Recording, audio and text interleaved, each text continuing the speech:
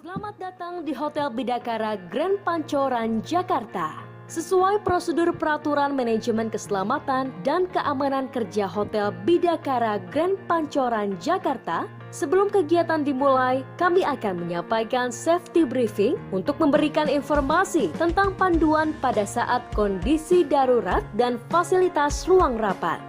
Demi kelancaran berlangsungnya acara, silahkan ikuti instruksi keselamatan dari kami sebagai berikut. Saat ini, Anda sedang berada di area Birawa Assembly Hall yang terletak di lantai 1. Perlu kami sampaikan bahwa hari ini tidak ada latihan keadaan darurat. Jadi, jika ada keadaan darurat di ruangan ini yang ditandai oleh bunyi alarm, jangan panik, mohon ikuti petunjuk evakuasi. Birawa Assembly Hall memiliki jalur evakuasi yang terdiri dari 6 pintu keluar. 2 pintu keluar di sebelah barat, 2 pintu keluar di sebelah timur, 2 pintu keluar di sebelah selatan. Birawa Assembly Hall memiliki 3 pintu darurat. Pintu darurat pertama terletak pada lobi Birawa menuju ke Jalan Deposito 6. Pintu darurat kedua terletak pada area belakang Birawa menggunakan tangga melingkar yang menuju Assembly Point atau menuju ke area lobi hotel di lantai dasar. Pintu darurat ketiga terletak pada arah timur Birawa yang menuju ke area loading unloading basement 1. Titik kumpul di Hotel Bidakara Grand Pancoran, Jakarta terletak di sisi utara lobi hotel dan sisi barat gedung. Toilet terletak di sisi sebelah barat dan timur Birawa Assembly Hall. Masjid terletak di lantai basement 1. Bidakara Medical Center terletak di lantai dasar. Berikut adalah fasilitas pemadam kebakaran hotel kami. Fire hydrant box, alat pendeteksi asap, alat percikan air, alat pemadam kebakaran, lemari damkar. Atas nama manajemen Hotel Bidakara Grand Pancoran, Jakarta, kami berharap kerjasama yang baik dapat selalu terbina ke depannya. Terima kasih atas kepercayaan Anda dan selamat beraktivitas.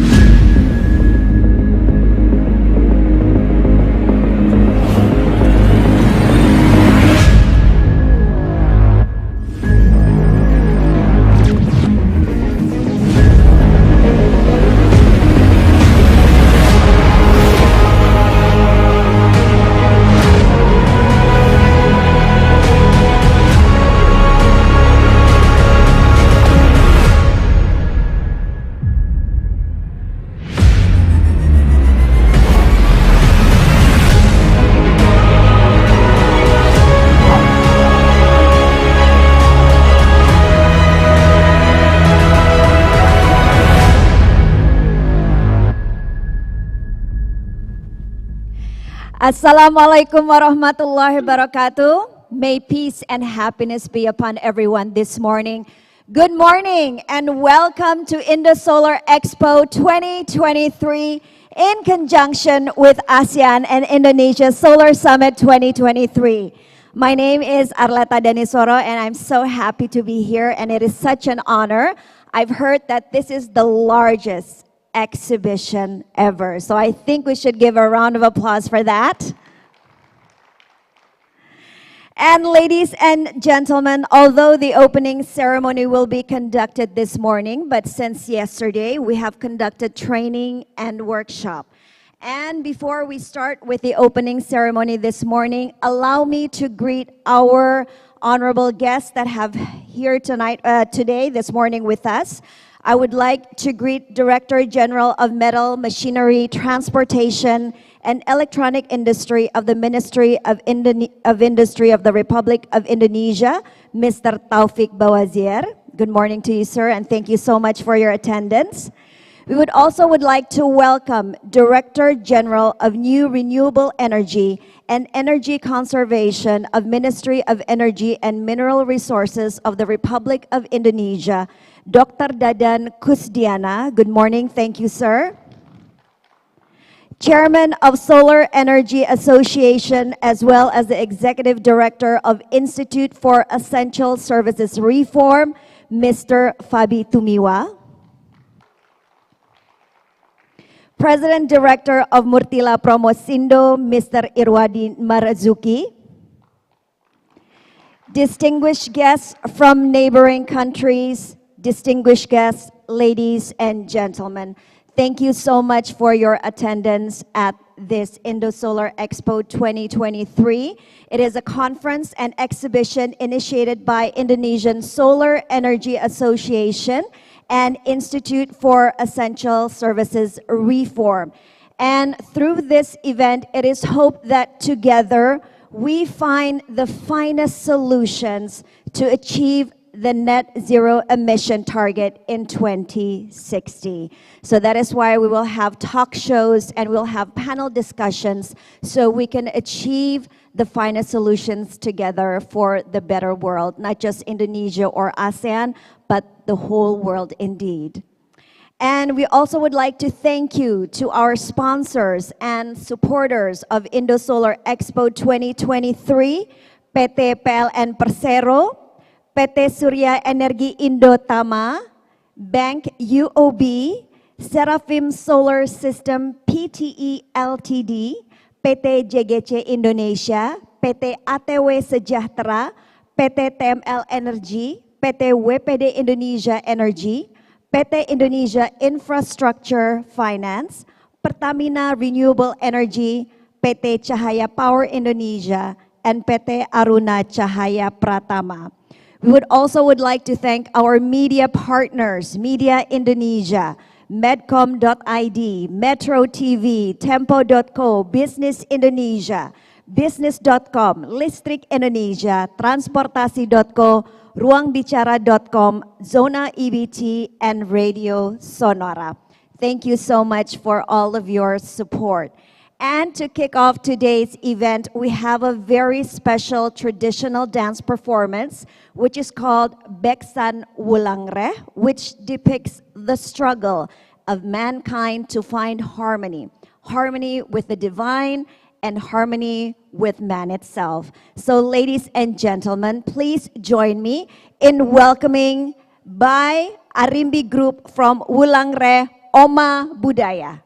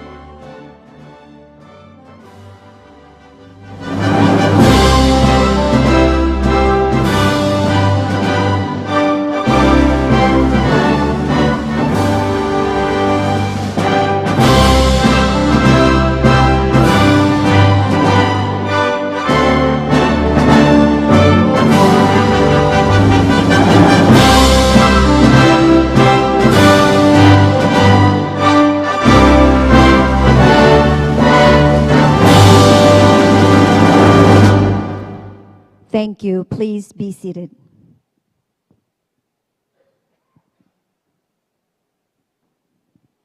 Distinguished guests, ladies and gentlemen, for our first welcoming remarks, I would like to invite to come up on stage Chairman of Solar Energy Association, as well as the Executive Director of Institute for Essential Services Reform, to deliver his welcoming remarks. Ladies and gentlemen, please welcome Mr. Fabi Tumiwa.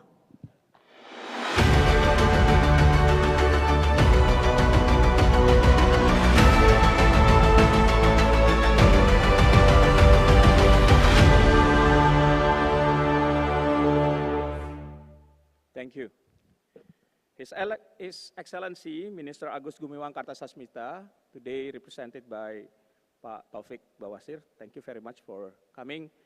Also, Pak Dadan Kusdiana, Director General New Renewable Energy and Energy Conservation, Minister of Energy and Mineral Resources, Republic of Indonesia, esteemed speakers and panelists from ASEAN joining online and in person. All participants, good morning and good day to you all. And welcome to ASEAN Solar Summit 2023 in conjunction with the Indonesia presidency of ASEAN. Ladies and gentlemen, many parts of the world experience climate crisis this summer. Extreme heat in the United States, part of Europe, China, India, and even our neighbor Vietnam, and also the worst forest fire in Canada and Greece, as well as extreme weather in some area, again in North America, Europe, and South Korea. We are experiencing weather anomalies, causing calamities as the climate is changing. Ladies and gentlemen, climate change is an existential crisis for humanity that is only getting worse by the day. And we know how we got into this situation. We use far too many fossil fuels, which has caused global temperature to rise by 1.2 degrees, and is likely to continue rising fast and reach the Earth tipping point if serious action is not taken. And scientists have predicted that this kind of disaster would happen since 30 years ago. And we have yet Recording to face in the progress. worst. The current climate change crisis is only the beginning. Unless we reduce emission deeply to limit global warming to 1.5 degrees, the situation will deteriorate quickly and to cause a massive catastrophe to the planet. So what can we do about this? According to International Energy Agency, in order to meet Paris Agreement 1.5 degree target, approximately 50% of the emission must be cut by 2030 and begin to decline to reach net zero emission by the middle of this century. Climate change causes misery, despair, loss of life, and economic loss. Climate change could cost Southeast Asia 30% of its GDP by 2050, resulting in millions of deaths and resurgence of poverty. So despite the significant risks, climate crisis offers several new economic opportunities as well, if we collectively act bold and ambitiously to transition our energy system from fossil fuel to clean energy in order to meet the Paris Agreement 1.5 degrees Celsius warming target. And this is where solar energy comes into play. Southeast Asia is one of the world's fastest growing region in terms of both GDP and electricity demand. As the region strives to decarbonize and meet rising energy demand, solar photovoltaic will play an increasingly important role. High solar resource potential, a significant drop in installed PV costs in the region, and favorable policies in some countries have allowed Southeast Asia to outpace other regions in future solar capacity growth from around 25 gigawatt in 2021 to a projected 107 to 142 gigawatt by 2030. However, this rate of growth is not sufficient to meet 1.5 degree Celsius target. And according to IRENA, solar PV must reach at least 241 gigawatt by 2030, and the total installed capacity of solar should be 2,100 to 2,400 gigawatt by 2050 to be compatible with 1.5 degrees pathways. For sure, this region we have enough space on land, the roof of building, and bodies of water to place solar modules. Because ASEAN countries also have the technical potential of 820 gigawatt of floating PV from 7,300 bodies of water identified. So floating PV could potentially supply 30% of the required capacity by 2050. And in order to meet Paris Agreement compatible energy transition, ASEAN countries must build 50 to 100 gigawatt of solar PV annually until 2050 from today. And therefore, ASEAN must build its own solar PV manufacturing facility in order to ensure access to this critical technology for decarbonization and ensure our energy security in the future. Another reason why we have to build manufacturing, because solar PV will become a highly sought after good in all nations, with many countries pursuing decarbonization initiative and opting to build solar power. According to IEA, renewable energy capacity must be tripled by 2030 to meet Paris Agreement goal, with wind and solar accounting for 2/3 of the total. A solar PV is expected to reach 1,000 gigawatt of annual install by 2030. So Southeast Asia must ensure affordable access to this technology by establishing a solar PV manufacturing and supply chain that include polysilicon, ingot, wafer, cell, and other components such as low-temper iron glass, as well balance of system component like inverter and controllers. We believe that Southeast Asia has the potential to become a solar PV manufacturing hub, supplying both domestic and global demand. 7 Southeast Asia nations already have manufacturing capacity in various stages, with a total annual capacity of 70 gigawatt of solar module production, with Vietnam supplying half of these capacities. So we in Indonesia Solar Energy Association believe that ASEAN must pursue strong cooperation in developing solar PV manufacturing capability, as well as joint supply chain investment in solar PV development with our growing domestic demand as an anchor market. However, the competitive supply chain is not fully established yet, and integrated competitive manufacturing from wafer to PV module is lacking in most countries. The Southeast Asia solar PV industry should be able to compete with China and India by increasing scale and developing supply chain collaboratively. As a result, the Indonesia Solar Energy Association requests that both industry and energy ministers at the upcoming ministerial meeting to investigate the possibility to establish ASEAN Solar PV Manufacturing and Supply Chain Initiative. This initiative, I believe, has a potential to benefit and strengthen our mutual economic interests, propelling ASEAN closer to economic integration and share prosperity.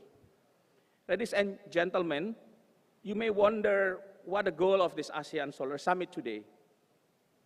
And this is, I mentioned, the goal of ASEAN Solar Summit. We would like to propose this initiative. And in conjunction with Indonesia ASEAN Chairmanship, we seek an opportunity to present this proposal to our government in the hope that it will be adopted. I hope with all your support to this proposal, solar PV may thrive in this region and assisting in the decarbonization of our energy system. With that, I would like to thank for your time. Have fun the summit and God blessing. Thank you.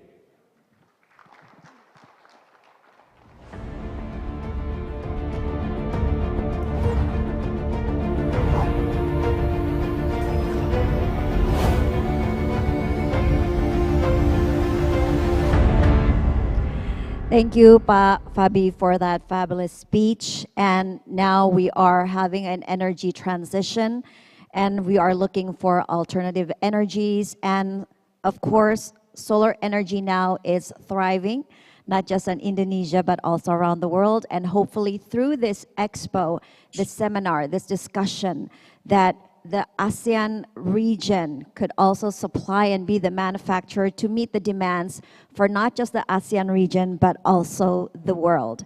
And thank you for all of your support, and we hope that we could reach that goal through this expo.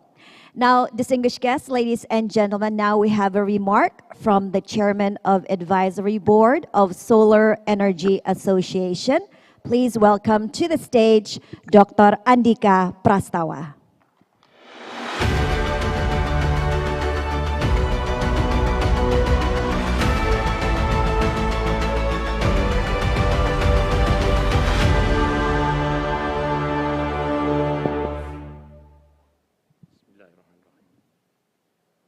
His Excellency Minister of Industries of Republic of Indonesia, represented by the Director General of the Metal Industries, Machinery, Transportation, Equipment, and Electronics, Dr.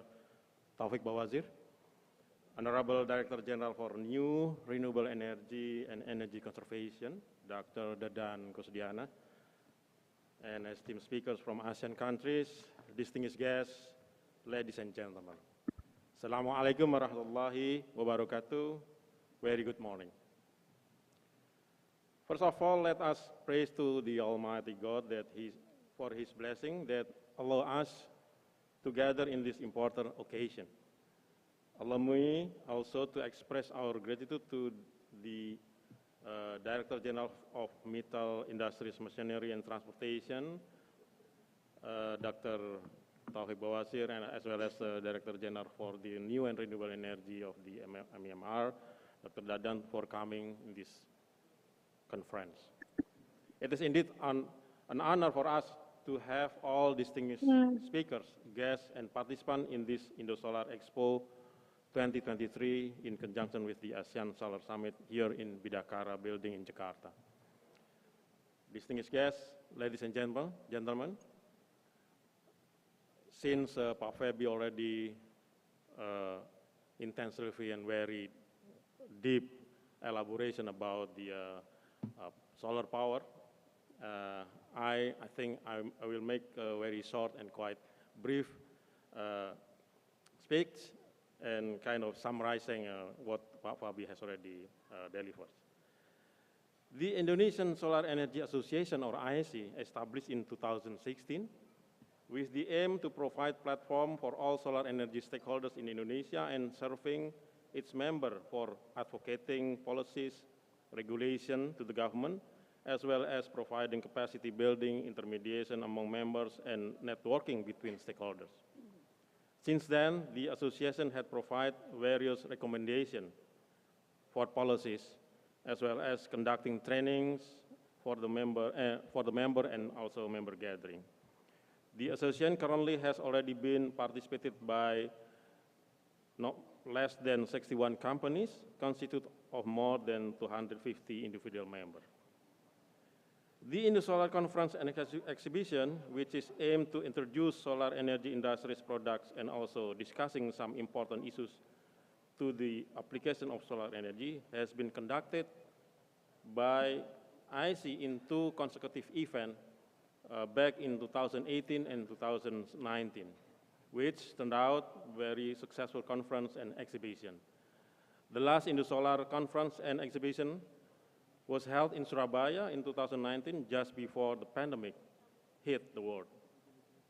Today, gratefully, after the pandemic is over, ISE proudly presents the third Indo-Solar Conference and Exhibition in conjunction with the ASEAN Solar Summit 2023 and Indonesian Solar Summit 2023. Ladies and gentlemen, all participants, distinguished guests. As it has been aware that the global nation put high concern regarding the impact of energy utilization to the environment, in particular the climate, in which almost all developed countries urge the necessity to reduce the use of fossil fuel and increase the share of renewable energy as the energy source. Indonesia also keen to participate in the global movement of reducing the climate change by aggressively promoting the use of renewable energy, especially solar energy. In the electricity sector, the RUPTL, the General Planning of Electricity 2022 to 2030, Indonesia set the target of more than 4,700 megawatt peak of solar power connected to the grid. This is not to mention the private initiative of solar power for own use, which estimated would be more than 1,000 megawatt peak across the country. In the long term, for the energy transition agenda toward Indonesia net zero emission 2060, Indonesia put even more substantial amount of target to not less than 400 gigawatt peak in 2060. This shows the significant amount of solar power market opportunity, not only for Indonesian businesses, but also for other ASEAN countries. Ladies and gentlemen, distinguished guests, regardless of the high number of opportunity, the development of solar energy in Indonesia still not as flourishing as other ASEAN countries. We are kind of lagging in utilizing solar power either on grid or off-grid application. There are some challenges facing the development of solar energy in the country. Among them are the competitiveness of solar LCOE, the nature of intermittency, energy storage requirement, and high dependency of fossil fuel due to its convenience in providing reliable, continuous power in relatively cost-effective way. Despite of those challenges, we have to obtain breakthrough to mainstreaming the use of renewable energy, particularly the solar energy. Not only because this gives us the clean energy to preserve the environment, but also to preserve the sustainability of the non-renewable energy resources. The size of domestic potential market also attractive for developing domestic manufacturing industry for solar PV and its component, like what have already been elaborated by Fabi. Although significant effort has to spend for develop the industry. Research and innovation also would be important not only to support the industry, but also to discover new approach in harnessing the solar energy in a much more efficient and cost-effective fashion. Many universities and research institutes in Indonesia have the potential capability in conducting such research, but need channeling with the industries. In short, Indonesia still have some homework to resolve for accelerating the development of solar energy sector. Distinguished guests, all participants, ladies and gentlemen, in this year, the Indo-Solar 2023 is conducted in parallel with ASEAN Solar Summit and Indonesia Solar Summit. The summit is a milestone to gather strategic key stakeholders from ASEAN member states countries to consolidate effort in promoting solar energy in the region. The ASEAN Solar Summit that we are holding today is intended to further strengthen cooperation among ASEAN countries, both in exchanging experience, harmonizing policies, as well as cooperation in research and technology development, and the possibility to utilize natural resources in ASEAN countries to build industrial supply chains in the region. The summit is also aimed to consolidating common agreement of a joint market and economy for solar energy, forge the way to move forward and cooperate with all ASEAN countries.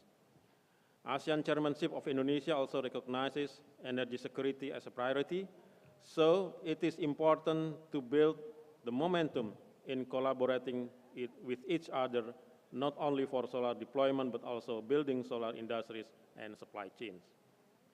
Through the summits, nations of ASEAN could exchange experience, policies, and programs, and also conduct dialogue between them in their effort in advancing solar energy sector. In the summit, all nation members is expected to take the mutual benefit and learning the lesson from each other country.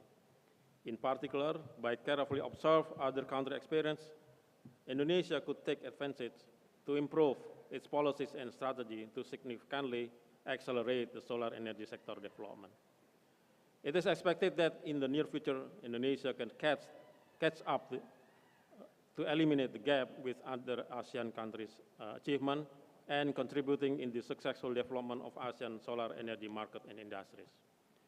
We hope that the ASEAN Solar Summit can be held continuously every year, so that whatever has been discussed in the previous ASEAN Solar Summit and has not yet been completed can be continued in the next ASEAN Solar Summit. If possible, the ASEAN Solar Summit can be held alternatively among the ASEAN countries. Distinguished guests, all participants, ladies and gentlemen, this very important event would not be smoothly organized without the strong support of MEMR, the Ministry of Energy and Mineral Resources, as the host, and ISR as co-host, as well as all supporting organizations. For that, we express our sincere gratitude to the MEMR and ESR and all organizations that make this summit conducted. High appreciation also addressed to the organizing committee and event organizer and all sponsors who already worked hard to realize this extraordinary event.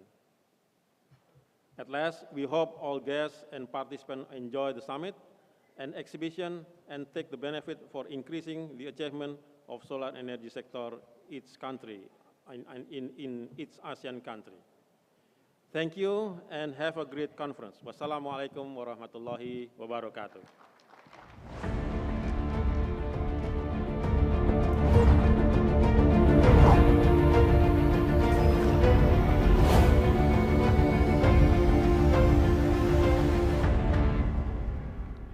Thank you so much, Pak Nika, for your remarks. And distinguished guests, ladies and gentlemen, he mentioned earlier about challenges. And of course, there are always challenges in succeeding anything in life. Therefore, we have so many stakeholders involved, not just the private sector, but as well as the government sector. And it is such an honor for us to have a representative from the Ministry of Energy and Mineral Resources of the Republic of Indonesia, who is next going to deliver his welcoming remarks. Ladies and gentlemen, please welcome to the stage Director General of New Renewable Energy and Energy Conservation, Ministry of Energy and Mineral Resources of the Republic of Indonesia, Dr. Dadan Kusdiana.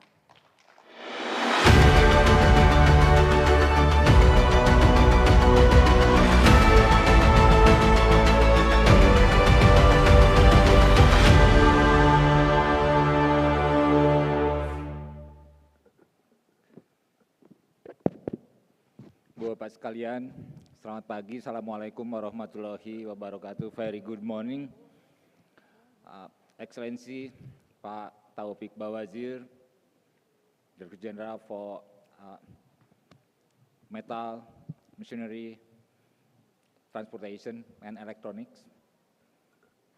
To my colleagues also from other ministries, to Pak Fabi, as the President of ISR, also President of IAC, and also to Pak Andika, and also to the organizing committee of Ibu Mada.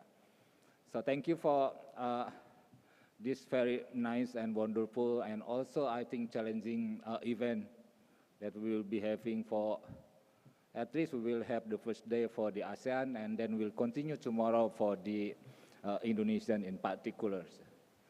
So on behalf of Ministry of Energy and Mineral Resources, as part also of the co-host of this event, I would like to welcome to you all for this gathering.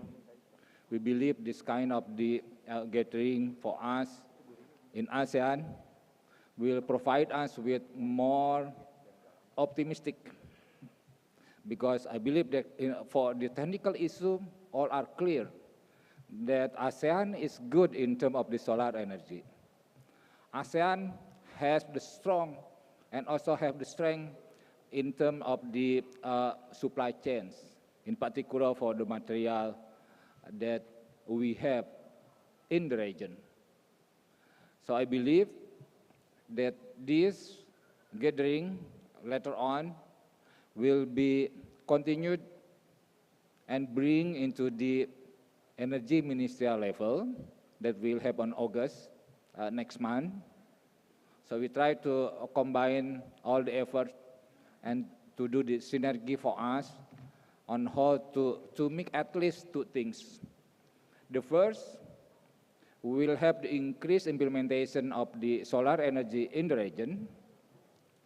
And the second is to have the industry, to develop the supply chains of the solar industry in the country. As Indonesia is starting already with this, we have very good resources in terms of material to support this kind of industry. We will have, I think that will be a big announcement also in the country to launch the integrated solar industry that will be, I think, will be launched by our president somewhere at the end of this month or the beginning of next month. We will see that Indonesia will have probably the biggest in the region to have the integrated solar energy to support the, of course, to support our target of 26% in terms of the renewable energy and also to do the net zero emission later on, but also to support the region for this part. So we like to see at the end that after we have the meeting for today and also tomorrow, we will have some recommendation on how that the region can do the cooperation. And Ministry of Energy and Mineral Resources is ready to facilitate, to support, and also to bring this issue to the energy ministerial meeting in ASEAN for the next month, and will continue for the summit later on. So since I will have also the session after this, so I won't talk too much on this, and we'll see you again on the session to discuss more in terms of the Indonesian target, Indonesian policy, and also how Indonesia sees the region to improve, to enhance the cooperation, as we have also in the ASEAN team, the interconnectivity. So thank you for this occasion. Thank you again also to supporting partners, supporting parties, that at the end we'll have a very big meeting.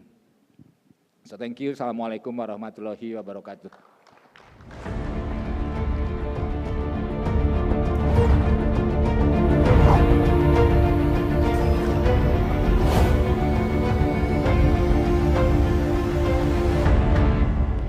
Thank you, Pak Dadan, for the speech. And our last remark will be followed by the opening procession to officially launch this expo. Our next keynote is a keynote addressed by His Excellency Minister of Industry of the Republic of Indonesia, Bapak Agus Gumiwang Kartasasmita, which will be delivered by Director General Metal, Machinery, Transportation, and Electronic Industry of the Ministry of Industry of the Republic of Indonesia, Mr. Taufik Bawazir.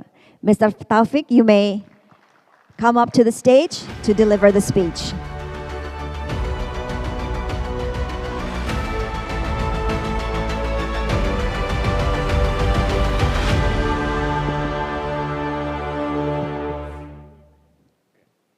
Bismillahirrahmanirrahim. Assalamualaikum warahmatullahi wabarakatuh. Nice to having me. I stand here represent Mr. Agus Gumiwang Kartasasmita, Ministry of Industry. And also he said warming greeting to all audience here. And I will be deliver of the keynote speech from Mr. Agus.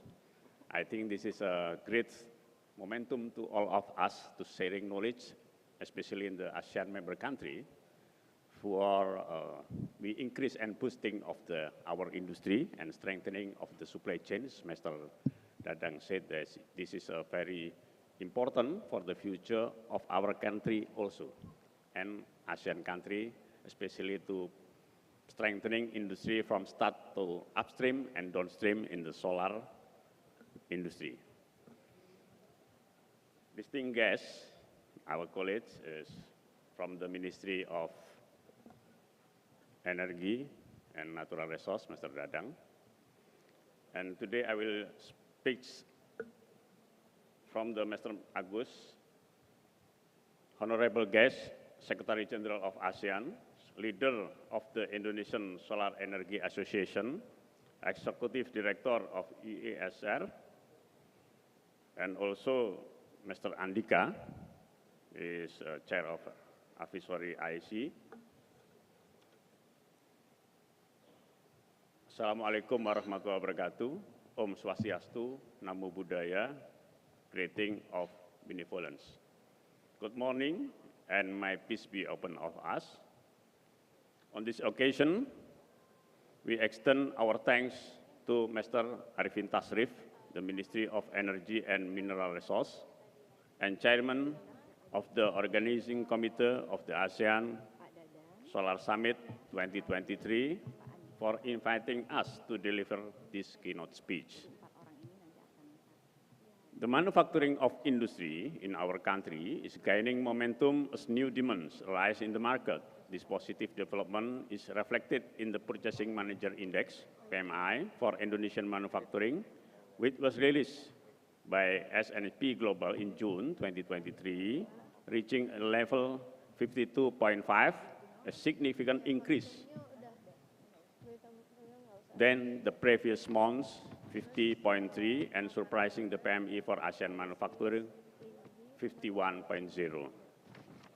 We must be grateful that our manufacturing industry performance continue to thrive. Ladies and gentlemen, energy is the heart of the industrial sector and determining factor for competitiveness our national industry. Energy generation industry is a priority within the National Industrial Development Master Plan, RIPIN 2015-2035. It provides opportunity for the energy generation and electricity industry to develop their product and increase domestic value-added contents. This is contribute to the national economy. Ladies and gentlemen, President Joko Widodo has emphasized that the government is currently working hard to oversee the several major transformations, including structural transformation, investment facilitation, downstream is part of our important industry, as well as digital and renewable energy transformation. Sustainable, affordable, and sufficient electricity supply is a key factor in success of this transformation. To support the development of the new and renewable energy utilization, the Ministry of Industry has encouraged the domestic solar energy industry. However, with the current domestic market need, the scale of economy is not yet fully met. Coordinating and collaborating in the planning of the solar power plants development is essential, involving small medium enterprise, relevant ministry, local government, and private developer. This way, solar module product development can align with the specification required for the solar panel plant construction. Distinguished guests, currently, the domestic solar panel industry has made progress, with the some manufacturing being part of Indonesian Solar Module Manufacturer Association, APAMSI. Until now, the total production capacity of the industry has reached an equivalent of 1,600 megawatt. Nevertheless, The specification of domestically produced solar module must continually be improved to meet the demand of the current solar panel plant development, especially for module with a capacity above 550 watt. Moreover, it's necessary to explore the upstream needs, the polysilicon, wafer, solar cell, and solar module industry to meet national needs. A part of solar module are the component of the solar power plant, such as inverter, battery, and DC combiner box have not been entirely fulfilled domestically. The domestic industry lacks sufficient experience and knowledge to support large-scale solar power plants. Therefore, investment in this component is still open to increase local content, especially for solar power plant projects. Ladies and gentlemen, the increasing share of new and renewable energy in the electricity supply business plan, RUPTL, from 2021 to 2030, and the policy to transition toward the net zero emission by 2060 demonstrate the market potential and demand for new and renewable energy component industry, which is immense. This vast market should be maximized by the domestic industry. With the support of all relevant stakeholders, we hope this occasion will be utilized to provide the necessary support and policy for the development of new and the renewable energy equipment industry, especially in the solar power plant. While implementation local content regulation may present challenge and obstacle, the government will continue to support and encourage the implementation of local content regulation and will continuously refine the existing regulation. We also welcome any feedback to strengthening the implementation of the local content regulation, particularly in the construction of new and renewable energy power plants. On this occasion, we extend our appreciation to all stakeholders involved in organizing the ASEAN Solar Summit 2023. This represents the commitment of all parties in the success of the Indonesian Net Zero Emission 2060 program. That is all we wish to confide. Thank you. Wassalamualaikum warahmatullahi wabarakatuh. Ministry of Industry, Agus Gumiwang, Kartasasmita. Pak Taufik, thank you so much. Please remain on stage. Yes, please remain on stage as we are about to proceed with our next procession to officially launch this expo. And we would like to also invite to come up on stage to accompany Bapak Taufik, Pak Fabi, Pak Dadan, as well as Pak Andika. So these four gentlemen, please do the honor of officiating this expo. Okay.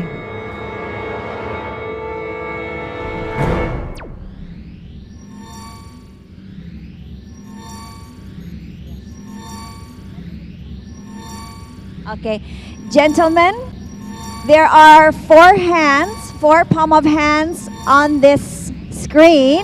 So please choose and do not tap on the screen before I say so. And please tap on the screen on the count of 3.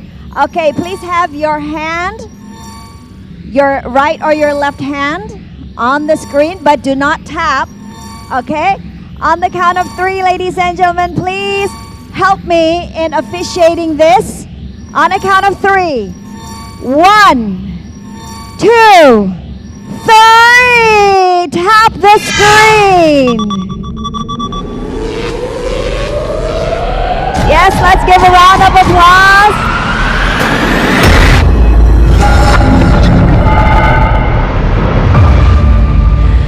Thank you, gentlemen. Now,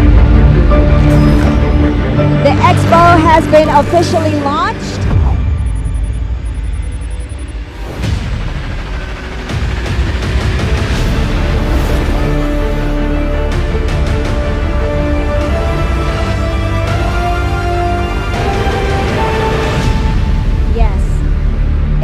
Solar Expo 2023 in conjunction with ASEAN and Indonesia Solar Summit 2023 will be held until the 27th of July 2023. Now, gentlemen, let's take a photo first right here. Kami persilahkan kepada teman-teman jurnalis dan juga fotografer untuk dapat mengabadikan momen ini terlebih dahulu. Yes. And afterwards, for our next photo session, we would like to invite to come up on stage Mr. Christoph England, Vice Chairman of Sustainable Energy Association of Singapore, Aditya Lola, Asia Program Lead, Kamarazaman Muhammad Bakri, Senior Director, Green Growth Group, Malaysian Green Technology and Climate Change Corporation, Dr. Aloysius Joko Purwanto, Energy Economist, Economic Research Institute for ASEAN and East Asia, Lin Ji, Program Director, Global Environmental Institute, China. We would like to invite to come up on stage for this photo session, Dr. Il-hyun Cho, Research Fellow, Korea Energy Economics Institute. May all of the names that I have announced please come up on stage for a photo session.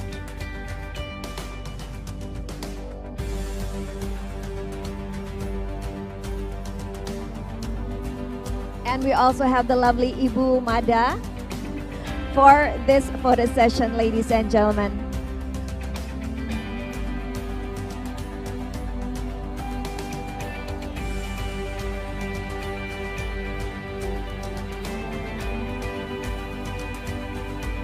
Okay. One more style with a big smile, ladies and gentlemen. Yes, once again, let's give a round of applause for Indo Solar Expo 2023.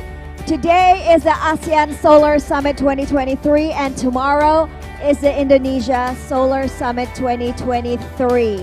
And the expo itself will be here until the 27th of July 2023. And now we would like to invite our VIP guests to have a booth visit that will be led by Bapak Fabi Tumiwa, as followed by press conference at appointed venue. So thank you so much for our VIP guests who will now leave to have a booth visit. And to all of our remain guests, please stay where you are as we are about to start with our first panel discussion. Jadi Bapak Ibu, kami mohon untuk tetap berada di tempat karena sesaat lagi setelah acara ini kita akan memulai langsung dengan acara diskusi panel yang pertama. So ladies and gentlemen, you have just witnessed the official opening ceremony of Indo Solar Expo 2023. And the ASEAN Solar Summit 2023 is today, and Indonesia Solar Summit 2023 is tomorrow. We would like to thank and we would like to extend our utmost appreciation for all of our VIP guests here today. Thank you so much for attending this event and supporting our event. And we invite all our VIP guests to have a booth visit right now that will be led by Mr. Fabi Tumiwa. Pak Fabi, we invite you to escort our VIP guests to see all of the booth that we have right here at the foyer area outside of this assembly hall. And for the rest of our guests, please remain where you are as we are about to start with our first panel discussion. And once again, thank you so much for everyone who have attended this Indo Solar Expo.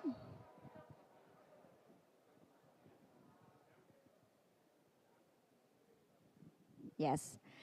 So, this has been set, the table and chairs.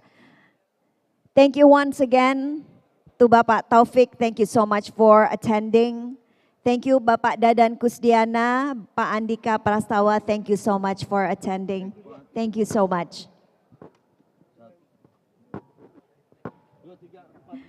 Pak Fabi, along with our VIP guests, will now have a booth visit, a very quick one, because we know how, of course, how busy they are. And I have 4 seats right here with me as we are about to start with our first session, which is called the Solar Diplomacy Table. So this will be discussing development of ASEAN Solar PV single market, regulation, trade promotion, as well as solar industry. And you are going to love this one because our moderator is Monica Francisca Conado, and she is Miss Earth Indonesia 2020. And she will be the moderator for this session. And we have a group of panelists that she will invite to come up on stage. So is Monica ready? Okay. So ladies and gentlemen, let's give a round of applause for the lovely Monica Francisca Conado, Miss Earth Indonesia 2020, who will be the moderator and be leading this next discussion. Monica, the stage is yours.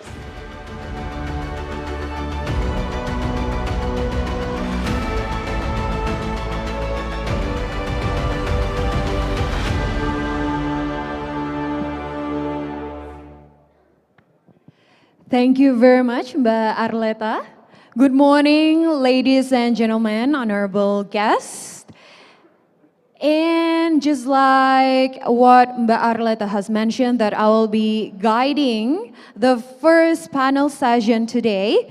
And we will talk and discuss about the solar diplomacy table. As we all know, we are all facing the global energy crisis, and we're hoping for the energy security. And countries, including the countries in ASEAN, of course, including Indonesia also, are taking inward interest to protect the energy supply, having also their own net zero emission and renewable energy target. So what are the targets of the countries in the ASEAN?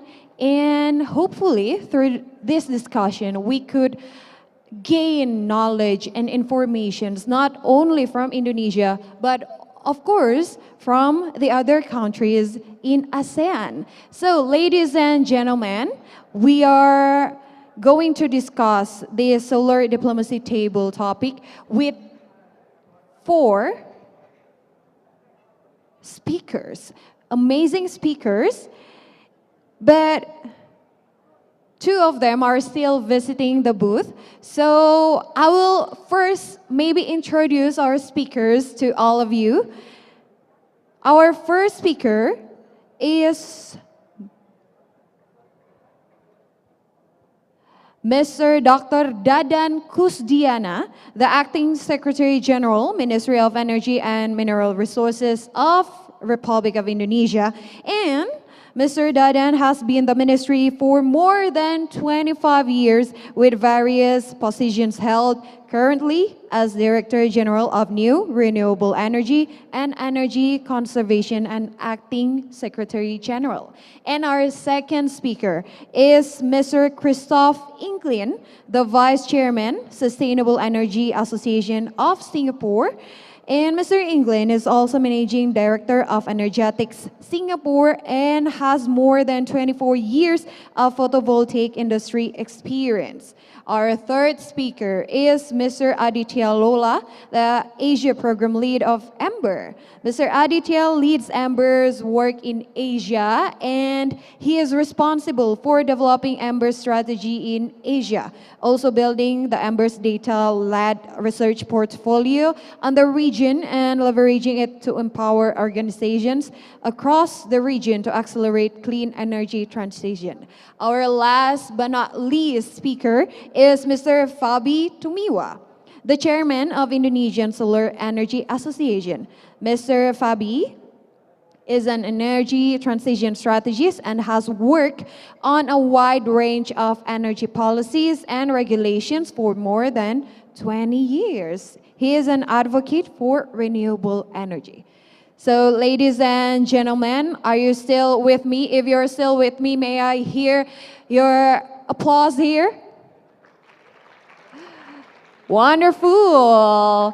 And we're still waiting for the speakers to be ready, for they are now still visiting the booth. Maybe I'll just inform all of the guests, ladies and gentlemen, that we're going to discuss this topic with the speakers. And not only me will be asking questions for the speakers, but the audience, ladies and gentlemen, you could also ask questions in the question and answer session for the audience to the speakers later on. So be prepared if there are any questions you want to direct to any of the speakers, or while we are having our discussion, and then there's some questions pop up to your mind, you could please direct your questions later on in the question and answer sessions. So may I know, is the speakers ready? Are the speakers ready? Or are the speakers still visiting the booth?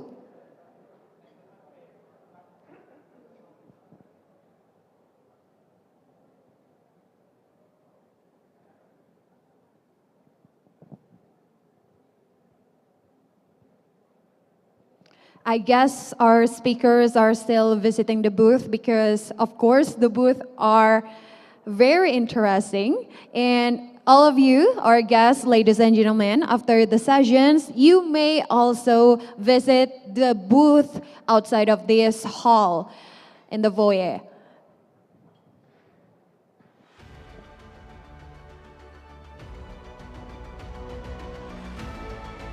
Okay, please welcome one of our speaker, Mr. Christoph England. Thank you very much, sir. May you please be seated, sir?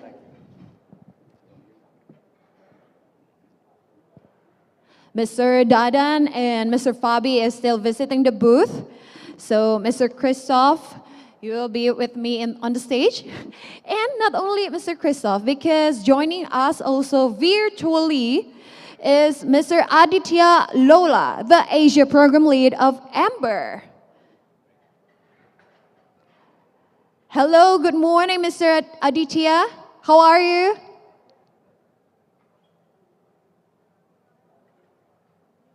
You're still muted.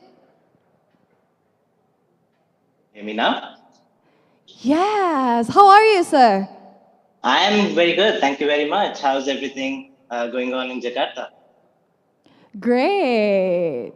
I think we could just increase the volume of Mr. Aditya so everybody could listen to what Mr. Aditya said. Okay. How are you, Mr. Christoph? You can hear me? I'm fine, thank you. Very good morning. Lovely to be here, Monica. Wonderful. So you just arrived in Indonesia from Singapore? I got here last night, yes. Had a good night's sleep. Have a wonderful event in Indonesia. Thank you, I'm looking forward to it. Yes, and we're going to talk about the solar diplomacy table of the energy security in the ASEAN especially. Maybe I will direct the first question to Mr. Christophers. Yes. So, Singapore is actively seeking collaboration with other ASEAN members on renewable energy, Mr. Christoph, including also solar energy. How far Singapore has progressed and how we can enhance the cooperation beyond the power generation? Okay, let me perhaps start with some introduction as to what it is we're seeking and why. So many of us understand Singapore politically is a country, but geographically we're only a city.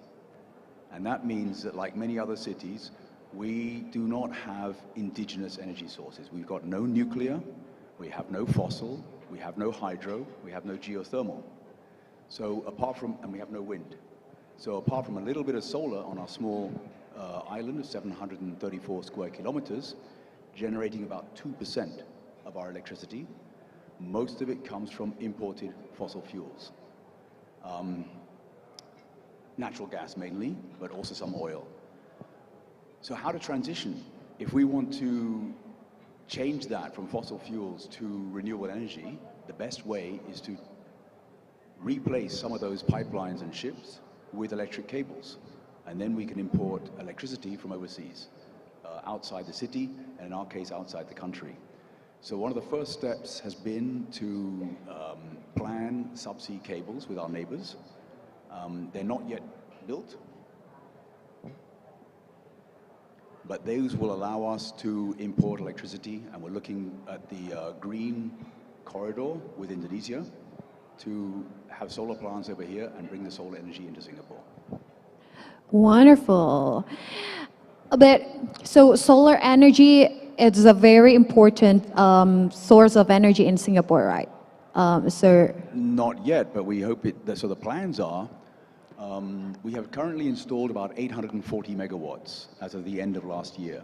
And by the end of 2025, we should hit 1.5 gigawatts and more than 2 gigawatts by 2030. But that will supply maybe small single digits, 4 or 5% only of our electricity. So therefore, we have to import from overseas. And that's going to require 50, 60 gigawatts of installation, plus a lot of storage. great. Mr. Christoph, before we move on, let us all invite Mr. Dadan Kusdiana and Mr. Fabi Tumiwa to join us on stage. Please give a round of applause for Mr. Dadan and Mr. Fabi.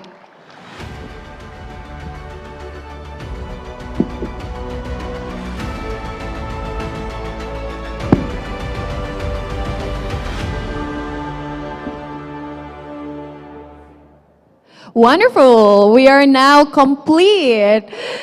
How was the visit on the booth, Mr. Dadan and Mr. Fabi? Well, we have quite many booths, outside, so we don't have enough time. But I will go later on. Yeah, many things interesting there. So I will invite also to all to visit every booth to see the progress of the solar industry in the country. Oh, amazing, interesting. Mr. Fabi, thank you. How are you? Thank you. I'm good. Thank you. Great. We just discussed about the solar energy in the Singapore. Mr. Christoph told us that it's not yet the focus or the main source energy in Singapore, but we're hoping to see that Singapore will have the solar energy as its main energy source, right, Mr. Christoph? But what about in Indonesia? I will direct this question to Mr. Dadan. Mr. Dadan, Pak Dadan, Indonesia holds the ASEAN Chairmanship this year and also G20 presidency last year. How do you see the strategic position to promote solar advancement in Southeast Asia, especially from the perspective of the government of Indonesia? Thank you. Yeah, I think this year we are trying to have also another success as we had last year with G20. So we have been working together with Pak Pabi and also other stakeholders to bring the ASEAN as the most important hub for the energy transition, at least in Asia region on this. So as I said in my welcoming remarks, for Indonesia, we would like to see three things. Because this will be very much strategic for us as Indonesia, and also as Indonesia as the member of the ASEAN within the region. The first, we are seeing that solar, I think as we are in the tropical region, no issues in terms of the potency, in terms of the resource. Indonesia, Singapore, others are sharing similar resources in terms of the solar. The difference is only the area. We have 2 million kilometer square, for example. Singapore has something like 700 kilometers square. That's the only difference. Others, I think, quite similar in terms of the resources. So, and we have also the the target, the roadmap. Actually, ASEAN has the roadmap, 23% in 2025. So this is collective action. This is collective target. So each country is invited to provide the contribution on the ASEAN target. So the first, then Indonesia sees that solar is the strategic renewable energy resources. We would like to see that this kind of renewable energy provide the major or enough contribution into our energy mix. Well, I can discuss later on in terms of the target, in terms of the project, in terms of the policies that Indonesia has been prepared or are being prepared. You know, and the second, I have another two. Yeah, the first is for Indonesia. The second is as Indonesia and also ASEAN bringing solar energy as the important renewable energy. It means that there is a huge market within ASEAN. Then we would like to have the industry in Indonesia. Malaysia has one, and I think Vietnam also is also processing with the industry supply chain on this. So the third is Indonesia is trying also to make the good contribution to the region in providing the sustainable energy or sustainable electricity in particular. So that the strategic issue of solar on the point of view of Indonesia as the chairman of the ASEAN. Great. So the industry and also you mentioned about the target and the policies in Indonesia for implementing the solar energy. Maybe I would like to ask the opinion of Mr. Fabi. From what Mr. Dadan mentioned, actually in Indonesia and in the countries of ASEAN, we're facing almost maybe the same challenges. It's about the cost of the installations of the solar energy panels, and maybe even though the sources are renewable, but we didn't always get the sunlight the whole 24 hours because we still have day and night. But actually from the perspective of the ISC, how do you see that Indonesia is often called lagging in solar deployment due to a lot of barriers, maybe some what I've mentioned, and while other Southeast Asia countries has also shown some progress from what you observe? Yes, thank you. We have to admit that compared to a number of ASEAN countries, Indonesia is still lagging in terms of solar development.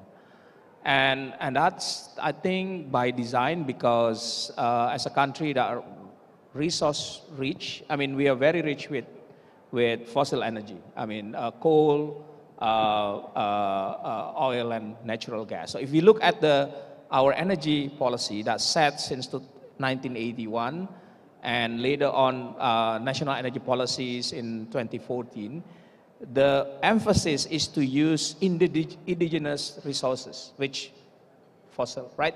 And we have seen that government develop that and you can see that in terms of electricity. Now, around 86% of our electricity come from fossil fuels. Coal is the number one, 65%, and natural gas, and now oil is getting less and less, but 87%, right? And one of the key barriers to develop solar in the past is actually the cost, right? Cost at the time, if you look at 10 years ago when we start develop, or 15 years ago when we starting with solar, at the time the cost of solar, the capital cost of solar is still very, very high. Right now, in the last 10 years, we have seen that globally solar cost has declined by 90%. And I've seen that similar trend in many Southeast Asia countries. But you can see that Indonesia is still, lagging because of, well, you can say because we have option for natural resources, unlike Singapore, unlike Malaysia, unlike other country who has very limited primary energy resources, fossil energy resources. But I've seen that the tide has changed, has turned. And we see that the progress that Indonesia made with our energy policy. For instance, in 2014 National Energy Policy, we have set a target, 23% of renewable energy, right? Which a solar part of that. And I think the government made a lot of effort to try to accelerate solar deployment. And if you look at the progress, it's quite, I have to say, we have to say that Indonesia is trying to catch. Before 2018, installing rooftop PV is illegal in Indonesia. By having the regulation, ministerial regulations, that allow that, you can see that rooftop solar is flourishing 2019 onwards. That you see, but then we have COVID, right? And PLN having overcapacity because built a lot of coal. And right now it become obstacle to install more PV because our 2018 ministerial regulation is based on net metering policy, which quite a success in number of countries, right? But we have our own challenging. But we see that I think with the number of government policies right now, first is net zero emissions, that right now is the policy is being revised for national energy policy. The second, presidential regulation number 112, that set two things, a price on renewable electricity, right? And the second, which very, very important, also set the date for coal phase out, 2050. I think compared to other ASEAN countries, only Indonesia that currently has a target to that's saying that, well, we want to phase out coal by 2050. It is not easy task, but also challenging. It's challenging, but also provide opportunity for renewable energy, in particular solar, to grow. Well, we have to deal in the short term, maybe in the next 1 or 2 years, dealing with overcapacities. But I do believe that a solar will take off. And recent agreement of Indonesia with G7 countries in Just Energy Transition Partnership also open the opportunities, actually. Well, the government will, I think, will publish the draft of comprehensive investment plan, how we are going to meet the JETP goal with the investment, $20 billion of promising investment. And I see that I see that solar has a lot, because when once we decide to close some of the old coal-fired power plant, we have to keep meeting our demand. And solar can provide a fastest generation because of its the nature of its technology to meet this demand. So now, today, it's, yeah, we are a bit in difficult situation, but I have my optimism that soon we will see solar growing in the fast pace. Hopefully. And what's interesting from what you mentioned is that Indonesia, you mentioned that Indonesia is the only country, maybe in ASEAN, who sets the goal. Is that true, Mr. Christoph? But before you answer, I would like to ask Mr. Aditya. Mr. Aditya, are you still with us? Yep. Yes, Mr. Aditya, we have listened the explanations, answers from our three speakers, but I want to listen from your perspective. Maybe you could let us know what are the results, or maybe what are the results of the researches Amber has done about the positions or progress of the ASEAN member states in renewable energy and net zero targets, including also the deployment of solar energy. What are the key findings that Amber has found out? Yeah, thank you, Monica, and a very good morning again to everybody. Before I answer, let me start by saying that it is my firm belief that discussions on clean energy transition and energy security need to go hand in hand in today's day and age. And so I'm really happy to be invited to this discussion, and I'm happy to be a part of this conversation. So, Monica, to talk about our findings, I think we need to understand what Ember actually does. Ember, basically, one of the things that Ember does is Ember tracks electricity transition globally, and all of our analysis is very much data-led and evidence-based. So I'll try and paint a picture of ASEAN power market. Mr. Fabi talked about Indonesia, so I'll try and kind of move away from Indonesia and talk a bit more about ASEAN in general with data, and hopefully I can give a bit of context for everybody's benefit, and hopefully it can benefit the discussion going forward. So in 2022, ASEAN generated, as a whole, ASEAN member states together generated about 27% of their electricity from clean energy sources. Much of it obviously is from hydro, whereas wind and solar constituted only 4% of the power. So this is actually, if you think about it, it's actually slightly lower than the average for Africa, and it's well below the global average for wind and solar share in electricity mix, which stands at around 12%. Now, it's not all depressing news when it comes to solar in Southeast Asia. It's important to note that, like Mr. Fabi already mentioned, solar is going through kind of a takeoff phase in the Southeast Asian region. It went from 0.6% of the power mix to 3.1% of the power mix in the last 5 years. That is from 2017 to 2022. So in absolute terms, this roughly translates to about 32 terawatts of solar power increase annually in the last 5 years. Now, what's interesting about this is that 70% of this growth came as a direct result of Vietnam's solar boom in recent years. Well, Vietnam is now continuing to address like various solar and grid-related issues. It is worth noting that in 2022, solar generated more than 10% of Vietnam's electricity. This firmly puts Vietnam amongst the top solar generating countries if you go by electricity share in the world.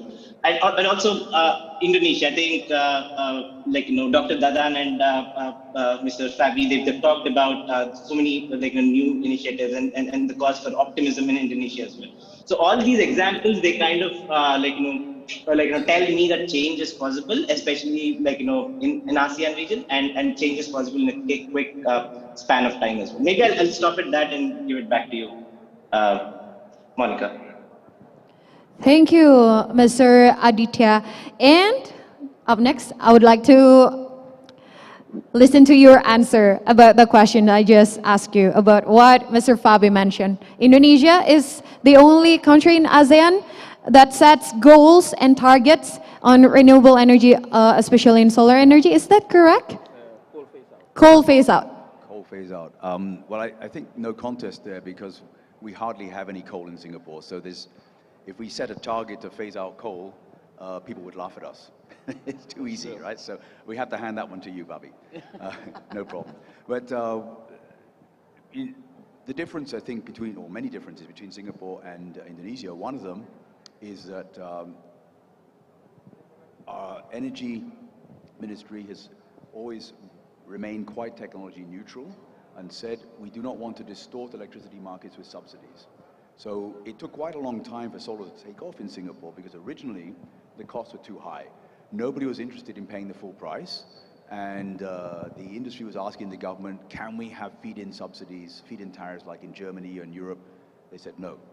But recently the price has come down so far and so quickly that there's no need for subsidies. And the private sector is installing solar. A lot of them like to say they're doing it for the planet, to be green. But if we're honest, why weren't they doing that 10 years ago? The reason is 10 years ago, it cost them too much. Now they do it to save money. Putting solar on your roof is a tremendously good investment. If you leave your money in the bank, you get 1-2% interest. You put on your roof, you're getting 15, 20, 25% IRR. So it's extremely attractive to put it on your roof, mainly because we have higher electricity prices, so therefore the solar is so much cheaper. So And what that's are very the high. targets? Sorry? The The targets. targets, we have them stated a different way. I mentioned them earlier. We want to achieve 1.5 gigawatts of solar by 2025, greater than 2 gigawatts by 2030, and I think 30% of our electricity from solar in the mid-2030s, 2035. Thank you. Yes. Great. What about Indonesia, sir? Pak Dadan, what are the targets of the Indonesia to implement the solar energy as the main source of energy in Indonesia, in the country? Yes, at least there are two targets. The first is coming from RUPTL of PLN. This is in the size of between 4 and 5 gigawatt up to 2030. But now I think PLN is working in the revising this kind of the RUPTL, but we will guarantee that renewable energy at least will be in the same number, at least.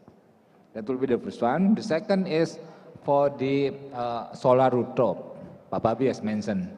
And I'm pleased also to announce that yesterday we passed 100 megawatt for the solar rooftop. Well, the number is not big, but it's not big. But it shows that their motivation, their spirit, and as well as also their opportunities for us. We'll be soon to have the revised ministerial regulation on this, and we still put the target of the previous target of 3.6 gigawatt for solar rooftop are still in our target within the ministries. So in total, there will be something like between 8 to 9 of gigawatt in the size in the country for the solar rooftop, for the solar implementation. The target is there, the goal is there, but what are the actions already made or maybe planned to reach the target, sir? Yes, I said already, the plan is RUPTL. This is the plan. You have time, please go to the PLN website and you will see there are a list of the project of solar, Of course, that they are still arguing between stakeholder and PLN in terms of the time of the procurement. But the project is there already. The project is there of those 4.5 gigawatt. And then the project of 3.6 gigawatt. This is solar rooftop. We don't have such list because this is the program, this is the initiative coming from the stakeholders. The government, what is actually the action coming from the government? The government prepared the regulation. We did already. But then, there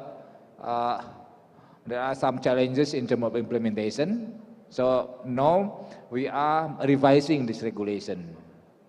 And I think within this month, we can finalize that kind of the regulation of the revised solar rooftop coming from the ministry. So this is actually the action from outside. Okay, so right now the government is pushing on to the solar energy implementation, but what about implementing the solar energy not only in the governmental area or the large buildings or in the infrastructures that's handled by the government, but also pushing the private sectors and the people to also implement the solar energy. Is it possible, Pak Fabi?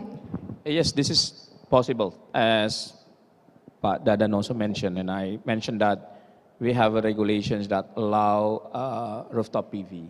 And rooftop PV is not only large size, right? I mean, for industry, but also household, small buildings. And we have seen that it's actually growing since 2019. Well, if you look at the growth in terms of percentage, it's quite high. But of course, there's a number of challenging. challenge for small-scale rooftop PV, especially for household. There's a couple of them. First is that because of the business model, the homeowner should pay the capital upfront, which now around, I think for the normal size, 2 to 3 kilowatt peak each house, it costs you around 30 to 40 million, right? So if you look at the average household income, paying upfront cost that much is not easy, right, for most of the Indonesians. So I mean, we see that this progress, but now concentrated on upper class households, right? They can install 5, even 10 kilowatt peak because they see benefit as well. And these people doesn't have problem in, pay 100 million, 200 million upfront. I also see that we see that the trend that now a couple of buildings, government buildings, they also install PV, and it's part of the requirements, I think, put by Presidential Regulation 22/2017, right? That government minimal 30% of rooftop coverage of government building must be installed by solar rooftop. Of course, it also has another problem because if it is government building, then it has to use government money, and you have to look at, you have to wait for this budget cycle. But we see that a number of local government now install this. The other segment which we also see growing is actually off-grid application in the mining sector, which replace a diesel. And in particular, in the last 2 years, because of oil price very, very expensive, these mining companies opt to build solar PV, ground-mounted solar PV in the size of 1 to 5 megawatt to replace diesel generators in their remote operation, because there is no grid there, right?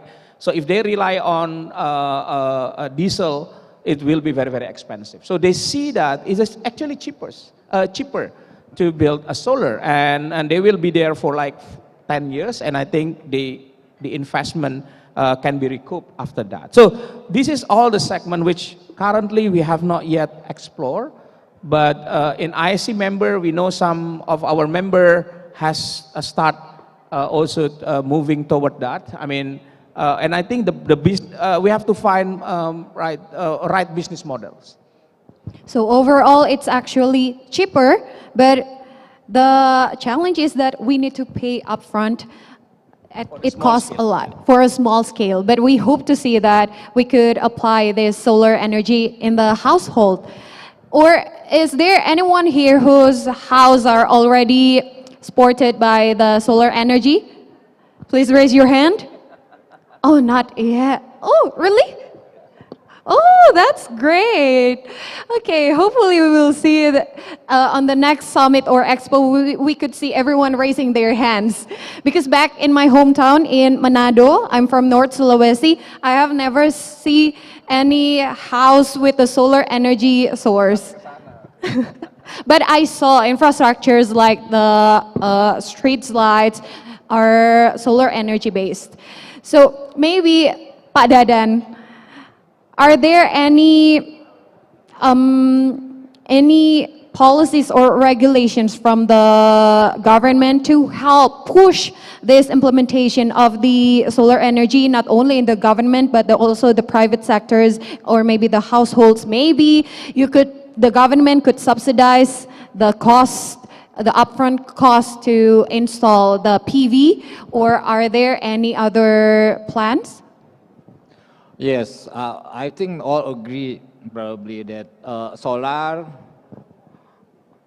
does not need subsidy. Yeah, economically it's much more cheaper, even with coal. Yeah, even with coal, it's already much more cheaper on this. The thing that we are thinking to have, we are considering, and also we are preparing some activities, program, as Pak Fabi mentioned. At least I will mention 3. The first, we are supporting the implementation of solar in terms of the commercial other than PLN. Yeah, other than PLN. We will see the first commercial project, I think, in the size of something like 12 megawatt in Banten. This is in the scheme of the WILUS, Wilayah Usaha, as also with PLN, because here in the country we have 56 Wilayah Usaha. So they can do the business by themselves. And the first one is now happening in Banten. The second is, as Pak Pebi mentioned, and this is also growing, to go to the off-grid implementation. Well, we have the off-grid, but the size of 100 watt, 100 kilowatt, this is done by government, but this is in the size of megawatt. Yeah. Or even we can go to the size of gigawatt. Say, for example, the first one is in mining in Aman. Aman 26 megawatt, this is the largest one so far. Yeah. And almost the similar number also with the Rokan, owned by Pertamina. This is also on the size of 20 megawatt, and we'll see that size in other places, I think, very soon. Say, for example, within the ZP, we are trying to go to the smelting industries, because they have already in operation of the 1,000 megawatt of coal. Is there any possibility for us just to substitute in that size? In that size mean in the size of hundreds megawatt, yeah, during the day. Because if we go with battery, then the issue of economic still the challenge, yeah. Why don't we go on that part to stop or to substitute in the very specific time, say for example 10 to 12, 4 hours. 4 hours is something like 15% of the emission reduction. And the last one is, as the spirit of ASEAN, the interconnectivity. Yeah, we can, Indonesia can support also the sustainable energy to other regions. We are working with Singapore, for example. We are trying also to open the connectivity with Malaysia in particular, for example, because this is also the mainstream of the ASEAN working together on that part. So at least there are 3 additional possibilities in addition to PLN and also in addition to solar rooftop. Yeah. Great. Mr. Christoph, is there any response from you about the interconnectivity? I think the interconnectivity is extremely important. We see that in Europe, for example, where there are times of the year that solar and wind produce more electricity in Germany than Germany can consume. So you have a choice there of either curtailing the plants or seeing can they export that surplus to neighboring countries. And the way now that all of Europe is interconnected means that you're no longer looking at your own national grid. It's something which ASEAN has been talking about for a long time. It's much more challenging to interconnect because of the island nation of Indonesia, of Philippines, of Singapore, Malaysia. So it means connecting subsea cables rather than over land. But if we get an interconnected grid, then that will reduce the quantities of battery storage that we need and greatly enhance the opportunity to, for example, put solar on Indonesian islands, export that to Singapore, to Malaysia, to Philippines. So we need it, yes. Great. So we have listened the implementation of the solar energy from Indonesia in the private sectors and in the government. What about in Singapore? How are the people of Singapore support the implementation of the solar energy itself? Or is the government still planning and pushing the private sectors in Singapore to implement the solar energy? I think it started with the government sector. About 10, 15 years ago, they led by example, mandating government buildings to put solar on because it was not yet commercially viable. But now the initiative is definitely in the private sector. There's also some government business and tenders, but the main business, I'd say about 70%, is driven by the private sector because it makes commercial sense, so the private sector will do it. And what the government's role is then reduced to enabling, so making sure you remove the legislative and regulatory barriers. We put solar on our rooftops, and if during the daytime they produce more than the building consumes, we can export to the grid, no problem. And the grid will buy the power, not at any subsidized rate, it's a slightly reduced rate. The grid will buy the power from the solar producer at the same price as other generators sell, so the wholesale price. We become generating companies, basically.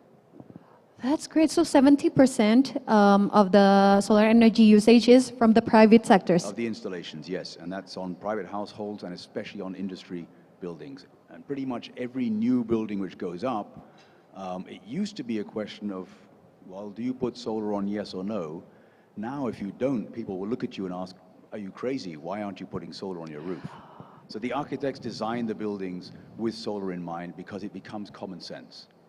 Wow, this is what's amazing from this discussion. The Indonesia could learn from Singapore, and Singapore also could learn and gain knowledge from Indonesia. So maybe Indonesia could try to take what Singapore has done as an example, because our GDP is like 70,000 US dollar per capita compared to Indonesia, which quite.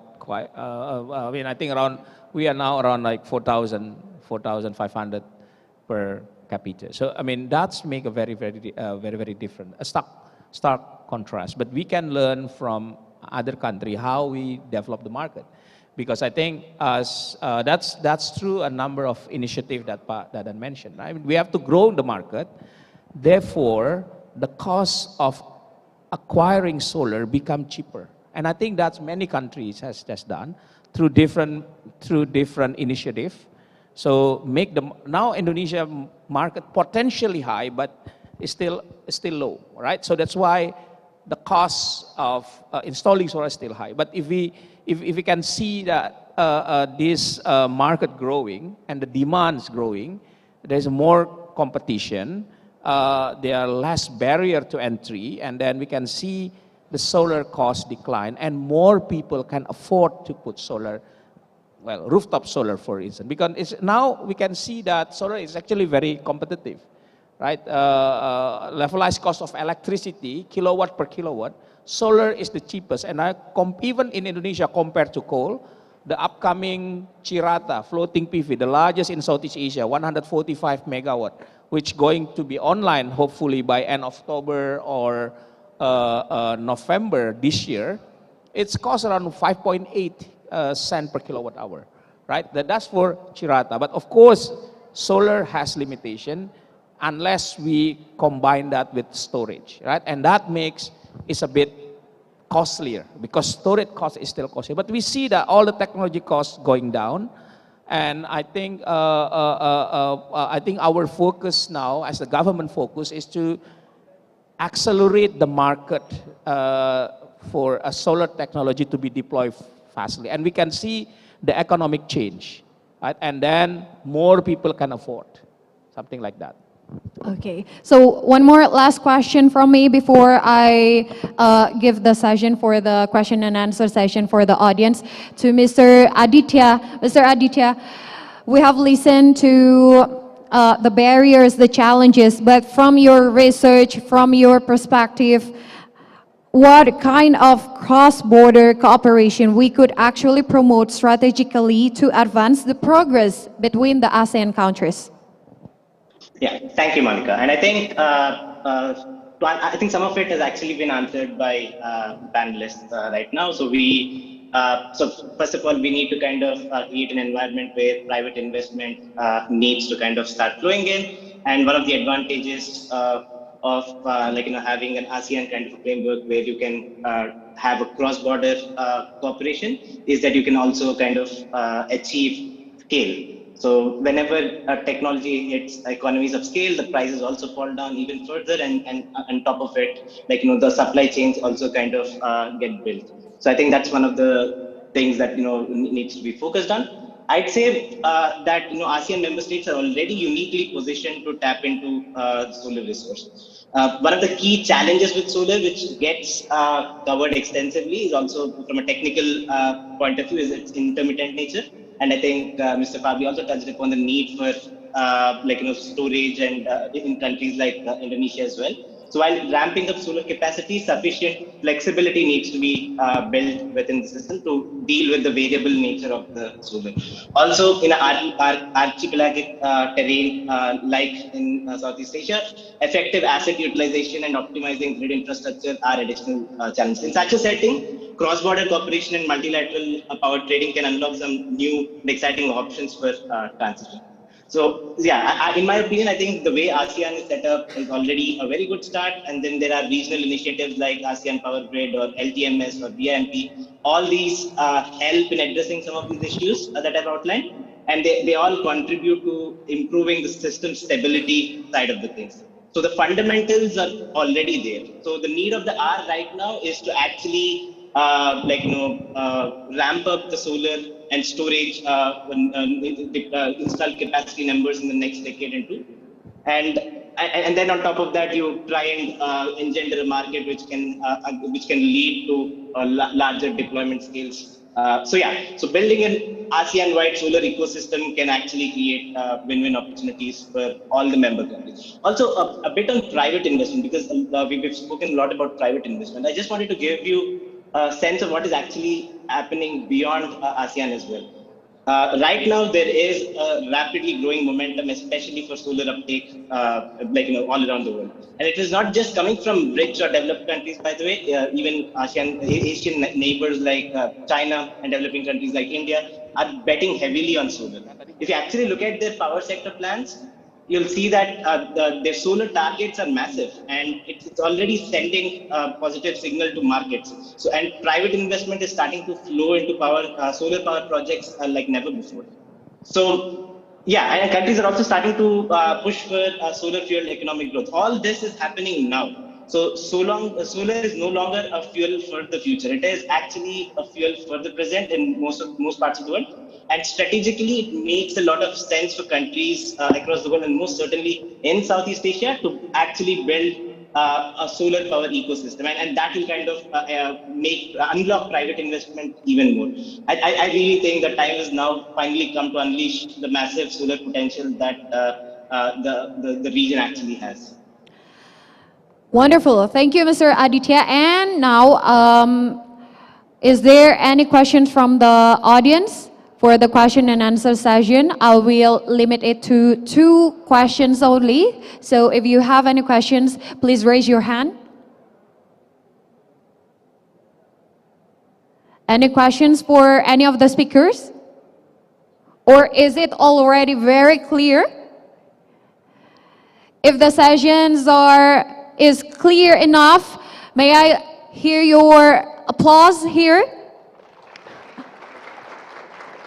Okay, that's great, because we have limited of time, so we can't ask more questions, gentlemen.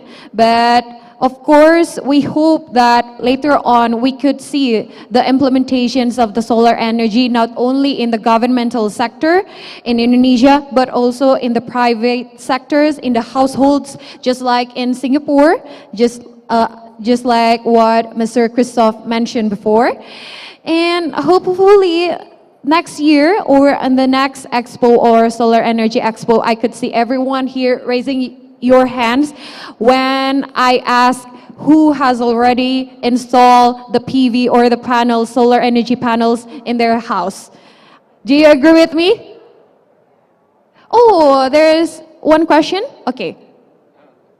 Oh no, you agree with what I... Oh, you will ask. Okay, please.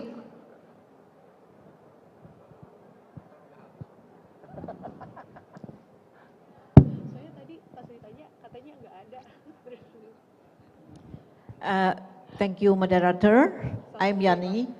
Pak Dadan, I have one solid question actually.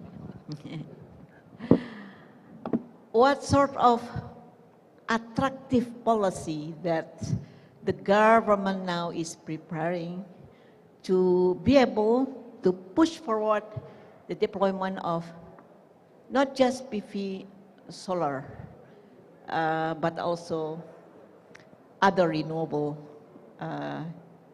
resources. Thank you. Only one question. Okay, thank you. Ma'am, may we know your name? My name is Yani. Okay. So, Mr. Dadan, the time is yours. Please make it short because we have limited of time. Terima kasih. Waktu, because I have many things to ask is very attractive in terms of the implementation. Yeah. The first I said already in terms of the solar rooftop. The second is to me, or probably to us also, the government regulation in terms of tariff for renewable energy is one of the solution. Yeah. Of course, there are still arguments coming from the stakeholders. Yes, government put the tariff, but still this is the cap. Then we need to discuss with PLN. Wherefore, I think the discussion is good, you see, to have the solution. But as long as the tariff is not reaching that cap, then the process within the government will be very much easy. You don't need to have the approval from the minister, because sometimes this is also taking time, taking the discussion, in some cases, we need to do another calculation in terms of the feasibility of the project. Yeah. So by having that one, I think that will be much more easier for stakeholders to finalize the project. The second is in combination. Yeah, this is not one thing between carbon trading and also carbon tax, and also between cap and tax. It has to go, I think, in one single regulation. Those are now being prepared separately. We have the carbon tax already in our law. Now there is preparation in terms of mechanism of carbon trading. Then we have also cap and trade within the Ministry of Energy, prepared separately by the ministerial regulation.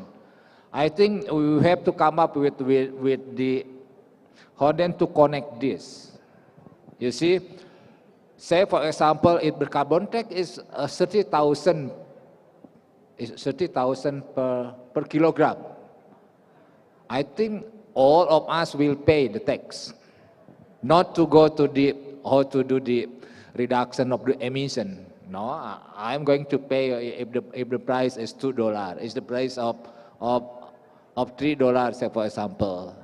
So then we have to combine to optimize that kind of those correlated regulation to have two things together. Improving the renewable energy or clean energy, and also reducing the emission reduction on that part. I think I will stop on this. Yeah, we can continue later on. Yeah. Yes, so the answer also closes the first panel session today. Please give another round of applause to our speakers. Thank you very much, gentlemen. And back to you, Amsim, Mbak Arleta. I guess not. Okay. Thank you, Monica, and thank you for the speakers. And as a token of appreciation, we would like to present you with a nice certificate right here that will be presented by our lovely moderator to all of our speakers. Ushers. Monica, would you please kindly present this certificate to our speakers as a token of appreciation for their time, and of course for them to give us insights on our discussion for today on the solar diplomacy table.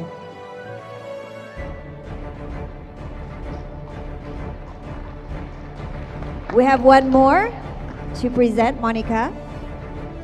Yes, there are 3. All certificate has been framed and signed, of course.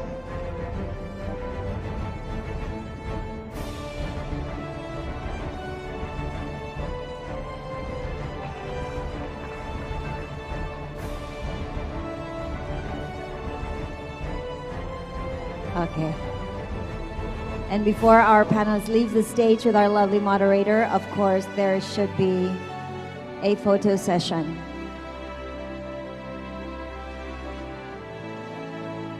Thank you so much once again. Thank you so much all to our speakers and our moderator, our lovely moderator, Monica Francisca Conado, Miss Earth Indonesia 2020.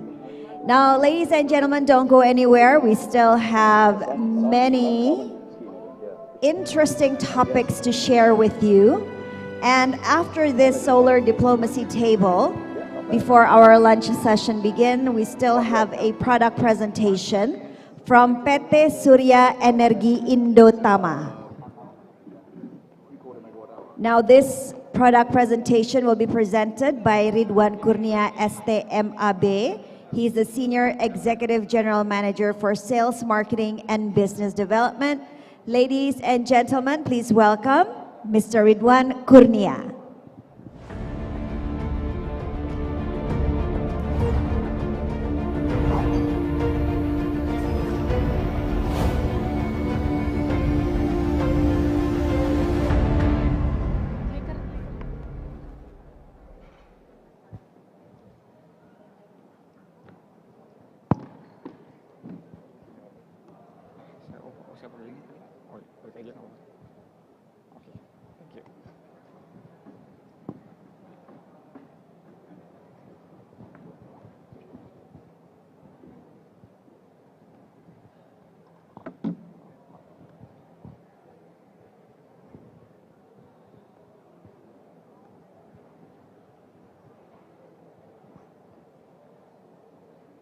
Assalamualaikum warahmatullahi wabarakatuh.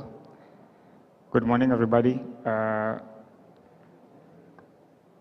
Honorable guests from representative of ministries, Pak Dadan Kusdiana and Pak Taufik Bawazir. Honorable guests from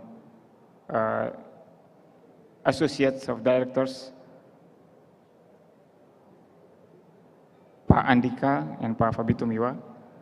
Honorable guests from the countries, neighboring countries, and from the other partners. Honor for me to have here representing my company to present some materials of the brief information regarding my company.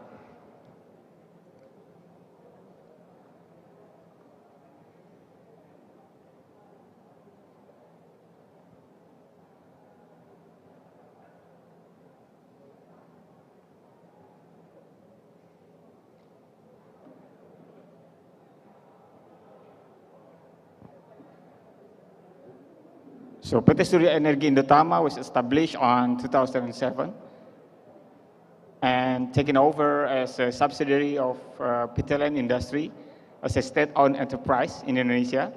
So we are a pioneer company in terms of the new renewable energy in Indonesia.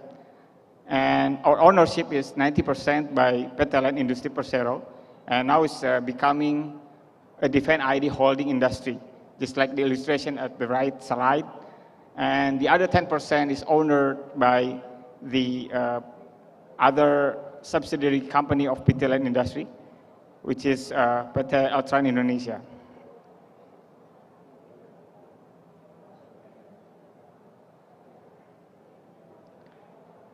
Our vision is to become a trusted total solution leader in terms of the new renewable energy and energy conservation in Indonesia, to fulfill the users' needs. And the reason why we are here is to improve the stakeholders' welfare by delivering the solution regarding the new renewable energy and energy conservation that is also competitive, innovative, and also efficient. And it's utilization can also be carried out everywhere, anywhere, and by anybody. So we have also the corporate culture that derived from the state-owned enterprise as an akhlak, maybe for Indonesia. Derivation from the English is trusted, competent, and harmonic, loyal, adaptive, and also collaborative. We have several business transformation since the beginning of our implementation as an EPC company as 2009, and until now the EPC company is going strengthened by us. And the next step is 2016. We strengthen the business of EPC, and also we are start to enter the market of investment and also the operation and maintenance for the solar power. And at 2018, we are trying to enter the solar residential solution in Indonesia.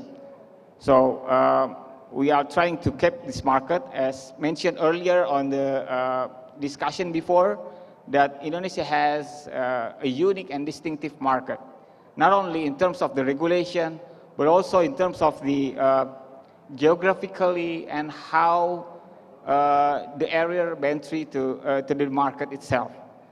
And at 2021, we are being appointed by our holding regarding the manufacturing facilities that has a capacity at up to 72 megawatt per year, and it's still not enough to also fully support the government goals regarding the net zero emission, but hopefully this can fulfill the demands of the market regarding the local content product for the solar panel.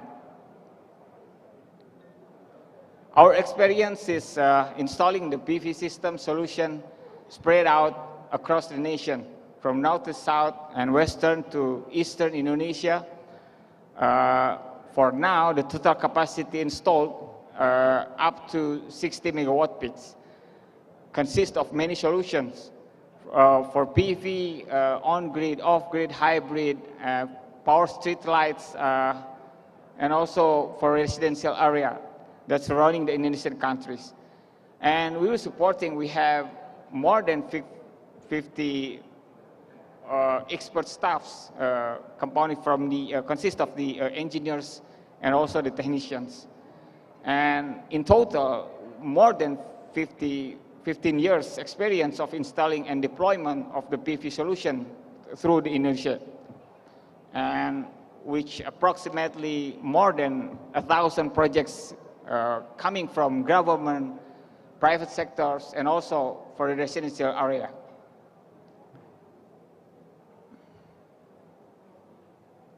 These are our service and capabilities that we can deliver, starting from the EPC solution, from the design, engineering, procurement, and also construct any kind of solution, PV, ground-mounted, hybrid, off-grid, etc. And also for the energy financing and investment, including the most recent one that also the government persuade us to have a collaboration in terms of the public-private partnership, or maybe in Indonesia we can call KPBU. The other one is operation and maintenance. We also able to deliver the operation and maintenance itself, or include it in the area contract. So maybe in the developer contract, the EPC contract, or maybe the independent operation and maintenance only. And the other one is energy conservation, retailship, and also training. These are our products diversification. And for info, we are also available at the front booth, in front of the entry door. Very welcome to have you there and having discussion further regarding the solution that we can fulfill each other and collaboration in the market.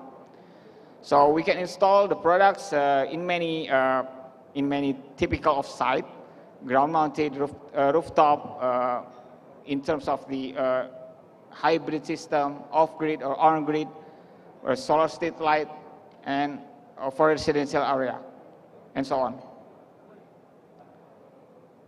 As mentioned earlier, that we are committed to deliver the total solution.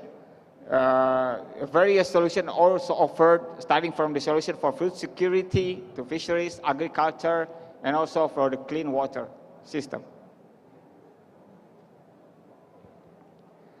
As our commitment to provide the sustainable competitive advantage, we also fulfill our internal capabilities by strengthening our human capital. So more than 50 our employees are coming from the technical side, just like shown here. And we keep strengthening them with the certified engineers. We have been recognized and awarded by the international award in terms of the project completion with zero accidents, and some of them also awarded by the international award, especially for the Solar Power Portal Award at 2018 at British. We are not only committed to deliver the sustainable energy, but we also commit to make a sustained performance. And it's reflected on the sustainable financial performance, especially on 2021, when we reach more than 1 trillion contract rupiah, which also we can collect a 3-digit billion profit in rupiah. So this is a homework for us to be able to sustain in the market, and we can still deliver the solution to grab and fulfill the goals of net zero emission in the future. These are some portfolio of the project that we had 2015. IPP Kupang, maybe the one largest ground mounted right there at the recent year. And then 2022 at Nusa Penida, one of the most challenging project that we had, because the ground is not that flat, so we have to do extraordinary effort in terms of the installation and project execution. And the other one is a project rooftop mix on-grid and off-grid. And these are some of the residential and public spot area installation of the project. And one of the most interesting installation is at oil platform, oil and gas, so and also floating installation. As our commitment to maintain our quality of service in terms of the project and delivering our products, we also keep monitor our SLA on our network monitoring system at our NOC at Bandung. So we had an NOC right there. And it's 24 hours. We also have a program of corporate social responsibility, because the long-term sustainability of the company is not only the business itself, but also it has to be exist to support the environment surrounding the business itself. So we have 4 main pillars of CSR, social education, technology and environment, and also for art culture. To support and increase the index happiness of employee, we have a corporate engagement program. So we create some environment that support our employee to keep motivating and keep productive. We have also some supporting facilities, just like gym, meeting session, playroom and lounge, and so many others, including the coffee machine. And these are lists of our client and partners, including there is government regulation, regulator, as also government project, project owners, investment partners, private sectors, state-owned enterprises, developers, and also product manufacturers. And hopefully in the future we can collaborate more to create more green energy for our green, bright future for our better world. Thank you. Maybe we can share furthermore and have a further discussion regarding to the solution. And please come and join our booth right there. And thank you very much. Assalamualaikum warahmatullahi wabarakatuh. Waalaikumsalam warahmatullahi wabarakatuh. Thank you so much, Bapak Ridwan Kurnia, ladies and gentlemen, from PT Surya Energi Indotama. For further questions or collaboration, maybe you can meet up for him during lunch and talk furthermore about anything that he has presented to you all. Ladies and gentlemen, for our next program is a talk show about ASEAN +3 solar leadership with main topic of discussion, which is fostering collaboration and driving innovations to boost solar deployment and industry. And the lovely lady who will be moderating this session is Marlistia Citraningrum from Solar Energy Association. Ladies and gentlemen, let's give a round of applause, a warm welcome for Marlistia Citraningrum.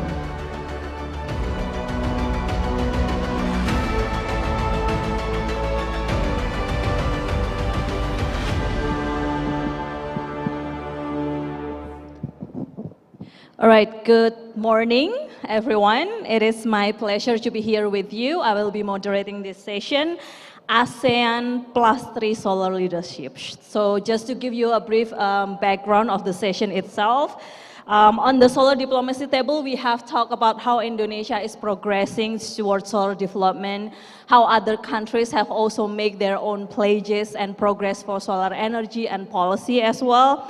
And today I would like to talk with several ASEAN member states and also the +3, the Japan, China, and Korea. And today we will have a panelist from South Korea and China joining with us virtually online. And we will ask them on how to foster collaboration between ASEAN +3 countries to promote more solar energy development within the region, Southeast Asia, but also across the +3 countries. It is my pleasure today to invite to the stage our esteemed panelists. The first one is Mr. Kamaradzaman Muhammad Bakri, Senior Director, Green Growth Group, Malaysian Green Technology and Climate Change Corporation. Mr. Bakri, please come onto stage. Good morning. Please sit down, sir. What should I call you anyway? Kamar, okay, Mr. Kamar, that's easier to say. And I would also like to invite Dr. Aloysius Joko Purwanto, energy economist from the Economic Research Institute for ASEAN and East Asia. Dr. Joko, please come onto stage. Good morning, sir.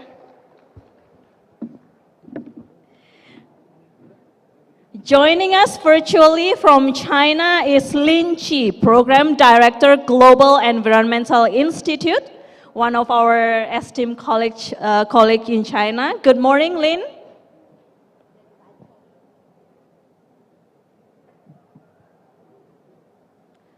All right, we'll call her later on. And we also have Dr. Il-Yun Cho, Research Fellow from the Korea Energy Economics Institute.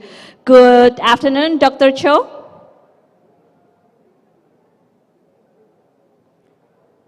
All right, anyone can bring Dr. Cho and also Lin onto the screen so we can say hi to them.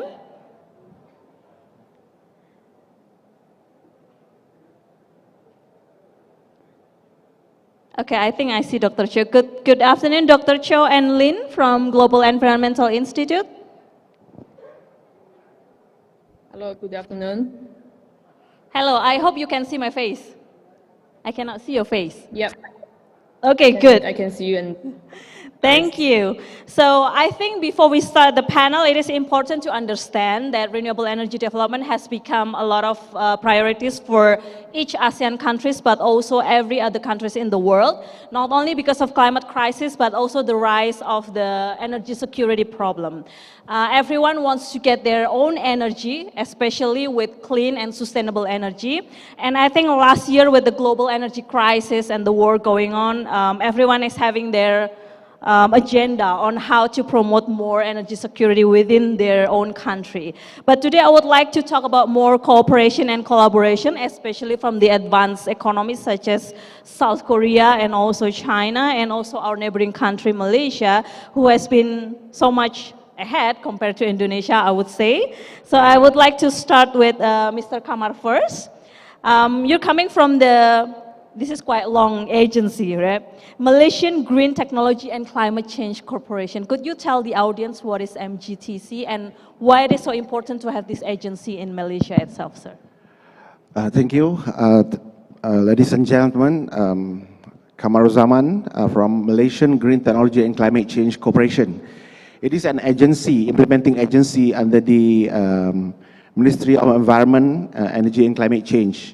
Our role is actually as the implementing agency and as a catalyst to drive green technology as well as the implementation at the sub-national level on climate change related issues and policies. So basically an implementing agency being the catalyst for the government to drive green technology and climate change. If you want to relate to our role, we have a lot of initiatives that have been tasked to us to implement throughout the country. Basically, as a short explanation about our agency. Do you have a special projects or priorities over solar energy in Malaysia? Okay, basically, when we talk about solar energy, it falls at one of the criteria, one of the sector that we are implementing under the Green Technology Master Plan that was introduced back in 2009. There is 6 main sectors that are being emphasized as far as green technology is concerned. One is energy, waste, water, building, transport, and manufacturing. When we talk about the first one, energy, it divided into 2. One is renewable energy and energy efficiency. And then a subcategory under renewable energy, we have 4 that's being spelled out in our Renewable Energy Act that was introduced in 2011. One of it is solar, biogas, biomass, and mini hydro. These are 4 main renewable energy that are being given focus by Malaysian government, basically. Okay, that's very nice.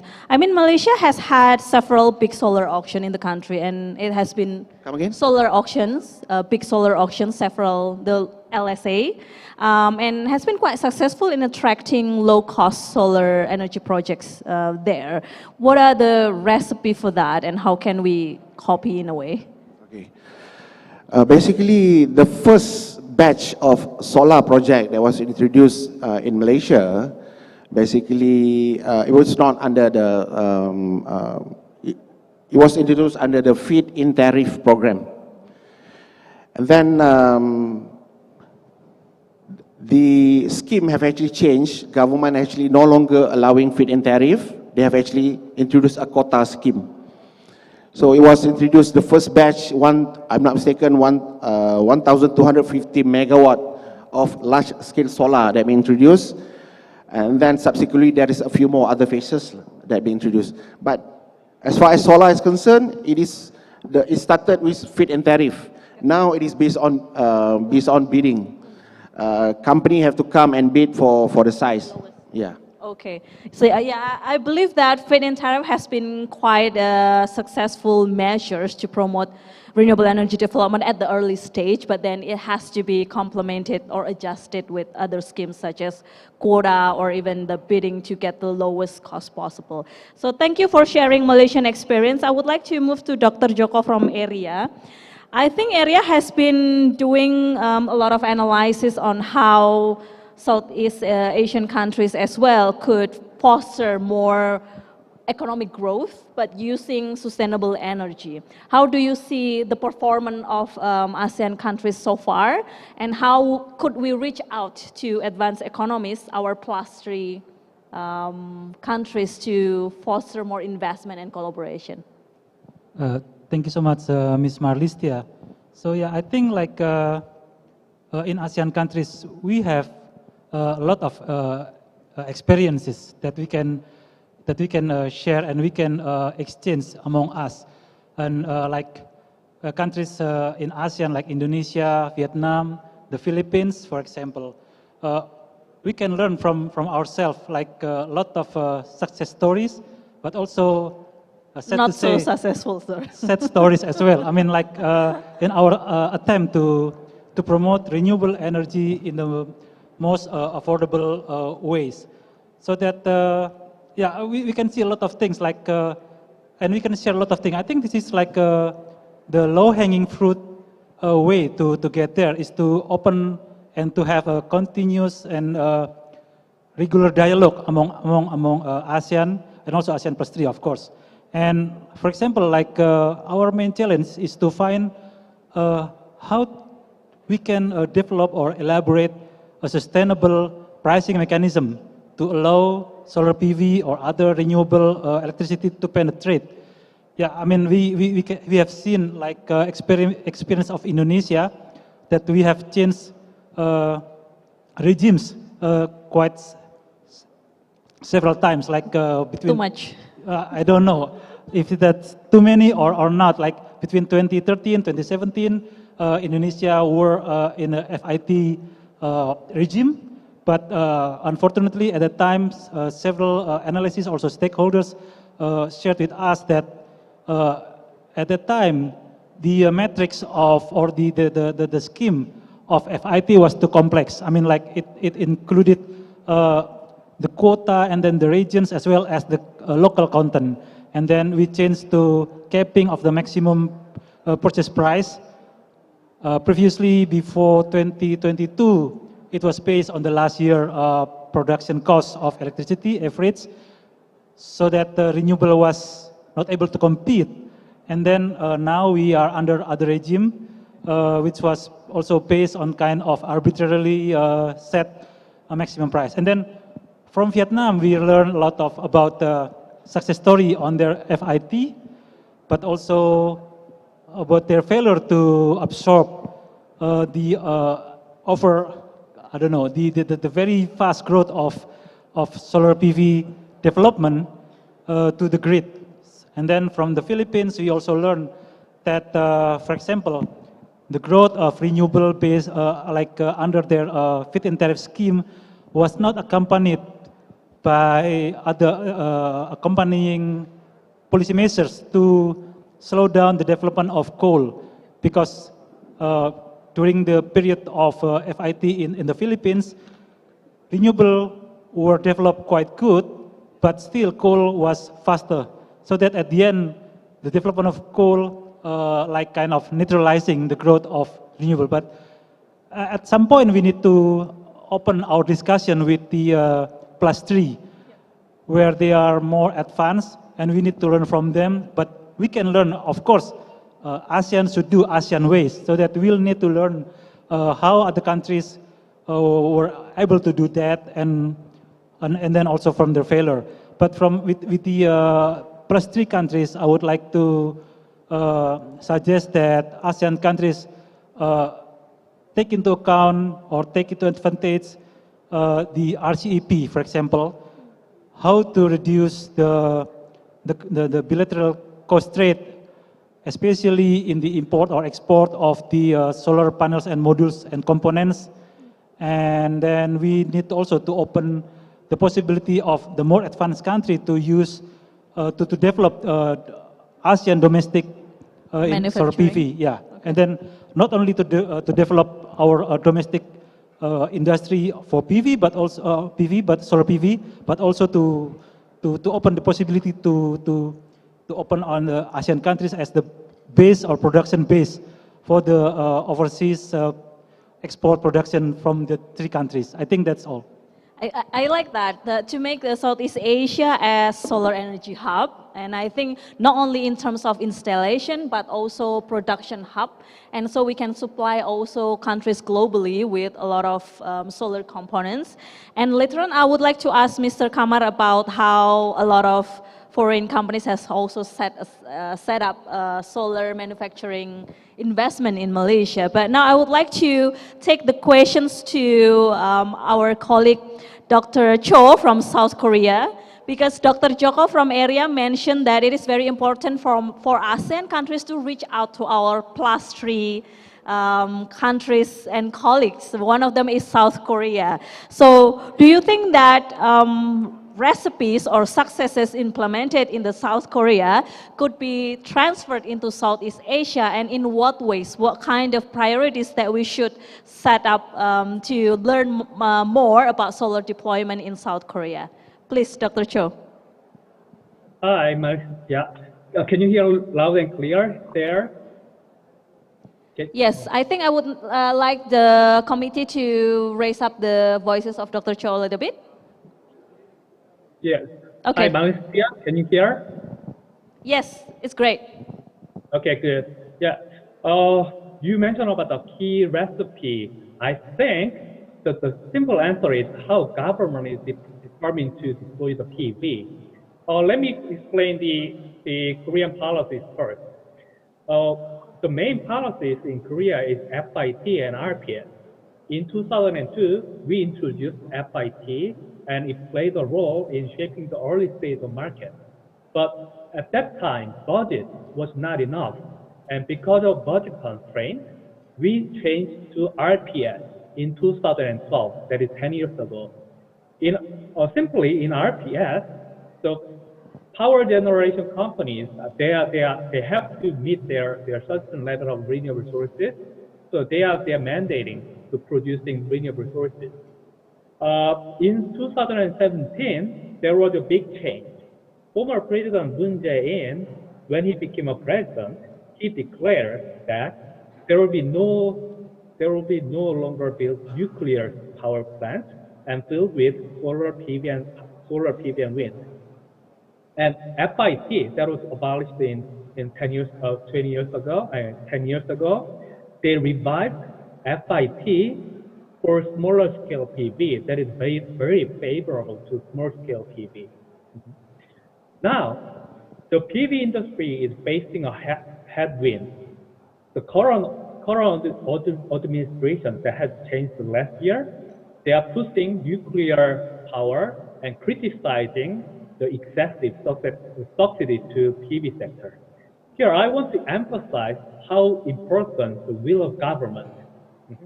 In the early stage of PV, the market is not well formed, so price might not that high, might not that be competitive. Especially in Asian countries like Indonesia and Korea, it is hard to find a suitable place. So price cannot be dramatically lowered. So depending on which government, which policies, certain governments, they have a lot of budget and executed it. Some certain governments could be criticized, giving subsidies, and the policy keeps changing. So the ideal case might be deploying PV with a price competitive way, but in Korea we failed to do that, and now we are struggling to lower the price, expanding the option. But considering the cost at first, we could not be able to develop a solar industry as of now. So I think the most important thing is not the FIT or RPS or auction like that, how government is willing to deploy and how much they set a budget and execute that budget. That is the most important thing. Yeah. Okay, so do you think that the government of South Korea has a very significant role in, forcing, in a way, a lot of stakeholders to come into line and set the target for solar energy and renewable energy development, including with incentives and financing scheme that you mentioned? Yes, Korean government, depend on which government. In the previous government, they give a lot of incentives to the smaller scale PV, but current government is not giving that kind of incentive as of now, so policy is not consistent. But the point is, there are many tools. We subsidize smaller scale PV. We subsidize upfront cost. We have a lot of tools, but depending on which government some governments spend a lot of money on that project, but depending on different governments, they reduce the budget. So the government will is the most important thing. Yeah. All right, so I'd like to address the solar industry development in South Korea. What do you think the progress so far? I mean, with the solar installation, let's say that it's great there, but what about the solar industry or the whole solar supply chain within the country? We have very strong solar supply chain. You know, we have very big companies and solar manufacturing companies, and because of that, we can easily produce the modules, and we have good developers, so we can easily expand the solar PV. Every year, we deploy roughly 4 gigawatts of PV. Yeah. But the problem is, every year we are using we deploy the most favorable places. Yeah. And it becomes harder and harder to find a good place to deploy the PV. So I believe from now on the speed of deploying the PV might be lowered. That's my expectation. All right, or maybe you'll look into Southeast Asian countries as well for South Korean companies to move the operation or facilities and to build Southeast Asian countries as one of the solar supply chain hub. We'll talk about that later on, about how South Korea can also transfer the experience and invest in Southeast Asia in a way. I would like to move to Ms. Lin Ji from Global Environmental Institute of China. This is one of a good colleague of mine as well. I think if we talk about solar energy, it's almost, people always think that China is the leader in the solar energy, not only for development, but also the whole solar industry. So how do you see this, and what are the experience of China in developing solar energy this fast, and also the industry itself? Yes, Simra. I think now China is the biggest manufacturer and also exporter of solar panels and cells and modules in the world. And this is actually happening, I guess, in less than 20 years since the 21st century. I guess it all starts, I mean, similar to the South Korean experiences. This is largely dependent on the government subsidies and feed-in tariff policies to support the industry development. But also, like in the beginning, in about 2001 to 2009, it was actually the government push to achieve China's national universal electric access in western part of China, because at that time, you know, western part of China, like Tibet and Sichuan, some part of the Sichuan province, there are a lot of mountainous areas, and the national grid cannot be able to reach to these areas. So the government is aiming at developing solar industries to support the electricity access projects in these areas. And then the China solar industry gradually becomes the biggest cell and module producers in the world. But at that time, it's about 2010. At that time, the competition is comparatively low, because mainly the industry is dependent on the low cost of the labor in China, and it is very difficult to actually gain the main benefits from the whole supply chain. And at that time, the unit electricity cost still cannot take an advantage compared to the coal power generation in China as well. So the industry is mainly at that time largely dependent on the industry development policies and subsidies from the government. We have some numbers. So at that time, a solar plant can actually get about 50% to 70% of its total investment as government subsidies to develop in China. So there's a very huge investment from the government to support industry development. And also these sort of government incentives at that time actually stimulates research and development of some of the solar industry companies, which actually contribute to the technology advancement gradually of China in the world as well. And then in the last 10 years, the government subsidies actually gradually reduced because in the one time we have a sort of lower cost of solar generation in China as well. Now the usual cost of solar panels is about 3 cents USD in China, which is pretty competitive compared to the coal power generation costs. And then also the government actually have a stop subsidies of solar power in 2018. This is a pretty big policy shift in China at that time and resulted in about a closure of 600 solar companies in China. So it's sort of a sort of restructure of the solar industry in the country. But the policy also actually resulted in China having produced a couple of leading solar companies in the world, like LONGi and some of other solar companies. They are now actually leading the whole supply chain of solar manufacturing in the world.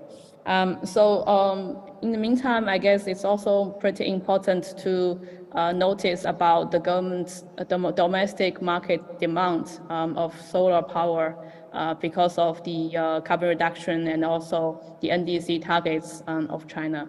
So the government has made a target of reaching 1,200 gigawatts of solar and wind power generation by 2030, which the number currently is about 800 gigawatts. So it's pretty ambitious targets, and the industry has actually foreseen a very big development in the following years. So I guess these all contributed to the rapid development of solar industry in China. Okay, I'm going to ask the chicken and egg problema. You know, sometimes we talk about developing solar industry in a country, then the question is how many demands are there to be the absorber or the market for the solar industry. And I think China has that kind of support given to R&D and also a lot of subsidies to promote the solar industry, to make the prices very competitive, and then at the same time also fulfilling the market within the country. But I don't think a Southeast Asian country can actually copy that. So how do you see this chicken and egg problem applied to Southeast Asian countries? I think there can be two approaches. The first one is that actually similar to some of the Southeast Asia countries, the solar industry development in China actually starts from production of cells and modules, which is not that technology advanced and R&D concentrated. And then gradually, once you acquire all these more importance in the supply chain and getting more resources and generate the domestic market, the whole supply chain will be gradually shifted to the country or to the producer base. So I guess maybe you can make a start, because I've already seen that some of the Chinese solar companies has been investing in Southeast Asia countries like Thailand and Vietnam to make industries and factories to manufacture some of these solar components. And so maybe further based on these sort of initial steps, we can further explore the development of supply chain production in the country as well. And I guess secondly is also, again, to actually explore the development of domestic markets. As the case in Indonesia, we did have a research with IESR, and there are huge potential actually of solar installation in the country. I mean, they can be found in rooftop solars, as some of the panelists previously mentioned. And also, I guess in China, there are different experiences because although in China, there are a lot of big solar bases in western part because they are sort of not not like habitat concentrated areas, and there are a lot of desert, etc.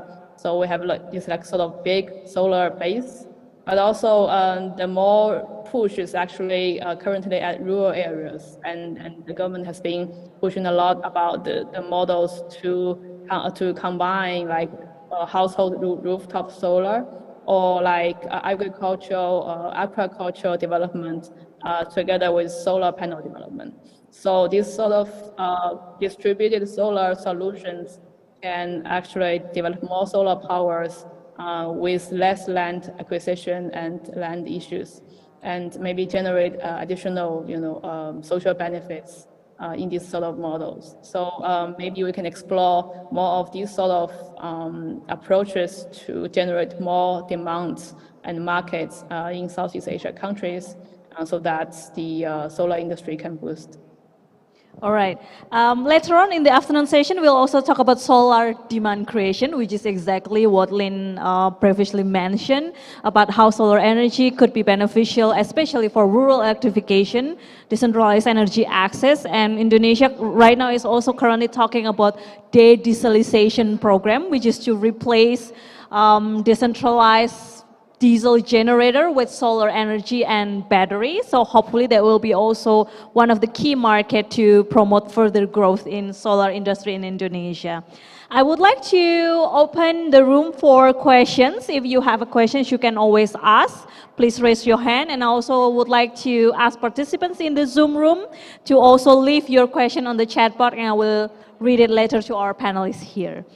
Right now, I'll come back to Mr. Kamar because previously I mentioned about solar industry in Malaysia. So I know that several Chinese solar company has opened their operational manufacturing facilities in Malaysia, and I think it's also a good step for technology transfer. But how do you see domestic solar industry in Malaysia could grow with this progress so far? Okay, thank you so much. As far as foreign direct investment that come into Malaysia, the first solar manufacturing plant that was set up in Malaysia with the support of Malaysian government by giving a pioneer status. When they talk about pioneer status, which means 100% of their expenses, there's no requirement for any tax. Nggak perlu pajak, Pak. Ya, gitu. Jadi back in 2008, there's one company that have actually put up investment about 1.3 billion ringgit for investment. That is the first manufacturing solar panel in Malaysia.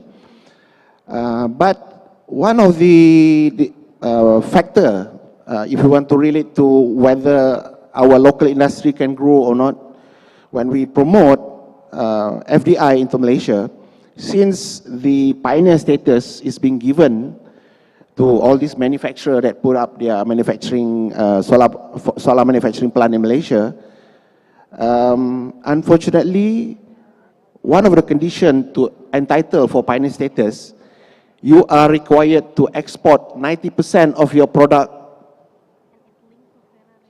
to other countries, which means only left 10% of whatever product that you have, you can actually sell locally. So it end up throughout the years after the introduction of Renewable Energy Act in 2011, of which subsequently our renewable energy sector have actually started to grow, a lot of local solar projects have to import our panels. So a lot of, that is actually sort of strategically doesn't jive with our plan to grow our RE sector. At the same time, we are promoting FDI. By right, we should be able to enjoy a cheaper solar panel. But since the tax structure of promoting FDI, you must export 90% of your, only 10%, which means it is such a small amount. So end up our local solar project have to import from overseas because if you buying the export product, which means with the tax structure, we have to pay more expensive for our own product. Okay. So that is strategically it does not jive with the plan for our solar industry as opposed to promoting FDI from other countries to set up our manufacturing plant. This is very new to me. I mean, Yeah. 90% has to be exported. Yes. And do you have like local content requirements for solar projects in Malaysia? So in principle, pioneer status are given, there is two types of incentive that being offered to foreign direct investment. One is pioneer status, the second one is investment tax allowance. More or less the structure is the same, which is they are given 100%, up to 100% investment tax allowance on the capital invested in the country. But their requirement, 90% must be for export. Maybe the most you can go to only to keep 20% for local market. So that is one of the sad story about our solar. We have to, a lot of our local panel that we install, it is actually coming from overseas. It's not locally manufactured. Okay. And the price is also not so competitive as well because you have to Yeah, import. because of the tax structure. But if you talk about promoting solar by the country, we have actually started since 2011. There's a lot of other incentive apart from promoting FDI.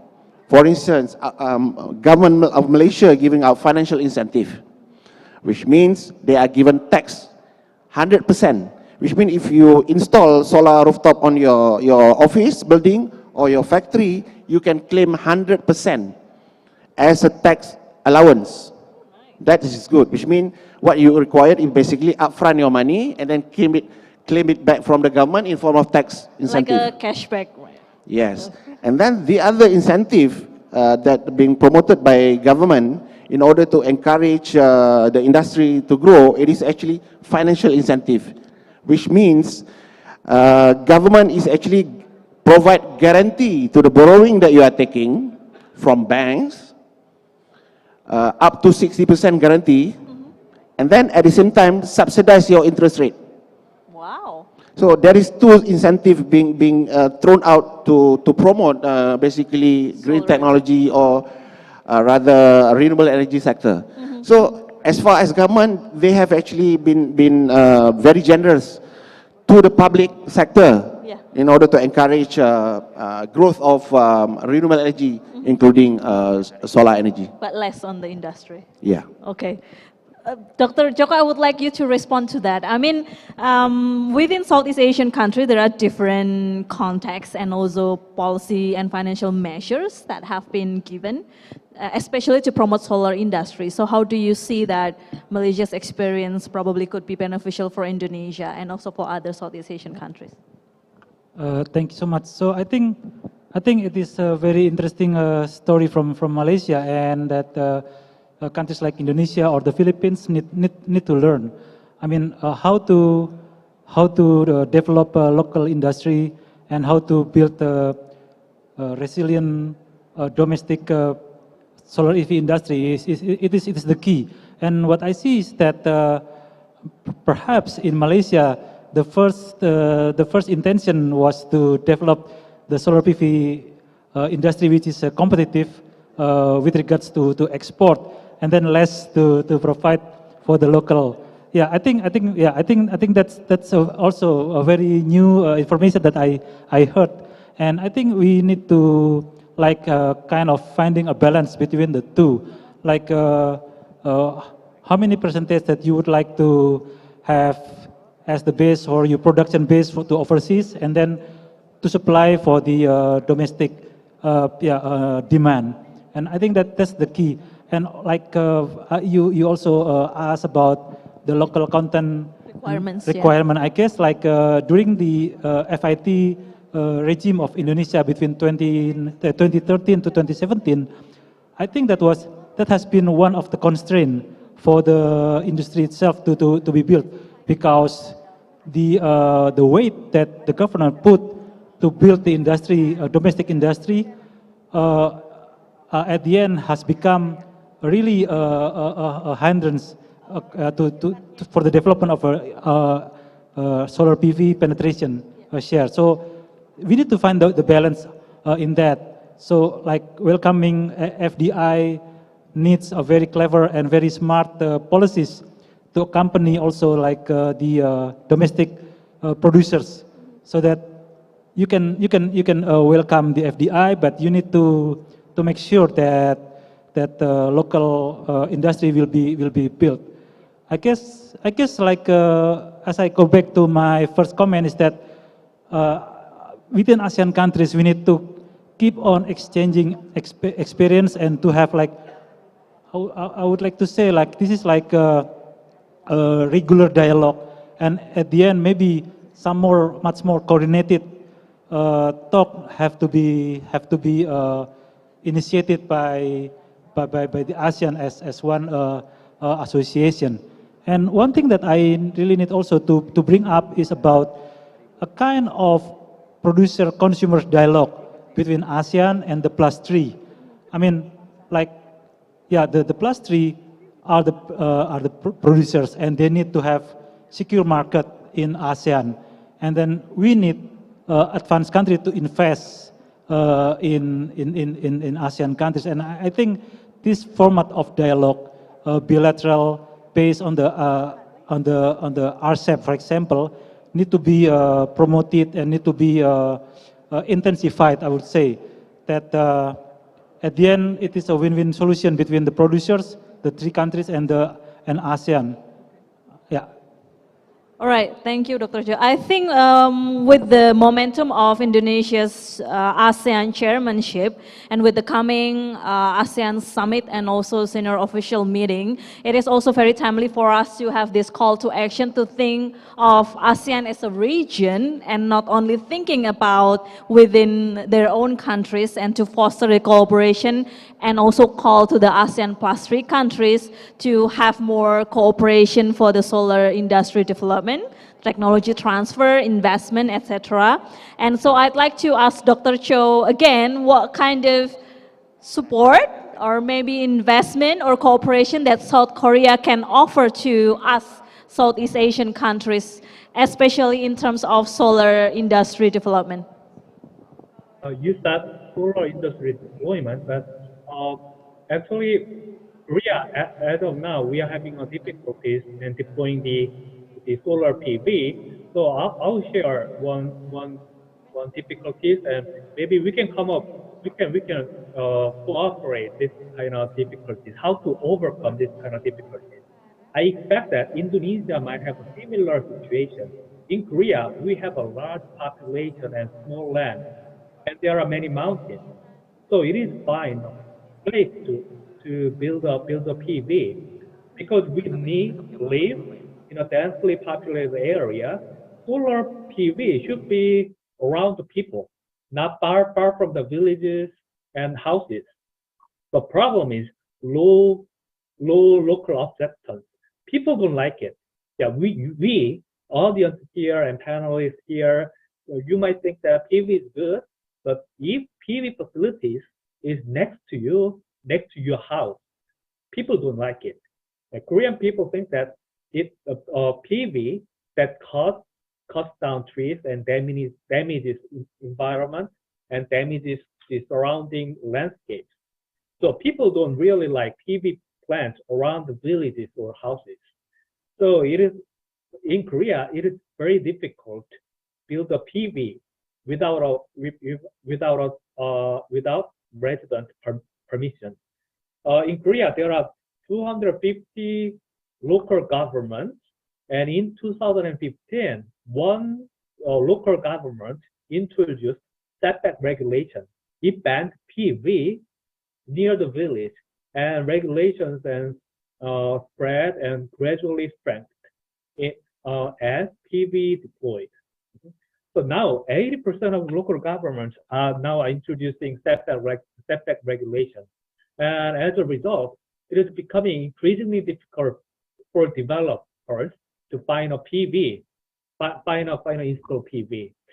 So Indonesia should strive improve the local residents' acceptance and try to find a place to build a PV, like floating PV, agrivoltaic PV, like that. So we are investing a lot of money and research programs and pilot programs on agrivoltaic, the farming, the PV with the farming and floating PV. Maybe that kind of new market, yeah, should be we can cooperate it and we can come up with we can try to overcome the difficulties, how to solve the residential issues, residential acceptance problems. Yeah, thank you.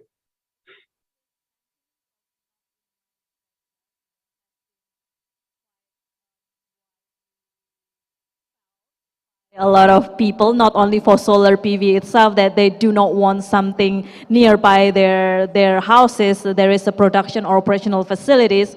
It also applies, for example, for the wind power plants, etc. And public acceptance to what will be done and operated within their own communities are also very important to make sure that the solar industry could bring a lot of benefits to the community and the local people there, and at the same time also become something that's acceptable for them. But out of curiosity, right now, do you know that the government of South Korea has an existing cooperation with ASEAN countries in terms of solar industry development or maybe renewable energy cooperation?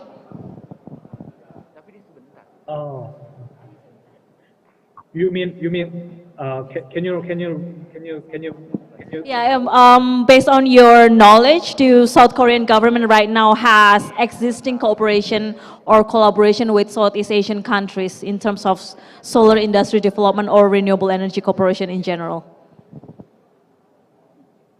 As of now, as I know, there are many ODA programs but I'm not an expert on the ODA program, but I heard there are many ODA programs, especially on PV and microgrid with a PV plus ESS, that kind of pilot program. I heard that kind of cooperation. All right, thank you.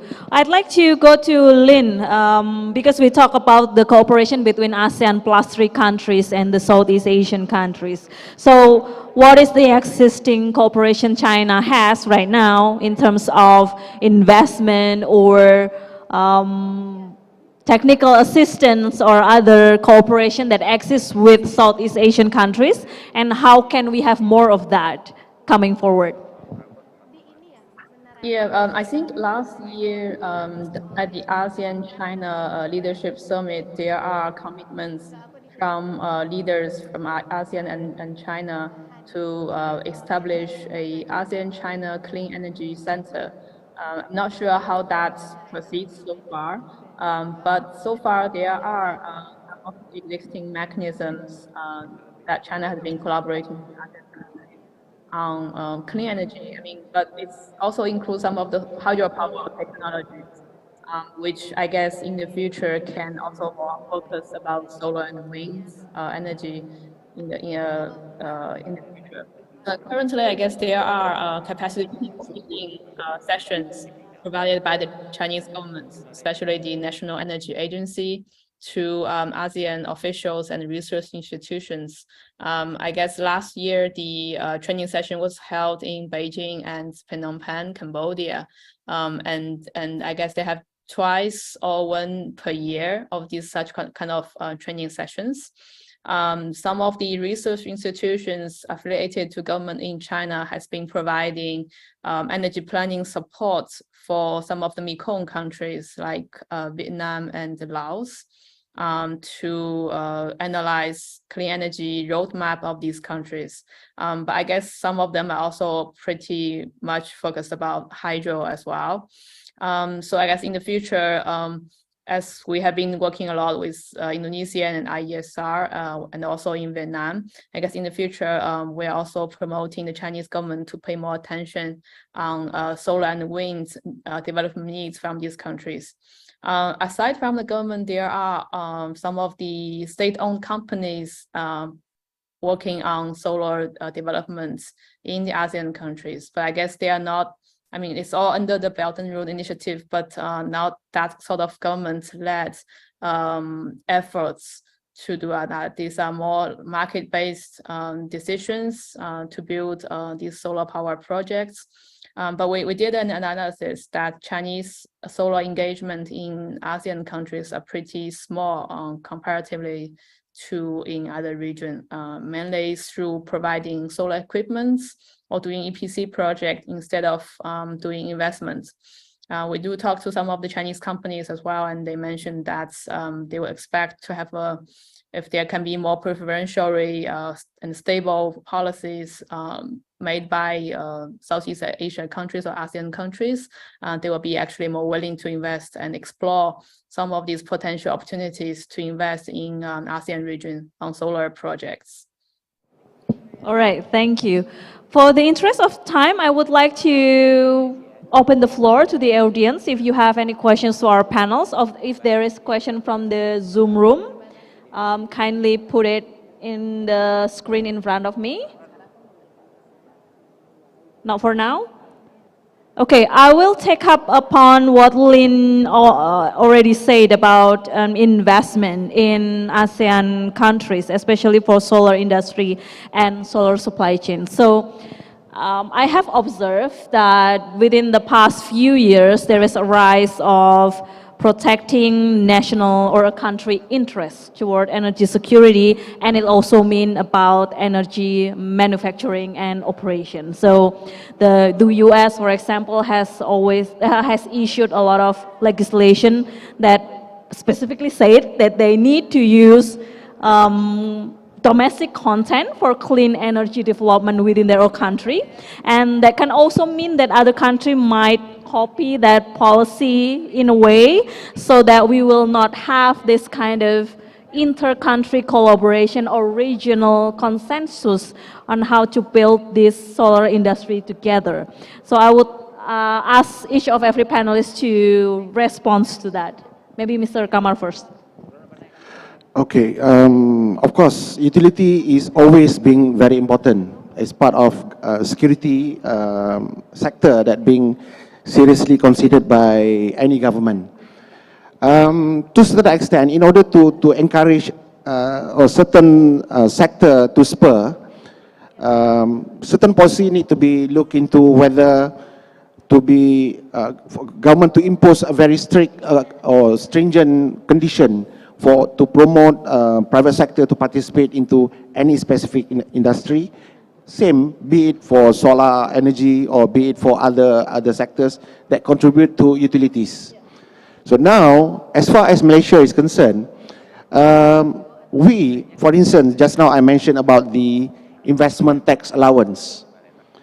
This is actually been given not only to Malaysian company. You can have 100% foreign company that set up you put up your solar rooftop on your building. You can claim from government investment tax allowance 100%. So which means this benefit incentive, it is not only meant for local control company or 100% Malaysian company. So it is open to foreign company to benefit. You don't differentiate. We don't differentiate in giving out certain incentive to whether it is a local control company or a foreign company. That is one of the good incentive promoted by government. But for you to be the operator, that is different. The only utility company in Malaysia, which is Tenaga Nasional Berhad, we have only one. You have also the same thing, Perusahaan Listrik Negara di Indonesia, same. So that is actually how government control. But the support industry, the sector, they open up. Same thing like Malaysian company investing into mini hydro in Indonesia. They can actually Malaysian control and selling it to PLN. But there is no restriction that Malaysia cannot invest here. So in relation to energy generation, more or less we are open to encourage more FDIs into our country to support the growth of the energy sector. And then the target imposed by government, for instance, solar, by 2040, government have actually imposed a target to achieve 9 gigawatt in terms of installation capacity. So that's huge amount for us to achieve by 2040. But do we have the money to do it? So if we don't open up to FDIs, then we will have difficulties to make sure that only the local players comes in. I mean, to compare Malaysia and Indonesia, we are only like 10% as for our population, compared to Indonesia, 300 over million, we are only 30 over million. So we need more fund coming from overseas to support the growth of our energy sector, including the solar sector. Okay, okay. Good to know that that is not a protectionism per se, but also how to achieve the target and foster collaboration. Dr. Joko, do you see that these countries' interests could align together and ASEAN could think as a region? Because I don't think that's the strength of ASEAN countries in a way. I think we should be able to do that. Yeah, I mean, like we must be then. Okay, so because I think we have no choice, and I guess like your question about protectionism, yeah, it derives from our recent experience that we had endured during the disruptive period of pandemic, and then continues with the Russia-Ukraine conflict.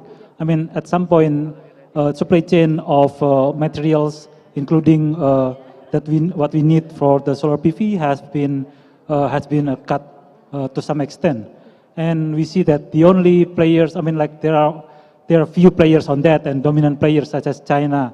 We cannot neglect that, and I think like again we need to find to what extent protectionism should take role. I mean, I think ASEAN countries should guarantee that at the end we need to be able to operate. I mean, supply chain should work. Should function at the minimum level in the disruptive period, such as war or political tension or like a pandemic. I think we need to set a kind of supply chain threshold indicators that we should reach by developing our industry. So based on those indicators, we will develop our solar PV industries. That doesn't mean that we will forget about the cooperation between countries, but we need to strengthen first our regional resilience. I think that is a concept that we need to develop based on our recent experience. And then we need still to have cooperation between countries.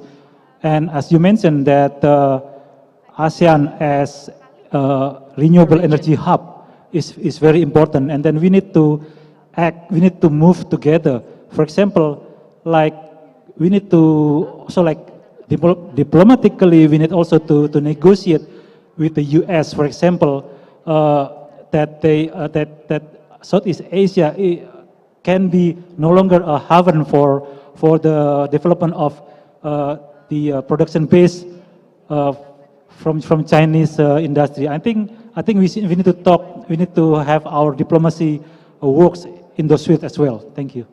All right. I like it that diplomacy has to be on the table. I think this is something that needs to be considered between country relation and also at high level posts of the government to talk on how energy security and the balance between resilience and collaboration could be strengthened, not only for the interest of our own country, but also thinking as a region, as solar energy hub. Okay, Dr. Cho, I would like to respond on how this type of protectionism might affect collaboration between countries, and especially maybe South Korea and Southeast Asian countries. Yeah, first, it's a little bit of political thing, but Korean companies are actually competing with many Chinese companies, and nowadays, Korean companies are losing their competition, and as of now, in Korea, Korean companies only producing cell and modules. They do not produce polysilicons and ingot wafer now, as of now. And we are producing, Korean companies are producing polysilicon in Malaysia and trying to build the capacity for ingot and wafer in United States. We try to diversify the supply chain because we don't know what will happen in the future. We need to diversify the supply chain. So actually we are cooperating with the United States We are building lots of capacities in United States. In way, we try to diversify the supply chain. In East Asian, ASEAN countries, if the market is growing, and you need to think about how to diversify the supply chain. And here's the China and panelists, and of course China is dominant companies, but also need to think about. Of course, you need to cooperate with China, and also need to have an option to diversify other supply chains and cooperate and should build the at least module and sell capacities in Asian countries. That's my suggestion. Yeah. All right, diversification of supply chain. Yeah, I like that. Lin from GI China, I think this more or less affect China really significantly because of that, but I would like to hear your opinion. Yeah, I guess China is the target of some of these protectionisms. And I mean, we can see from the US government and also Europe filing a lot of anti-subsidies and anti-dumping investigations against Chinese solar equipment. And also, I guess recently more countries are focusing or paying attention to the issue of critical minerals that's essential for renewable energy development and productions in the world. Indonesia, of course, is also one of the producers of some of these very important critical minerals for this production. So I guess that is actually part of the drive that some Chinese companies have already been moving out part of their supply chains to Southeast Asia countries or ASEAN countries, like I mentioned in Thailand and Vietnam, etc. Part of that is to actually avoid some of these investigations and then to continue for them to export some of their products to the US and European markets. So I guess based on that, we can also take in opportunities because ASEAN and China do have the RCEP agreement, and this agreement actually has made the trade and technology transfer of some of these technologies are actually free of tariff. And then if we can actually take advantage of these preferential policies, actually ASEAN countries will have the opportunity to further develop their production capacity of solar equipment or other renewable energy technologies in their own country based on collaborations with not only China but also other like Japan and Korea in these sort of technologies. And I think as ASEAN do have a sort of comparative advantage in terms of labor costs, some of the land cost, etc. There do actually opportunities to further develop. And I guess if there can be more technical exchange, capacity building, and technology transfer from China, Korea, and Japan to ASEAN countries, there will be an opportunity. Okay, thank you everyone. So I think that concludes our session for today. I'm really glad that we can finally manage to extract the ASEAN Plus 3 solar leadership and how South Korea, China, Malaysia, and also the whole Southeast Asian countries could make the momentum and also the connection to finally make Southeast Asia a solar industry hub. I would like you all to give applause to our esteemed panelists for today. Mr. Kamar from MGTC Malaysia, Dr. Joko from AREA, Dr. Cho from the Korean Energy and Economic Institute, and also Lin Ji from the Global Environmental Institute. I would like to ask our panelists to take a photo up together, and then I'll give back the stage to MC. Thank you so much once again to our lovely moderator. And before we take a picture together, this is the certificate presentation. Oh, nggak ada. Okay. So we'll have take a photo opportunity right here, right now. And we kindly invite all the photographers, para fotografer, silahkan, all the speakers, and the moderator kindly go to the center of the stage for a photo opportunity. And ladies and gentlemen, now it's the very favorite session of the day, which is lunch.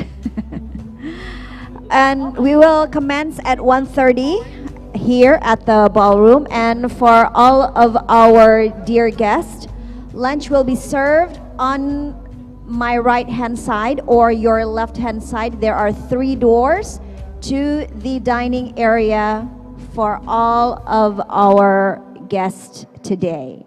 And for our speakers and our VIP guests, the doors to the lunchroom will be on my left-hand side or from the right hand of the stage. So ladies and gentlemen, enjoy your lunch. We will have a 1-hour break and we will continue right here at 1:30 p.m. Once again, we will start our next session at 1:30 p.m. Thank you so much.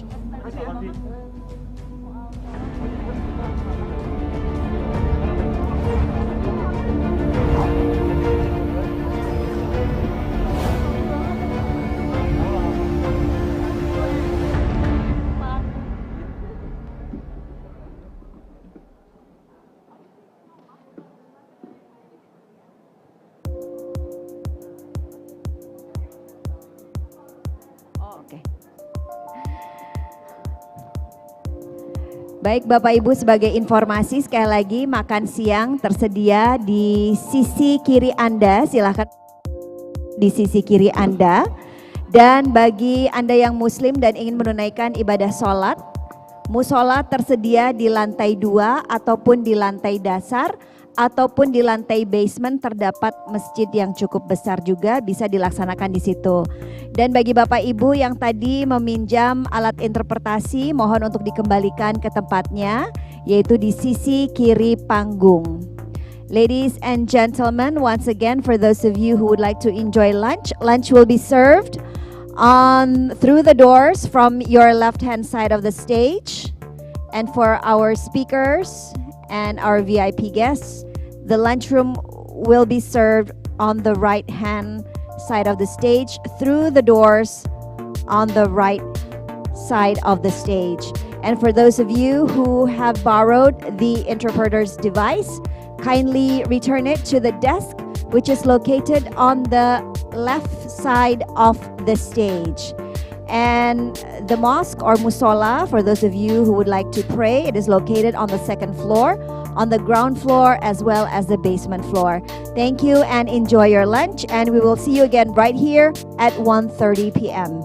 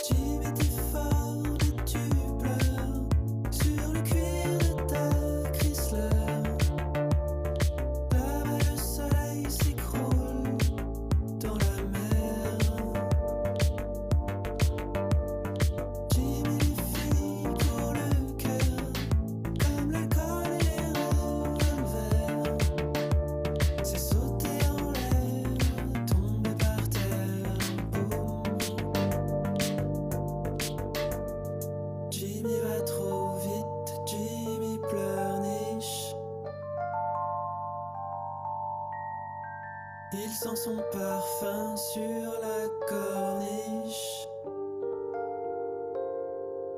Les lacets, le gravier dans l'air du soir. La Chrysler s'envole dans les fougères et les nénuphars.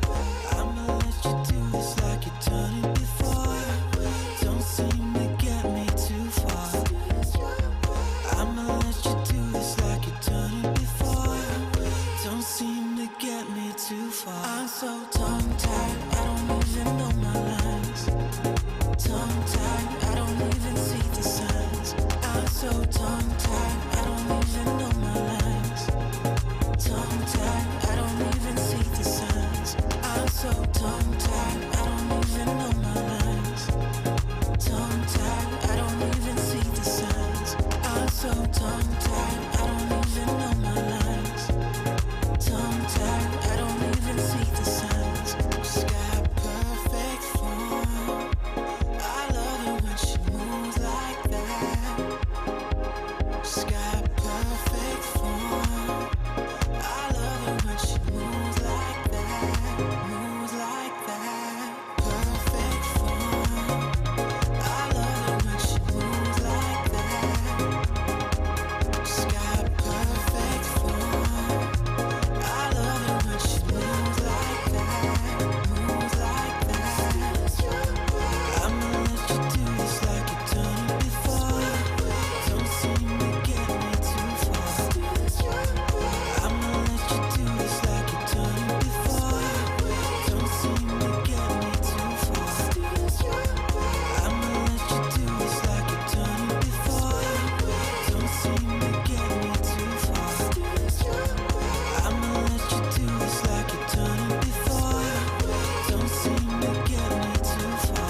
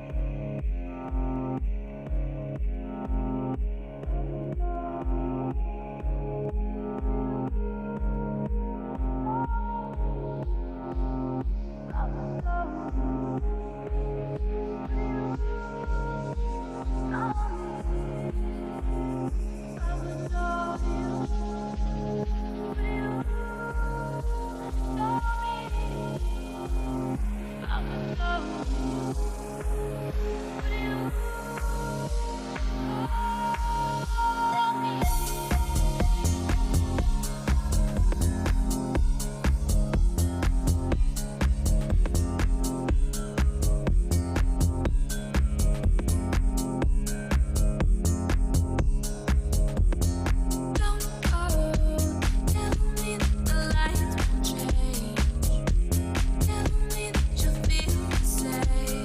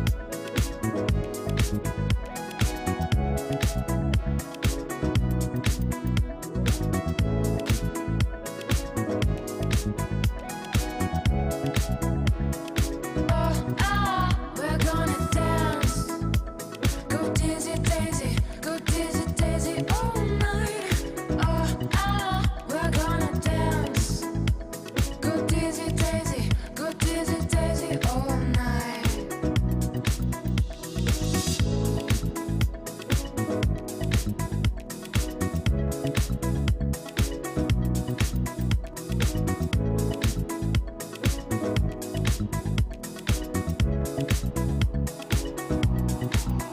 see the rain.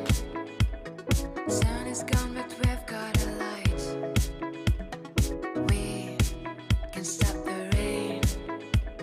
Shares in hand, we're ready to fight. Overjoyed, tonight delight, we are alive. We will shine in hell. Shares in hand, we're ready to fight.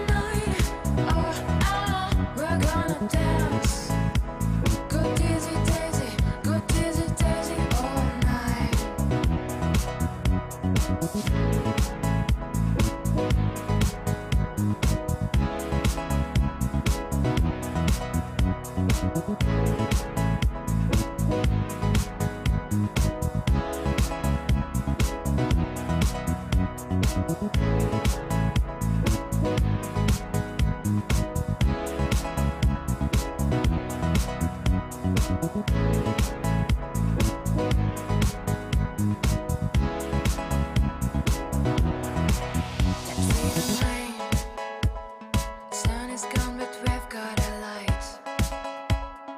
We can stop the rain. Shield in hand, we're ready to fight. Overjoyed, to my delight, we are alive. We will shine in hell. Shield in hand, we're ready to fight.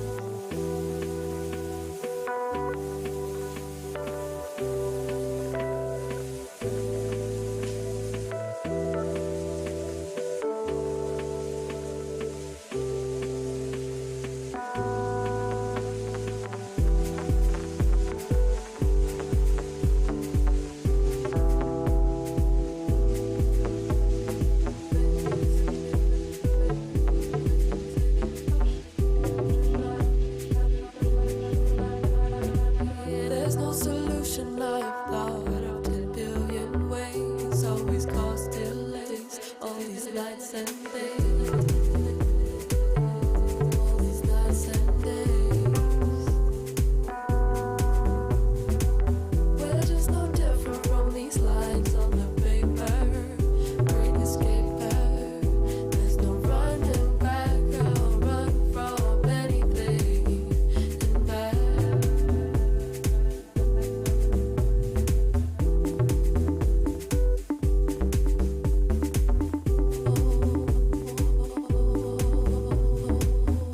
All the thoughts you had will be gone by tomorrow.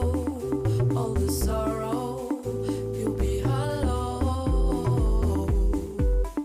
You'll be hollow. We will keep on living on through insanity, through repeatedly trying to receive explanation from a place unknown.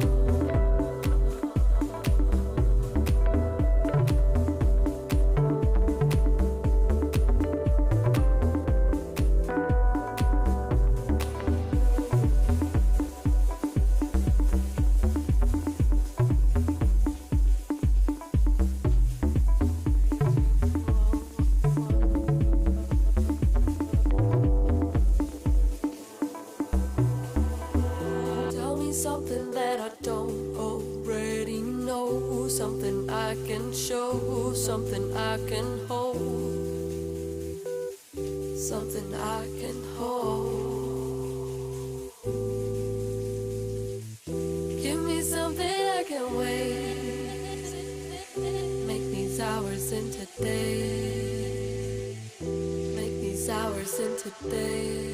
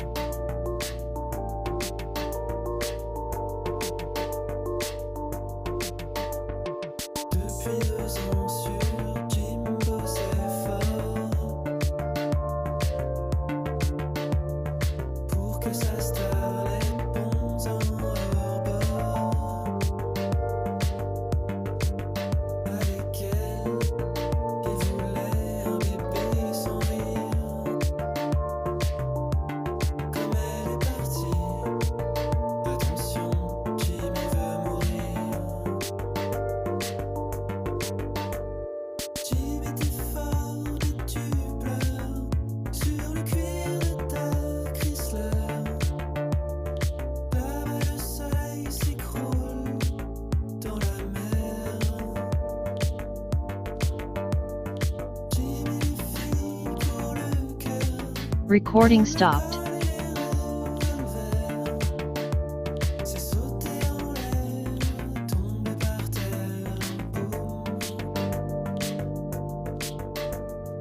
Jimmy va trop vite, Jimmy pleurniche. Il sent son parfum sur la corniche. Les lacets, le gravier est dans l'air du soir. La Chrysler s'envole dans les fougères du phare.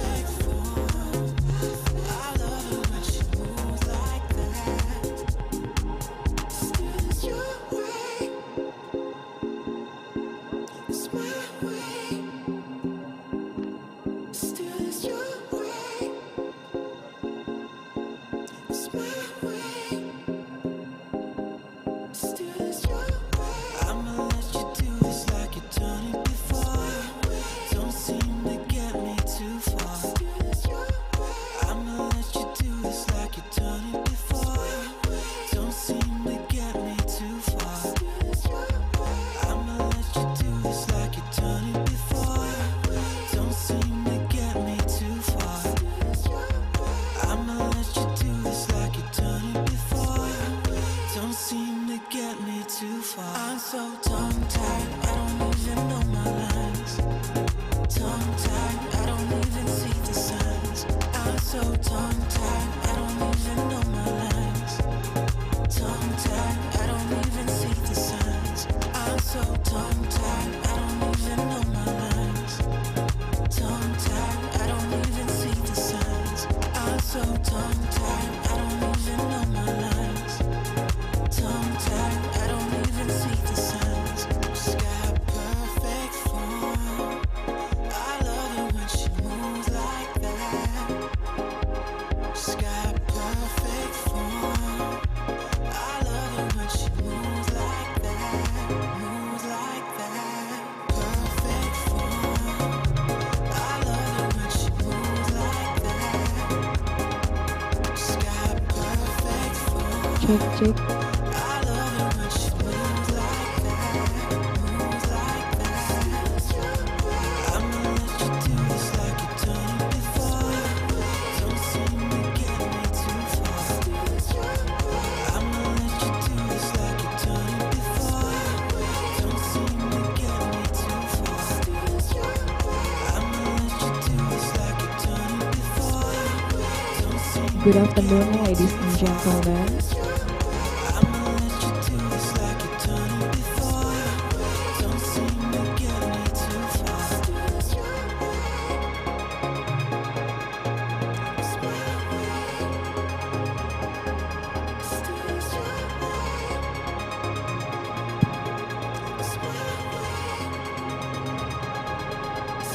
Good afternoon, ladies and gentlemen.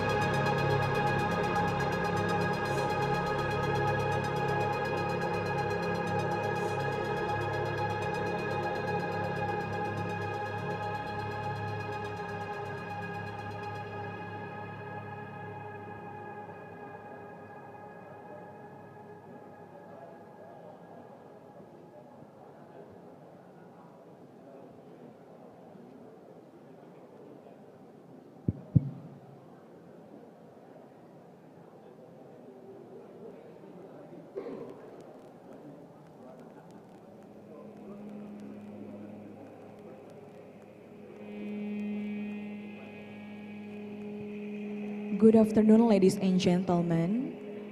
We would like to invite you again to come and join us in the ballroom because in a few minutes the meeting will be started. Thank you.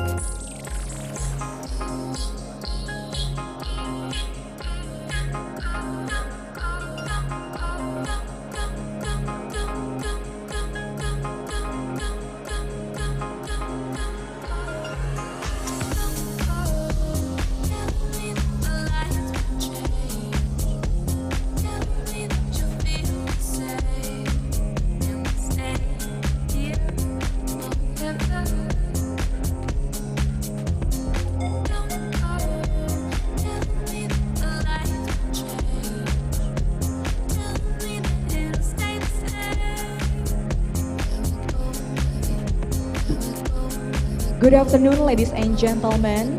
Welcome to Indo Solar Expo 2023 in conjunction with ASEAN and Indonesia Solar Summit 2023. Thank you to everyone who is staying with us from the morning session until this afternoon session. My name is Febrina Rizayanti and I will be your master of ceremony for this afternoon session. Indo Solar Expo 2023 is a conference and exhibition initiated by Indonesian Solar Energy Association and Institute for Essential Services Reform. Through this event, we hope that together we find the best solutions to achieve net zero emission target in 2060. So without any further ado, we will begin the first panel discussion with the topic Solar Deployment Industry and Beyond. This session will discuss Recording in lessons learned progress. from the solar market and industry in Vietnam, Malaysia, the Philippines, and Indonesia. This panel discussion will be moderated by Bapak Daniel Kurniawan from Institute for Essential Services Reform. To Bapak Daniel Kurniawan, the time is yours.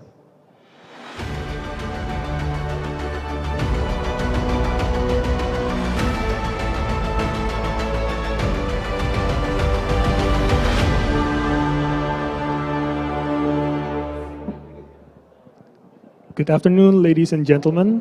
Thank you for coming again to today's session.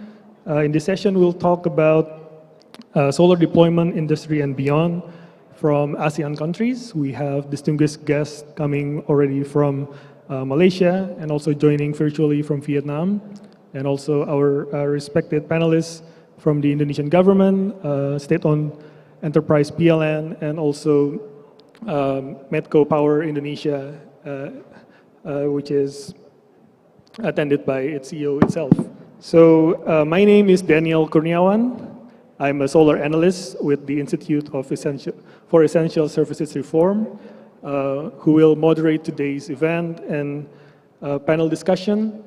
And we're going to talk a lot about ASEAN countries for solar deployment and industry, so supply and demand, and especially what Indonesia can learn from these neighboring countries such as Vietnam and Malaysia, who have developed more than 1 gigawatts of solar installation in the recent years. So without further ado, I would love to invite our esteemed panelists to the stage, starting from the Ministry of Industry, Pak Eko Agus Nugroho, the Director of Machinery and Agricultural Machinery Industry.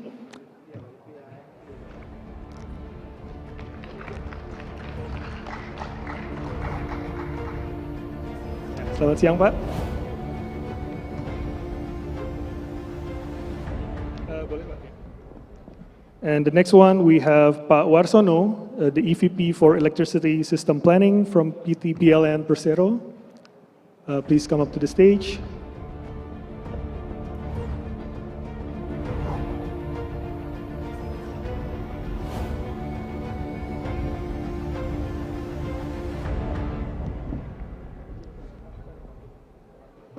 Selamat siang, Pak. The next panelist, we have Pak Eka Satria, Director and CEO of Medco Power Indonesia. I'd love to welcome you to the stage as well. Selamat siang, Pak Eka.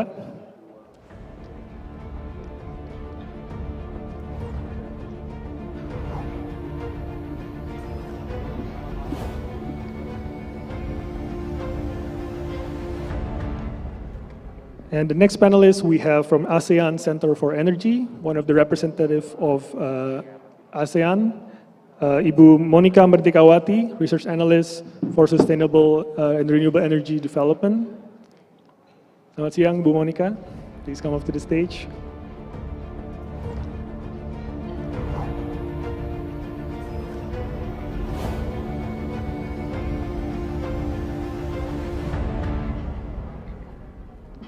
And the next panelist we have joining with us virtually from Vietnam, Eng Pham, Senior Energy Advisor to Vietnam.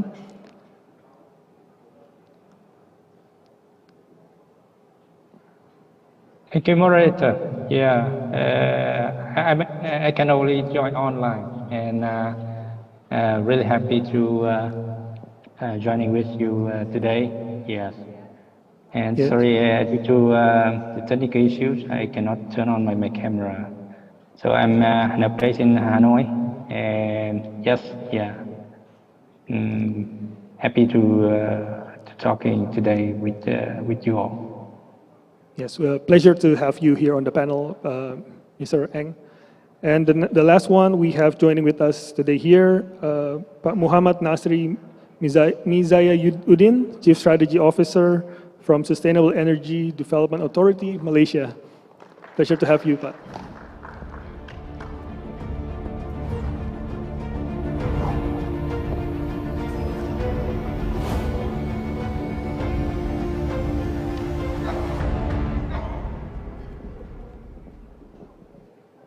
Okay, now we have our panelists here complete with us on the stage. I'd like to set the stage a little bit and to talk a little bit about, well, solar deployment and also the industry itself, the manufacturing that we have in ASEAN. And if you don't mind, Ibu Monica, can you tell us a little bit more to set the context of within Indonesia's ASEAN Chairmanship, and what can we do and what have we done so far to elaborate this collaboration within ASEAN countries, and how do you see these ASEAN countries working together on building solar in their countries, and what lessons learned can be gained throughout these neighboring countries?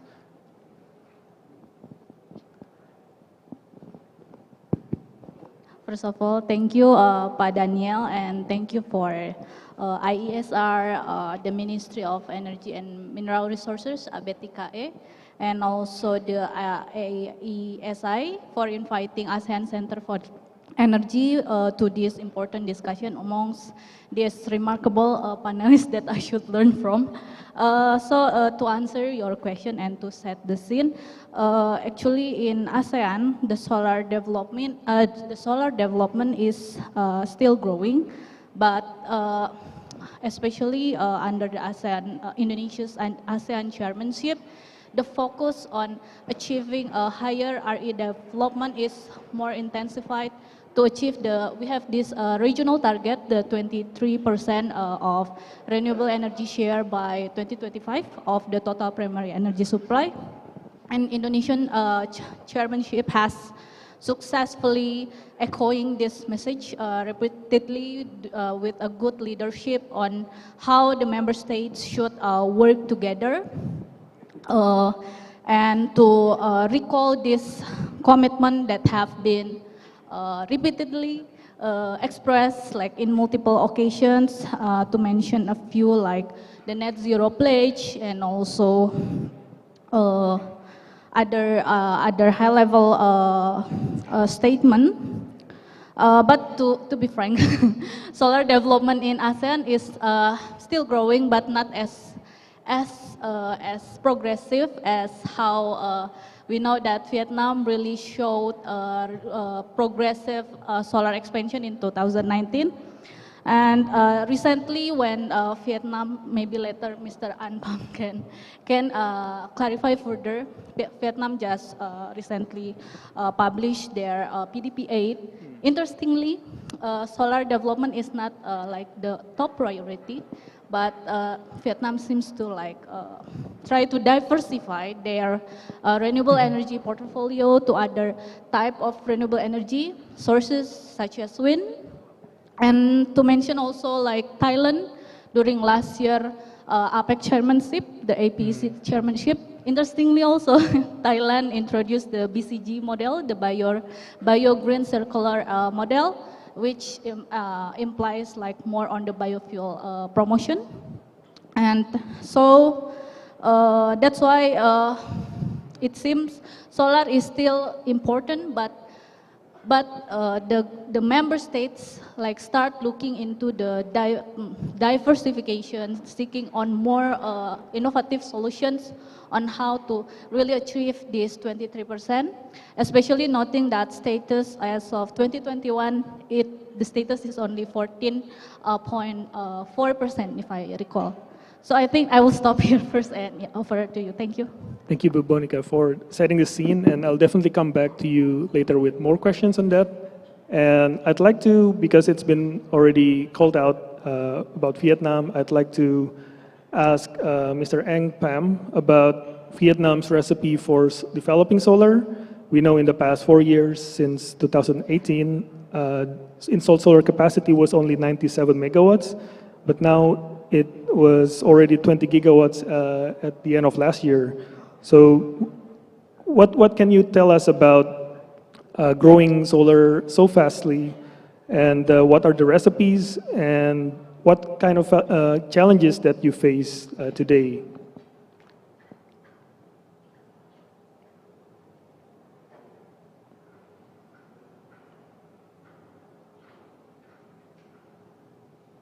Hello, hello. Yes, we can hear you, Mr. Eng. Yeah. So thank you, moderator. Yeah, hello everyone. Yeah. My name is Anh Pham. I'm currently an independent consultant with 18 years of experience in Vietnam. Yeah. Previously, I work at the Electricity Regulatory Authority of Vietnam and the Ministry of Industry and Trade, and mainly involved in the restructuring of the power sector and reviewing the framework, and especially the establishment of the competitive market in Vietnam. You know, VCGM in 2012 and VWM in 2019. Yeah. And then since May 2019, I joined GIZ, the German government agency, to support the MOIT to develop the policy for renewable energy in Vietnam. And then in early 2023, I started working as an independent consultant.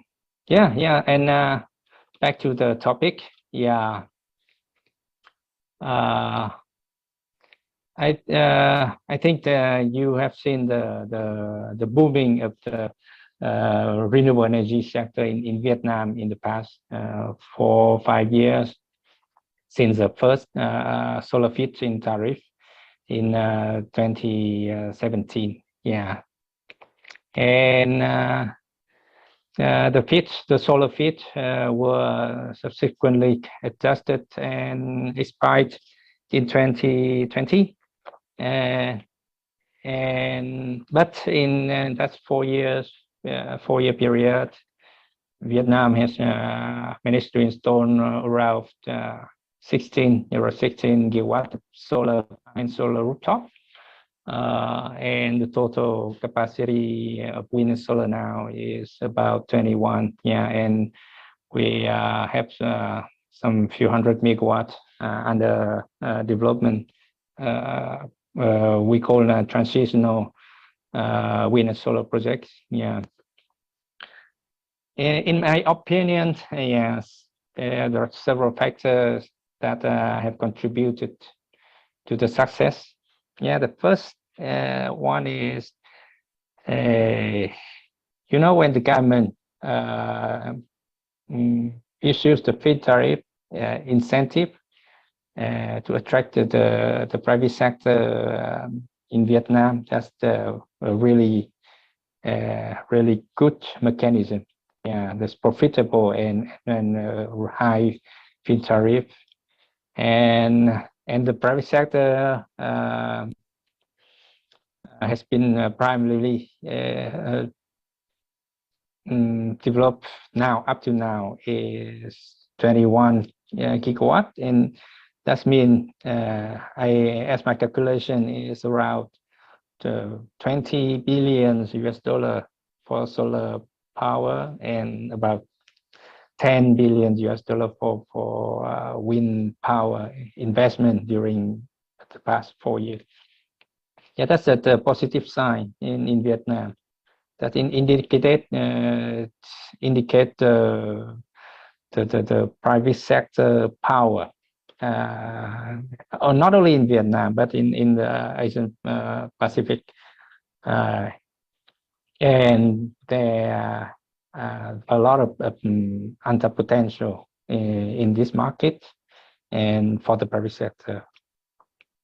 The second thing is the increasing demand in the clean energy in Vietnam and other Asian countries. Yeah, that is the key driver for the solar power development. In countries like Vietnam, Indonesia, Philippines, and Thailand, with the fast-growing industrial and commercial sector, I think it will continue to experience high growth rate and of the economy, and then it needs high demand for clean energy, yeah, to meet the emission reduction target or requirement, especially for exporting goods. Yeah, one of the significant supports come from the reduced production cost or capex of the solar power, and maybe in the wind sector. And the cost of solar power production, yeah, it has significantly decreased. You may see when we calculated FIT, the solar FIT in 2016, we proposed 11 cents, but then the government decided at 9.35 cents. That is still profitable. It's really profitable for investor. And yeah, indeed, that the decrease of the capex making still make more for consumer, and the solar power technology also improved a lot in the past 5 years. Yeah, before it's around 16% the performance, but now it could reach 25%. Yeah, and it make the cost per kilowatt hour is really competitive. Yeah, indeed, Vietnam labor cost has remained competitive during that time. Yeah, so that we can have a lower investment cost in solar, especially in solar sector. And you know, it's still the potential market.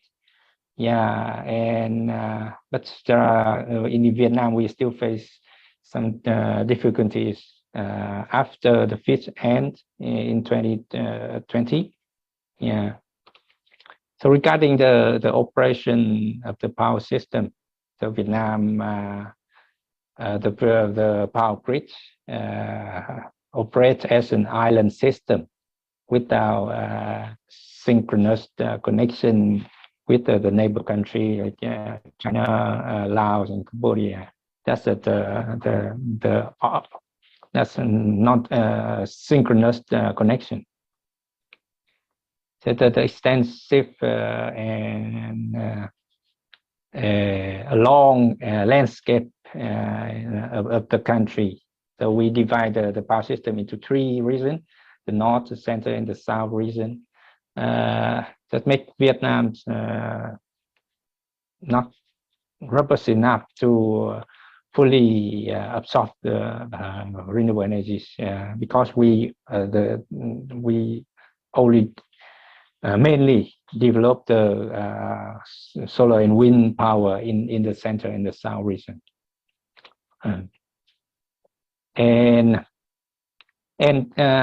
it make a lot of challenges for the system and market operator in balancing the power system operation.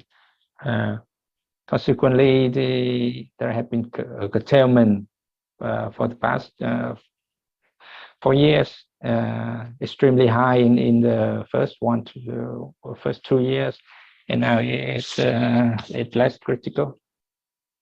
But it's resulting in the certain losses for investor. Yeah, and regarding the market, Vietnam government will no longer offer feed-in tariff, yeah, for solar or wind or many other type of renewable energy. And they considering the cap, the price cap for all other technologies, waste to solar, biomass, waste to energy, etc. Yeah, so that with the cap, we considering prices for PPA, so that the private sector will have to negotiate the PPA with the EVN. So it may prolong the project development in the future and more challenging for the investor, because EVN is now still the single buyer, and they tend to lower the PPA price. Yeah. But yeah, you know, that's the main challenges in the short term. But in long term, with the target in the PDP-8, you may heard that that's a Power Master Plan in Vietnam has just approved by the Prime Minister, and the commitment at the COP26. We still have a really high target for wind and solar energy, so that especially now the market for rooftop solar. So you may see the private sector, they still invest in the rooftop solar, partially or at a small scale, and some with battery storage systems. It's still going without government policy, and the government will have to reconsider the new mechanism for the wind and the solar, especially the solar rooftop in Vietnam. Yeah, that's all from my side, and just save time for the other speakers. Thank you. Yeah. Thank you, Mr. Pham, for your insights from Vietnam. So there has been a lot of supportive policies, such as the feed-in tariffs that we've seen since 2017 and until the end of 2020. And although there are also new challenges with regards to system operations, as we are seeing now in Vietnam, and also maybe a cautionary tale for us in terms of power system planning and especially transmission planning. And before I want to deep dive to Indonesia's case, I want to hear first from our neighbor Malaysia first. From your experience, Pak Nazri, at SEDA, we know that globally the world is changing from the feed-in tariff model to a more competitive bidding auction, and we have been seeing a lot of successful large-scale solar auction in Malaysia.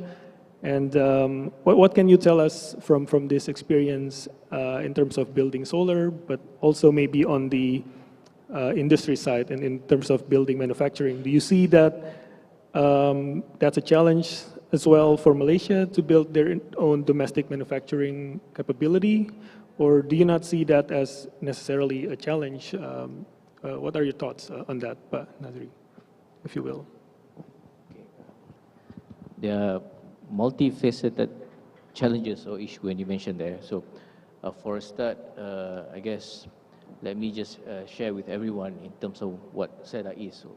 So Sustainable Energy Development Authority, although we are being seen domestically as the authority per se, but on our end, we would love to also develop the D part, which is the development aspect of it. So on that end, as you mentioned earlier on about FIT, if I can share also just in perspective, the FIT was launched back in 2011, Solar FIT. So it helped to actually, as a catalyst for all the small, medium, even micro enterprises to actually embark in terms of this solar segment. And then moving on towards 2016, we've seen that we need to step up in terms of the development of solar. So SEDA Malaysia actually helped develop and strategize towards a further step-up program. We call it NEM, Net Energy Metering, which is in a way help spur not to just any like niche segment or niche consumer or businesses to embark on, but when we have the NEM program, we focuses on the residential rooftop solar. We provide opportunity for under NEM Nova on the businesses manufacturing side. Last but not least, on the NEM government or NEM government, where we can also provide avenue government lead by example perspective, right?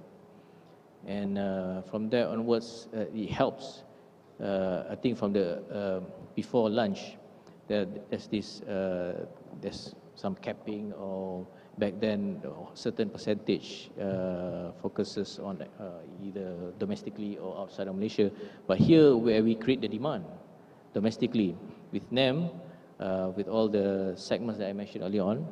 So we created demand in a sense that when residential also, as part of awareness program, for them to actually embark on this solar segment.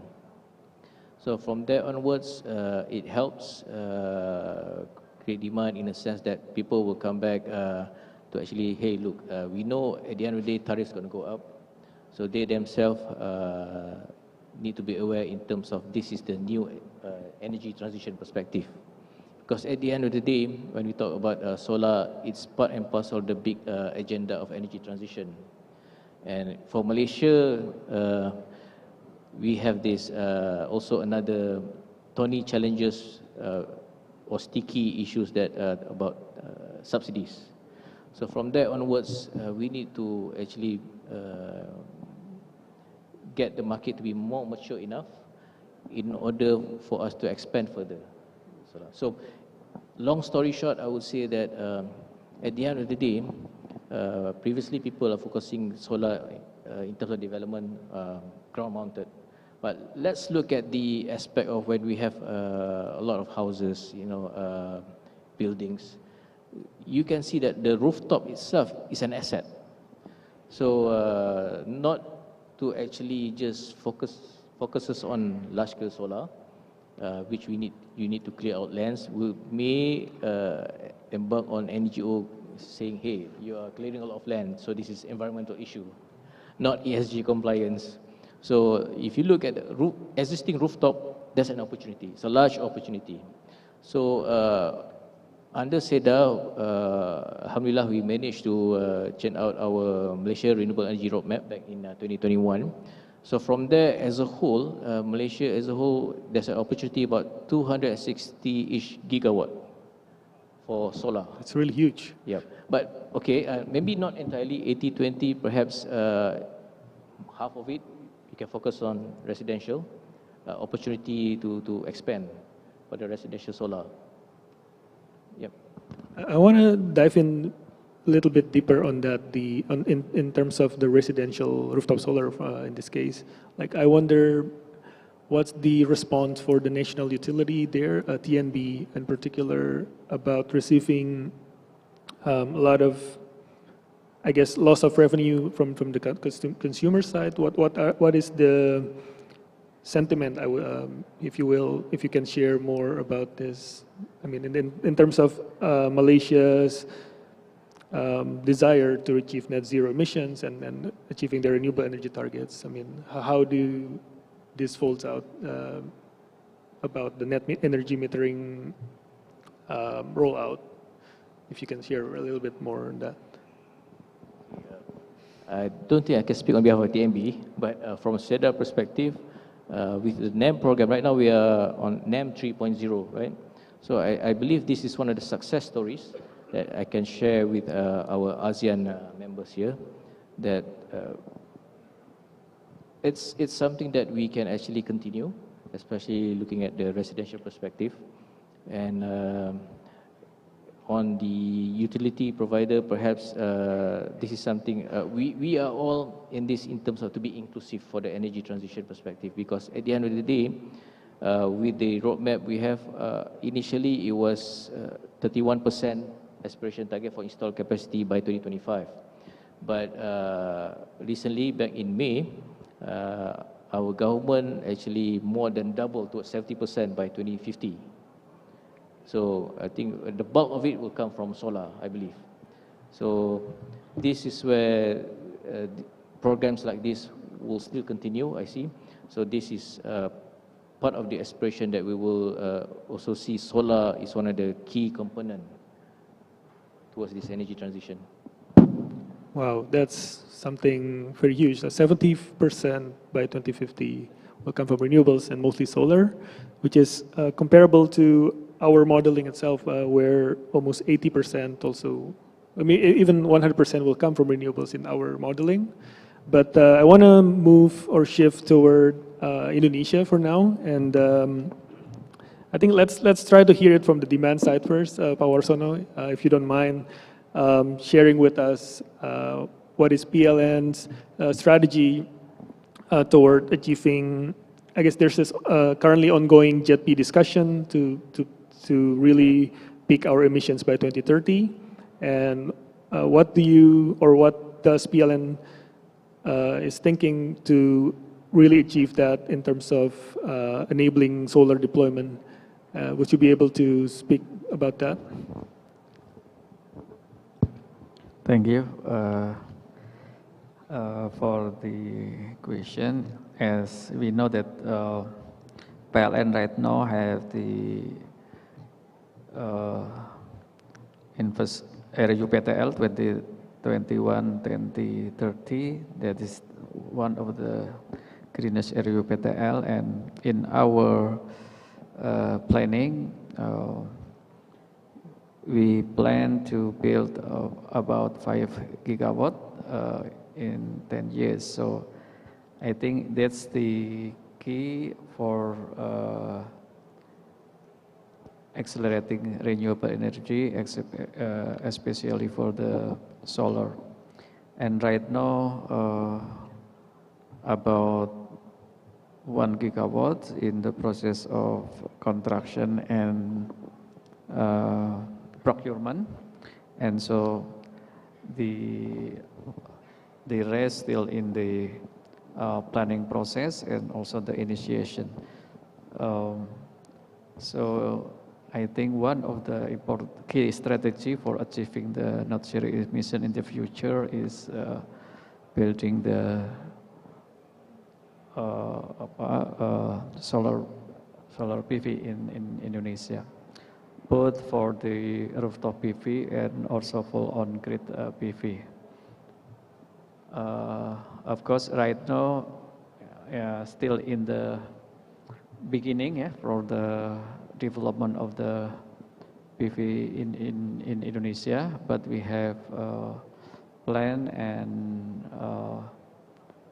we are also encouraged to improve more the implementation of solar and in Indonesia. I think that. Thank you. Yeah. Thank you, Pak Warsono. Just a follow-up question on that. What do you think is the main challenge in terms of deploying solar from PLN's perspective?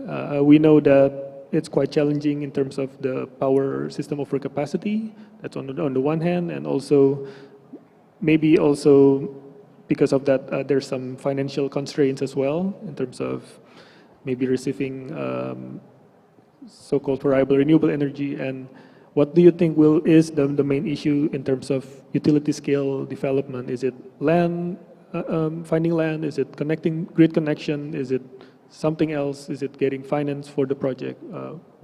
What do you see as becoming like the main hurdle for PLN at least? Okay, thank you. There are some issues for during the implementation of renewable, especially for the PV. One main issue is regarding the local content. Yeah,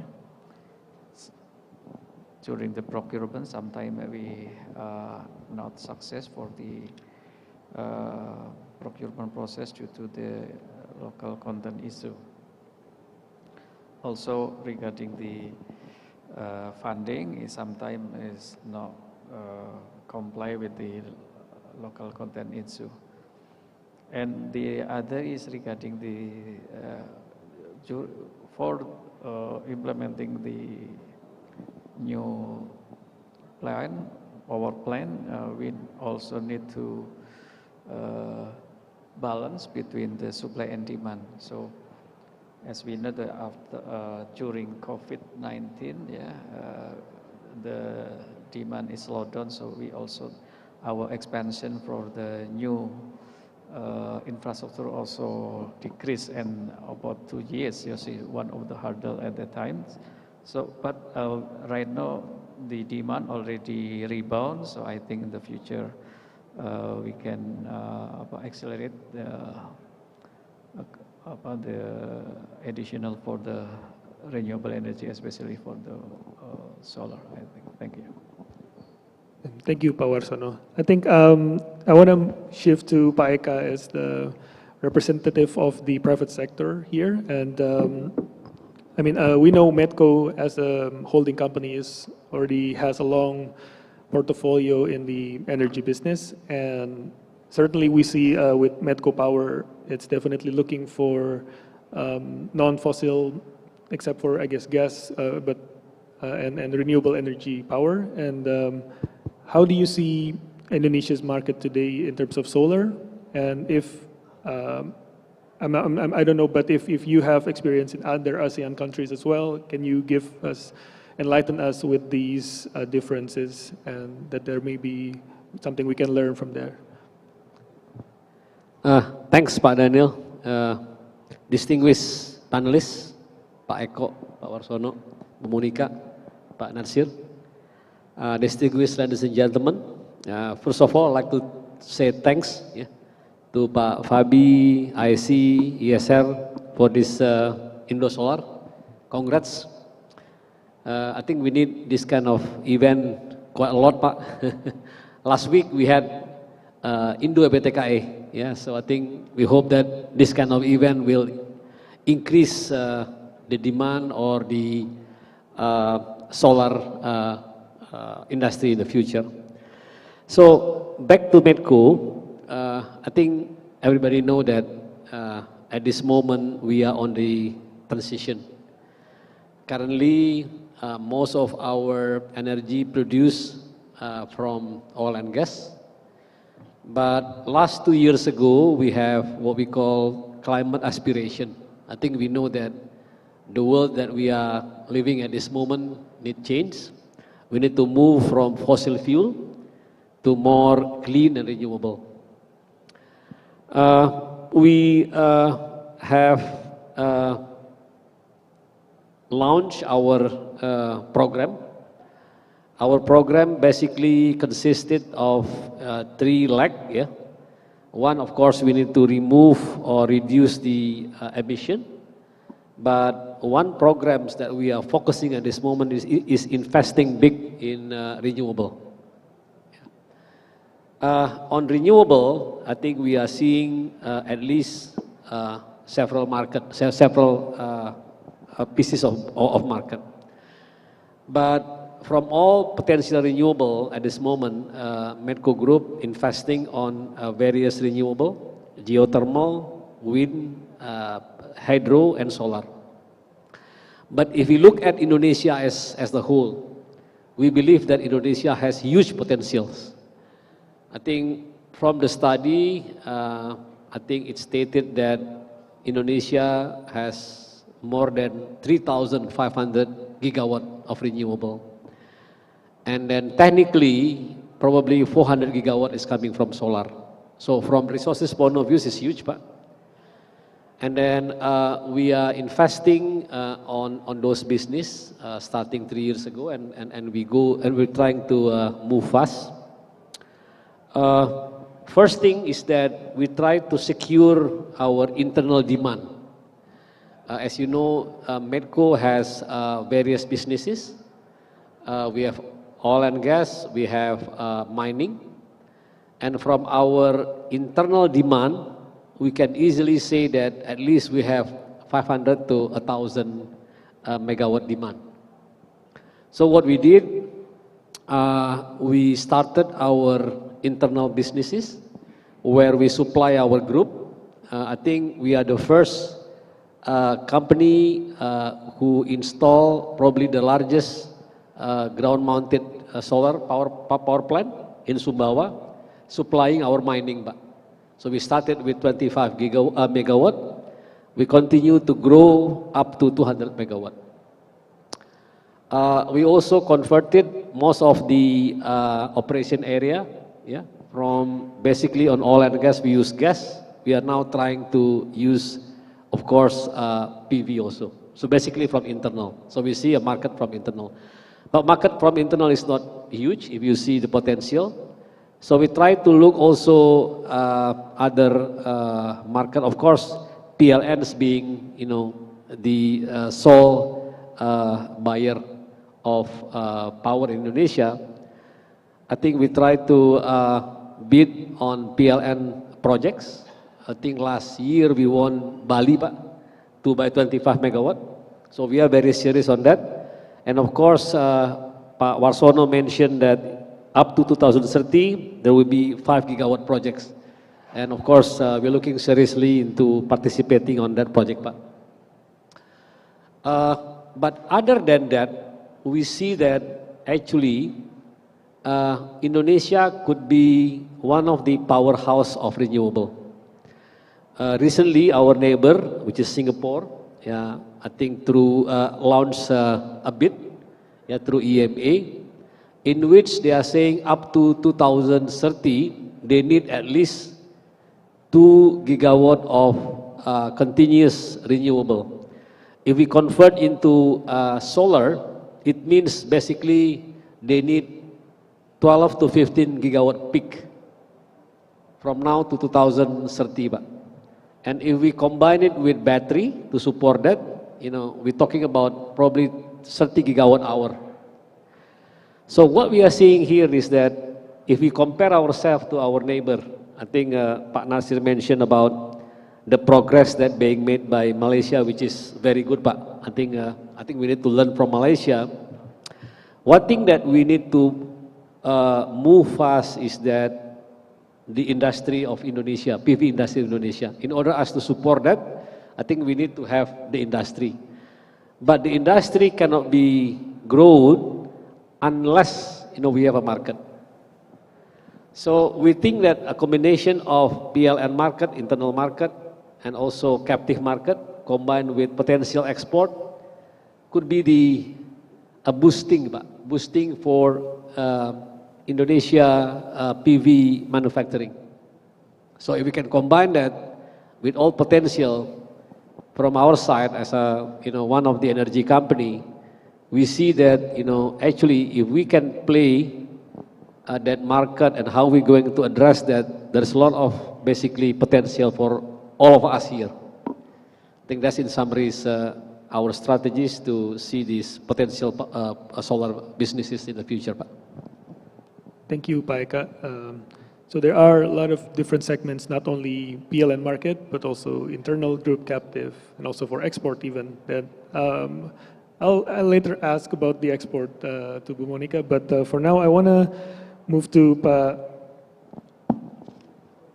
Pak Eko regarding the often mentioned that local content requirement is a major hurdle for solar development. I wonder what's your view on this currently, and does the Ministry of Industry have a plan or a roadmap to prepare for building our own domestic solar manufacturing, and how has it been so far today in terms of the progress and development? Please, Pak Eko. Okay, thank you, Pak Daniel. I would like to explain about the National Industrial Development Master Plan. For the Ministry of Industry, we have a master plan for 2015 until 2035. And one of the priority sectors or industries to be developed is the energy generation industry. And for specifically For 2020 until 2035 onward, the Ministry of Industry facilitates the establishment of the material industries. So this material industries is for solar cells in Indonesia. We attract for investment, but still we discuss with some investors that the investment is very, very huge, and there is no economically balance for the revenue for that. But right now we realize that the ability of the domestic industry in this regard is still limited in Indonesia, especially for the solar energy. Because the solar cell right now is very fast growing in the technology, therefore we are looking to the investment to establish the industry in Indonesia. And regarding the local content, because we need to develop our industry to support and to supply the solar power plants, especially for the solar module. Right now is only 21 local producers making solar modules with the capacity up to 1.6 gigawatt. But this majority of the solar module produced are below 500 watt peak. So I think it's not enough to supply for the solar power plants, especially for the PLN market. And we already discussed with some investors with this local content requirement. I think next month will be investor established in Indonesia, and will COD next year with the first production about 500 megawatt, and for the next 2025 500 megawatts, and the next 3 years from 2016 and 2017 per year will produce 1 gigawatt. So this benefit is just like a bonus for us when we implement the TKDN or local content. So there are one or two tier 1 producer, global producer will invest in Indonesia. Regarding the challenge and also obstacles that the PLN or you mentioned about the local content, last Friday I just discussed with the director from the Directorate New Energy and Renewable Energy, how we can fix or how can we handle this local content to fix or to run the project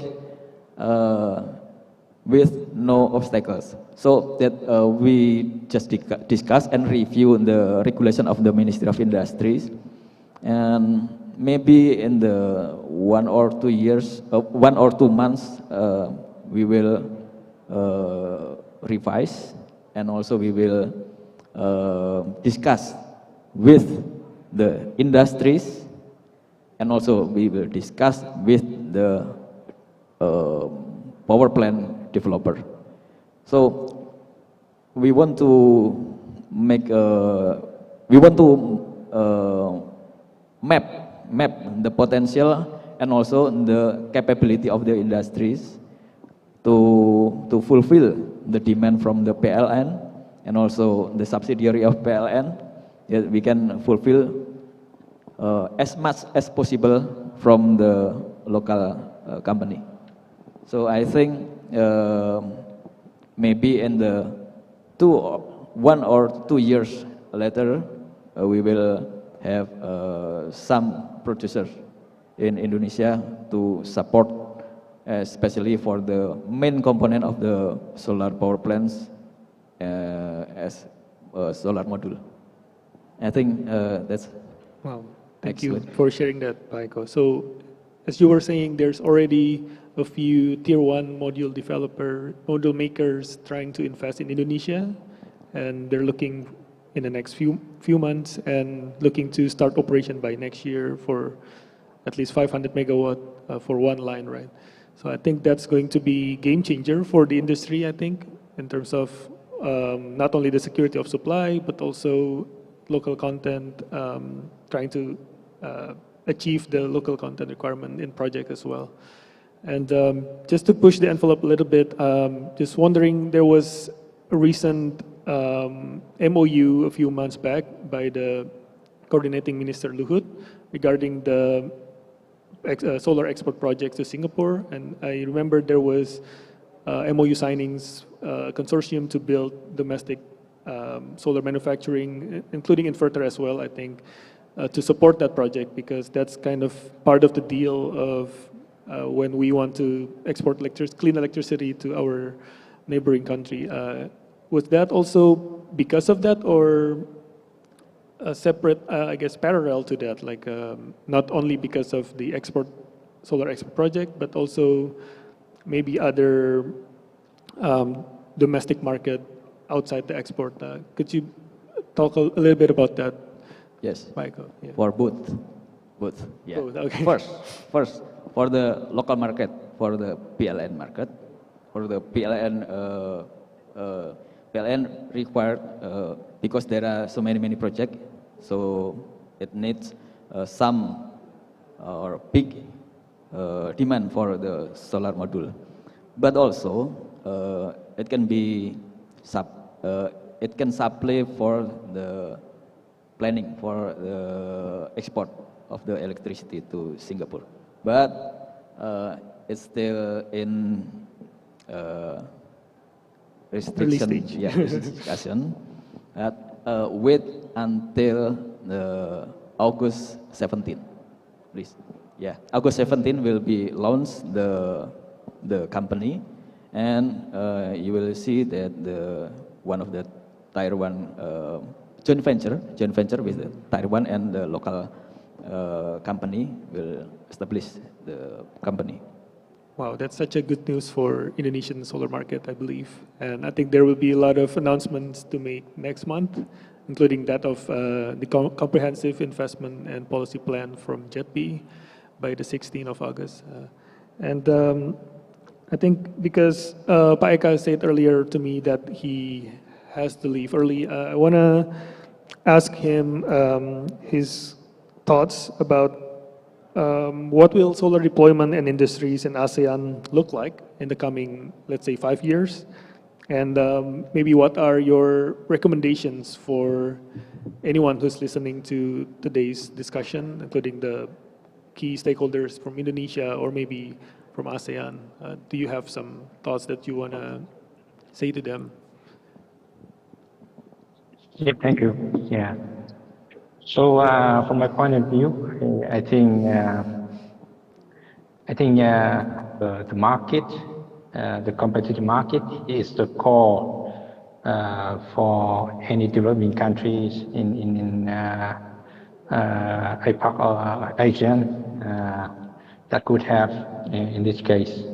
You know, we have in ASEAN we have Singapore market.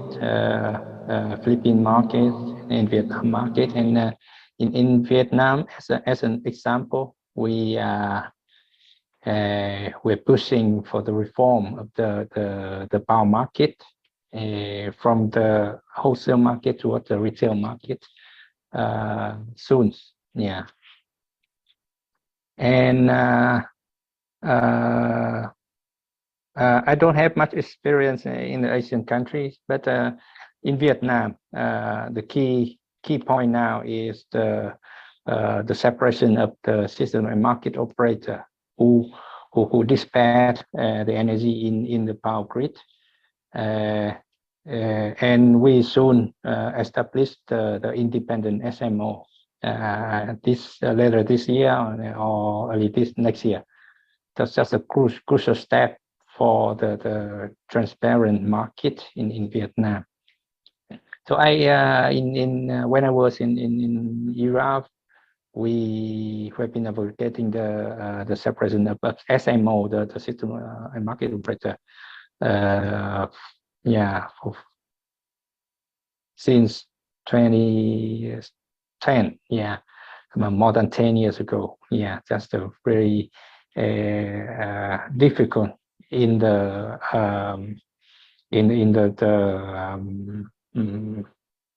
single buyer model market as in Vietnam with the EVN. It's the state-owned enterprise. They own the vertical is the integrated structure before, and it's really hard to unbundle the system. So therefore,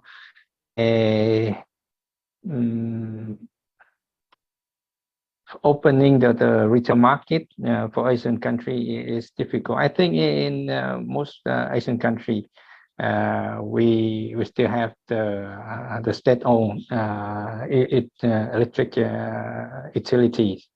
One or some as EVN in Vietnam. So that they own the market, they own the main share of the market, and it's really hard to open the retail market for other investors and players in long term. So that we should have a long-term vision. The experience from the European countries or the US. That because in the future, Asian country, we need to have a synchronized grid and some kind of common market, so that we can trade energy with each other. So that we need to have a common rules on the wholesale market and the retail market. That's the key point. And that's the reason why the European country, they can develop a huge capacity of renewable energy. But they still face some troubles. But indeed, with a synchronized system between countries with multiple hour zone, so we can absorb more renewable energy. So in Vietnam, one example could be good enough for the investor and the developers. That's the development of the direct power purchase agreement. We call DPPA. That's the developer. The RE generator can sell energy directly to the big customers in Vietnam, and we have researching the DPPA for 5 years, and now we nearly we're going to issue the mechanism. Could be later this year. And so that the big customer can join we can say that the first step of the retail market in Vietnam, because for establishment of the retail market, it take a lot of staff and times and resources. But DPPA is just a first trial, a trial to do the bilateral trading and in the retail market, so that many investors are waiting for the mechanism. It could be a lesson learned. But we still have to wait for the mechanism to be issued later this year. And because we don't have a foundation for the retail market, so the investor in DPPA the pilot PPA could face a big risk because they will take a first step in the market. And again, Thank the you, Mr. Pham. agri-PV technology is our concern.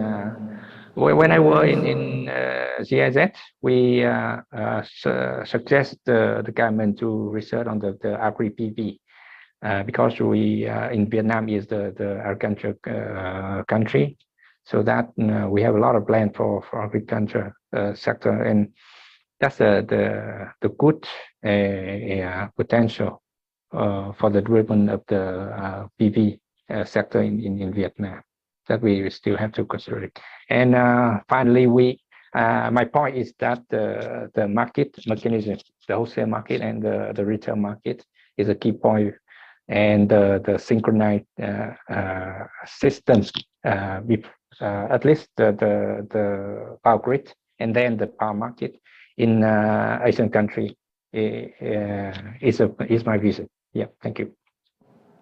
Thank you for your closing thoughts, Mr. Pham, and thank you for joining us for today's panel discussion. We're very pleased to have you here. And thank you. Goodbye, distinguished guests and participants. Hope you have good health and a successful workshop. Thank you much. Thank you.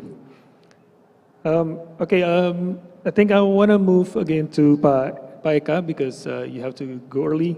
And the same question, I guess, what is the outlook for solar deployment and also manufacturing in ASEAN, and particularly maybe in Indonesia because of your presence here in Indonesia, and what are the key recommendations that you would perhaps suggest for Indonesian government or any the related stakeholders? Please, Pak. Thank you, Pak.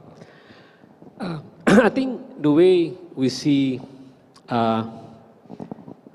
Indonesia in terms of potential renewable is that the way I see Indonesia play the role of the previous fossil fuel.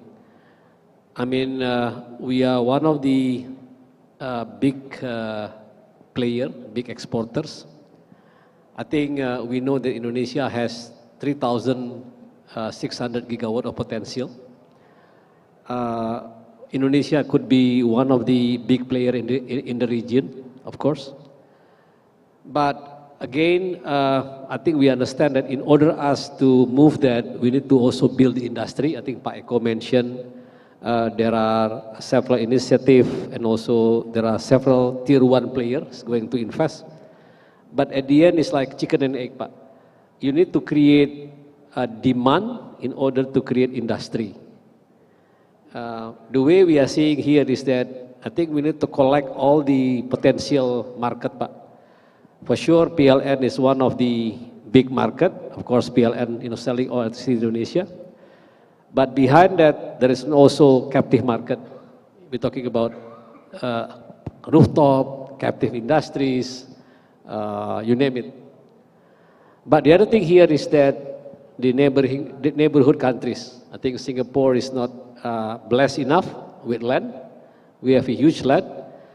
I think last May, if I'm not mistaken, I think government of Indonesia signing the MOU with government of Singapore, basically lay down the principle of what is the condition of Indonesia if they're going to export electricity to Singapore. I think one of the requirement, if I'm not mistaken here, is that that export need to be given with the condition that it will build the Indonesia local manufacturing PVs.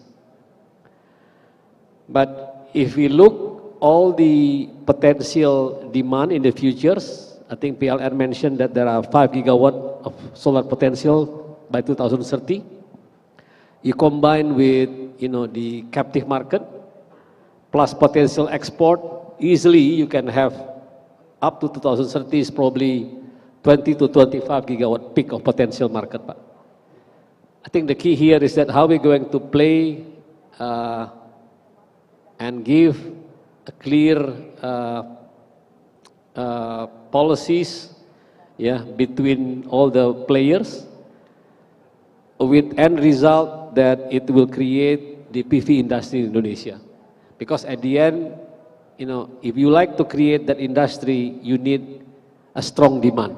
Without demand, there won't be any industry. So I think the key here, how we're going to play those things, and how we're going to make sure that this potential resources that we have, combined with potential demand, can be matched so that it can create industry of PV of Indonesia. That's the way we see it as a private sector, Pak. Thank you. Thank you, Pak Eka. And yeah, you're welcome to leave the panel if you had to go, but feel free if you can stay for longer. Okay. So I'd like to ask the same question to Bu Monica, who has been very patient since it's her for opening at the, like earlier we talked about the solar export, and from ASEAN Center for Energy perspective, what can you tell us about the collaboration that could be made from these ASEAN countries, and what will ASEAN deployment look like? And in particular, will there be also collaboration surrounding the solar manufacturing?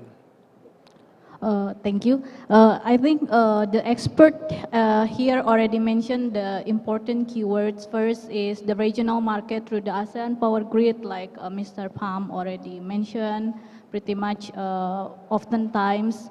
Actually, yeah, let's start with the Vietnam case. Actually, Vietnam case has this rapid solar development in a short time, but they admit they have problem, right, in absorbing this huge solar capacity in the end curtailed, because basically there is a mismatch between the place of the solar farm located with the demand.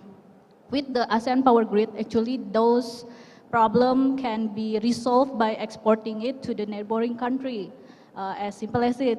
And it's also solve the problem like with Singapore problem that aims 4 gigawatt renewable energy import by 2035.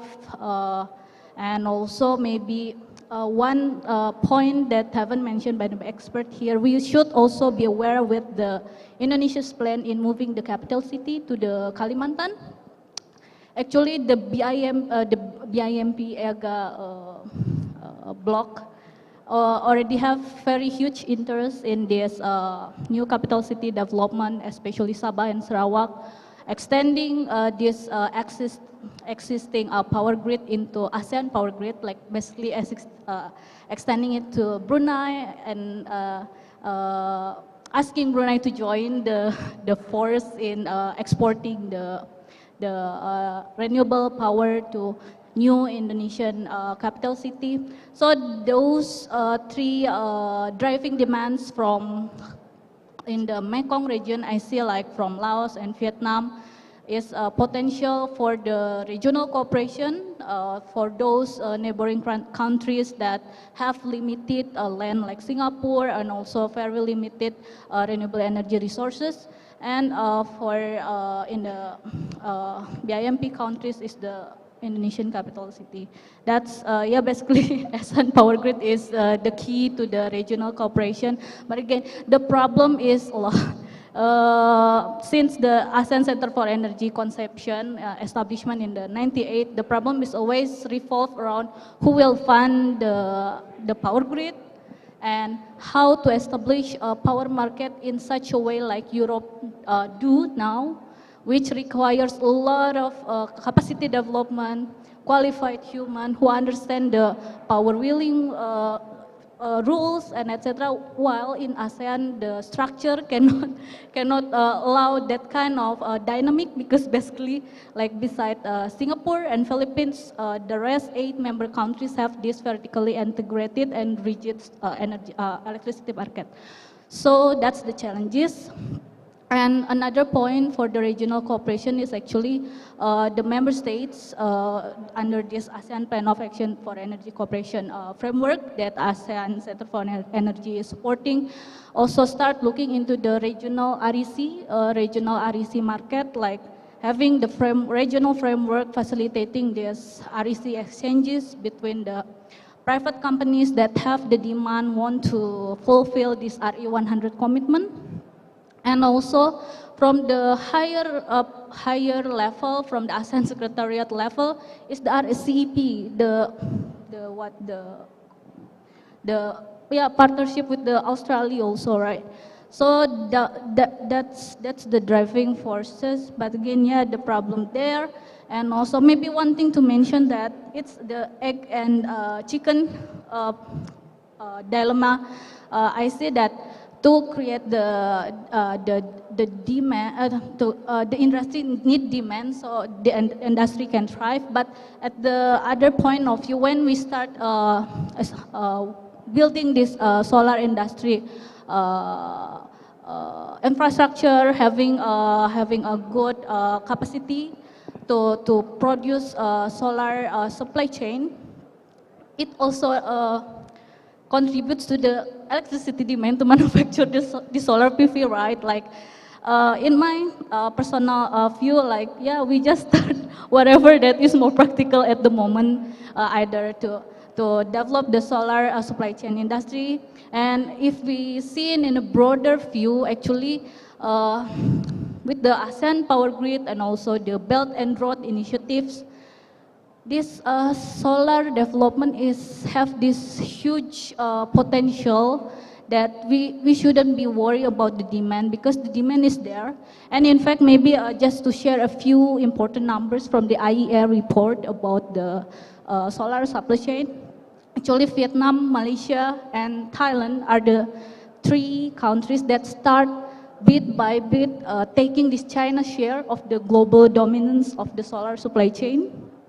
And this COVID-19, and also Russia-Ukraine conflict caused this transportation costs become higher, and actually benefiting us as ASEAN for these 3 countries that have good capabilities already with the solar supply chain industry to compete in a more fair level playing field with China and all the worldwide countries see the competitiveness of buying solar products from Vietnam, Malaysia, and Thailand.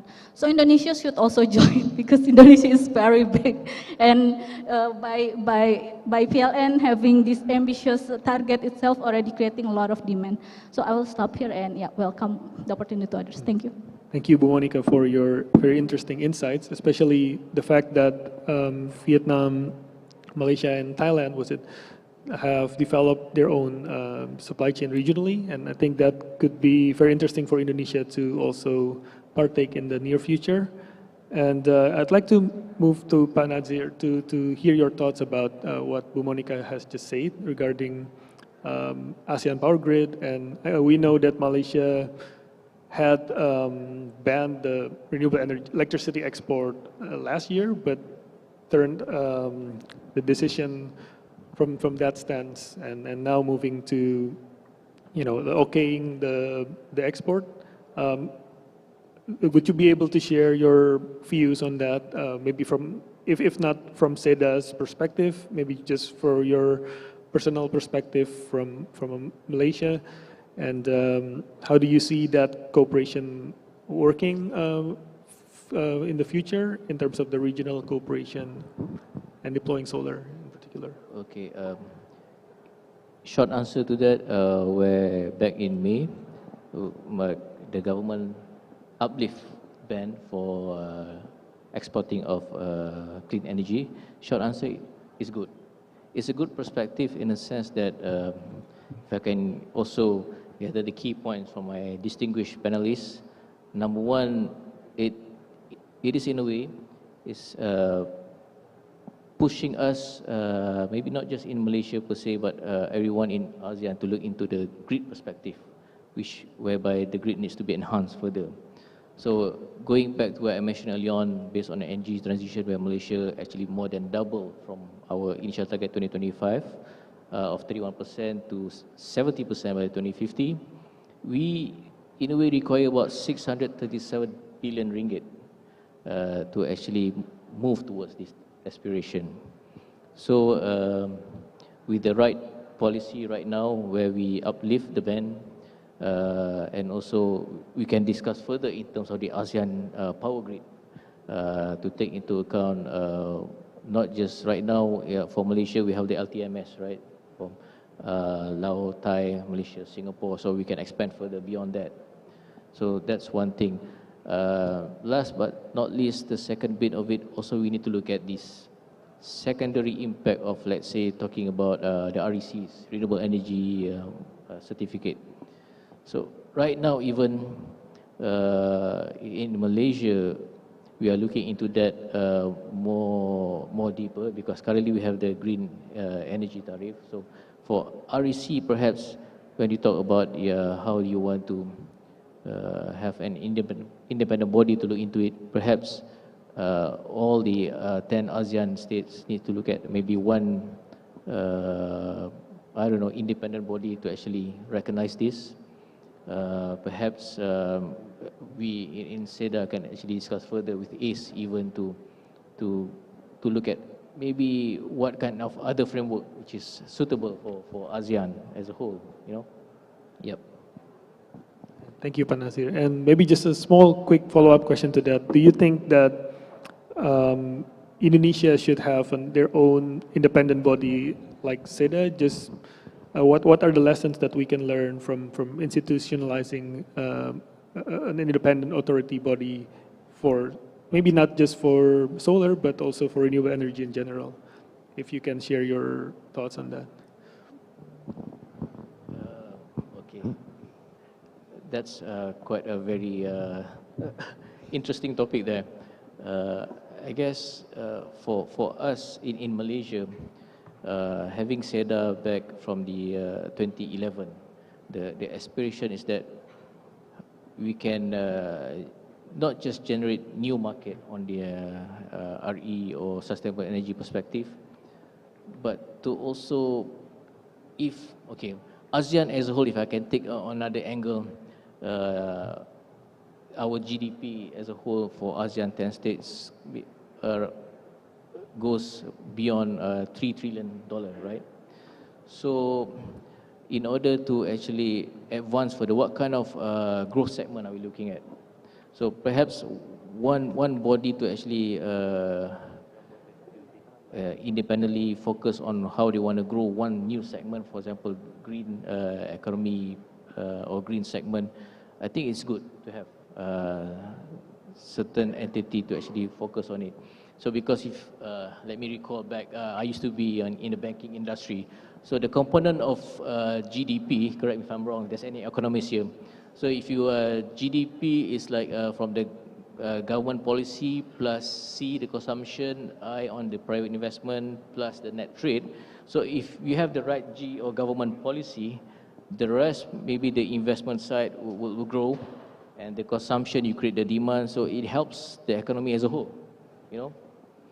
And rest, the last part of it, of the net trade, maybe with the ASEAN exchange, that will actually spur ASEAN as a whole beyond the current 3 trillion, what do you call that, GDP as a whole back in, I think the data was from 2022. So yeah, that's one market segment that we, all of us can envisage to grow. That's my take on it. Thank you, Pak Nasir. I think I want to ask Pak Warsono on that actually. Do you think an independent authority body is separate from PLN just to help take off the burden of developing projects, not just solar, I think, but renewable energy in general would be something that is useful in your opinion, and in terms of creating a project pipeline in order to achieve the renewable energy target set by RUPTL and then maybe even more beyond that. Do you think that's something that is necessary to have, or if you have any other perspective?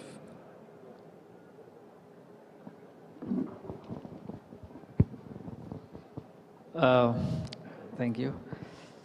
I think for the accelerate the renewable energy, especially for the PV, yeah, it needs collaboration from all the parties in Indonesia, not only from the, for example, only from the PLN, for example, but also from the private sector as well, yeah, because I think one of the big market also from the private market, yeah, because PV will become dispersed generation. It will be dispersed generation not only in one big location. So I think it should be collaboration for all parties. Yeah. One of the expectation from the PLN in the future to boost, yeah, the development of renewable energies regarding the price, yeah, the price in the future, because as we know that the LCOE of the power plant is one of the very important, so we can choose as the, for example, as the priority. Yeah. And the second, I think, is we need also improve our capability to produce the battery storage or other storage, yeah, because it's very important to compensate the variability, yeah, and we PLN have some experience in, but only in small system, yeah, regarding the how to balance from the PV and the battery. So I think to think the PV itself and also the battery will be the game changer in the future. So the PV will become higher in the future. I think that's in my point. So thank you.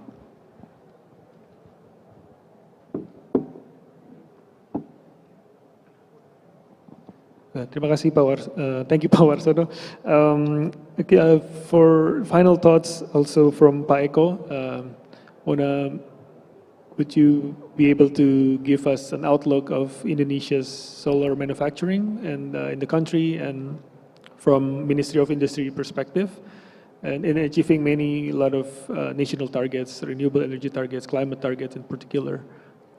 Do you have anything you want to say to the audience today about the progress that's been currently brewing in Indonesia? Okay. To develop the industry is about the planning. So it depends on the market for the solar power plants. And if the market has a planning to bidding or for any other consumption of the solar panel energy, please come and discuss to us, and we will discuss and we will invite for the investors, both investor for local investor and also for the foreign direct investor, so that we can prepare the infrastructure, especially supporting from the industry. For example, the current industry in Indonesia is only right now is only at the production stage of solar cell to solar modules, while the raw materials of the silica sand to become ingot and ingot to become wafer do not yet exist in Indonesia. So for this case, we need this vacant industry to invest in Indonesia, because we have raw materials in some or several regions in Indonesia. And then for the supporting solar energy generations, there are several components that are closely related. Some of them are already capable of being produced in Indonesia. like cable, electricity meters, buffer module. But still, in Indonesia, we still need to inverters. Yeah, inverters is one of the component that we need, but it is not produced in Indonesia yet. So for the next maybe until 2030, the industry development to support solar power plants will be growing, I think. Why? Because there are some market demand created by the market. There are some local market and also for export market. So I invite for the investors to invest in Indonesia, to establish your company, to support the solar power plants development in Indonesia, and we have the goals to the net zero emissions, and we will support from the industrial sector, industrial manufacturing sector, so that the PLN and also the government of Indonesia will success for this long-term goal. Thank you, Paiko. I think that's really fitting for our final thoughts and in today's panel discussion. We're very open to receiving investment collaboration from the government. Will provide total support for the domestic solar manufacturing in particular. And with that, I would love to close today's panel discussion. And we've heard so much about deploying solar and also building the solar manufacturing from our neighboring countries, Vietnam and Malaysia in particular, and what Indonesia could do to propel, to enter the gigawatt scale solar deployment, and also strengthening its own domestic solar manufacturing, and also not only for its own domestic demand, but also for its regional cooperation as well in the ASEAN region. And with that, I would love to close today's panel discussion. But before we finish the panel, I'd love to invite all the distinguished panelists to join us for a photo session just before we leave. And I'll return back to our MC. Thank you. Yeah, thank you very much for all the panelists and the moderator. Please remain on the stage to have a photo session and to receive the token of appreciation.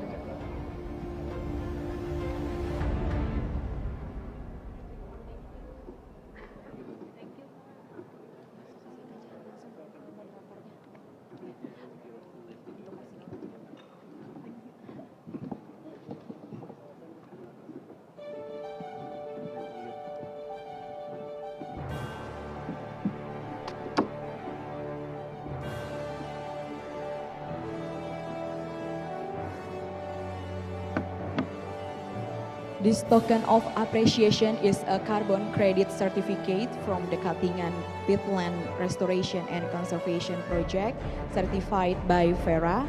The value of this certificate is 1 metric tons carbon, meaning it can be used to compensate or remove the carbon footprint of the beneficiary by 1 ton carbon.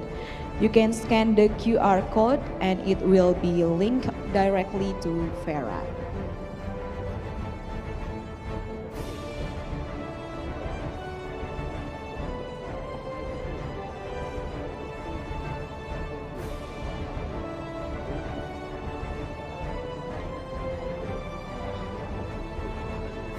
Okay,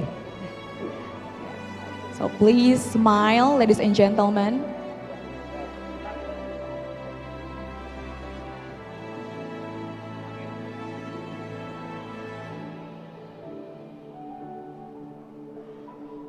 Okay, one more time.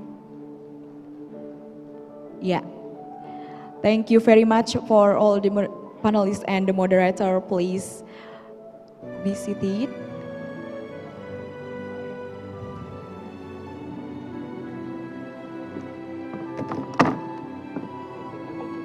Ladies and gentlemen, once again, please give a big round of applause for our first panel discussion session for this afternoon. Now we move on to the next agenda. We will hear and see the product launching of UOB Bank. So without any further ado, I would like to give the floor to Mr. Samuel Houghton from UOB Bank.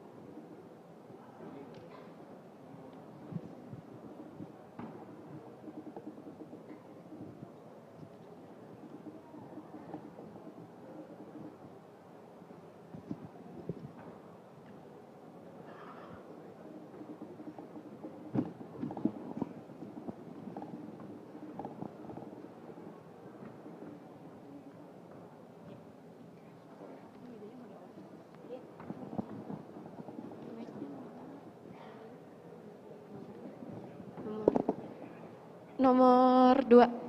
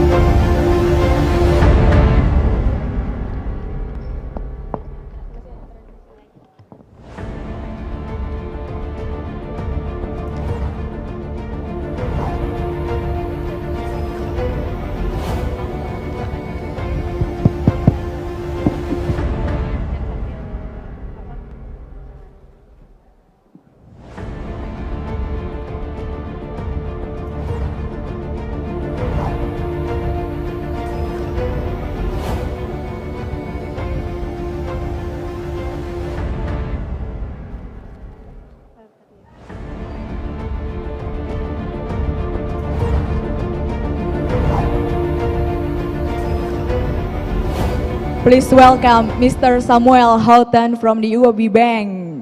Baiklah, selamat siang Bapak Ibu. Selamat siang sekalian. Baiklah, dari pagi sampai saat ini kita telah melalui beberapa rangkaian acara dan sesuai dengan tema dan juga topik hari ini di mana kita membicarakan tentang solar energy.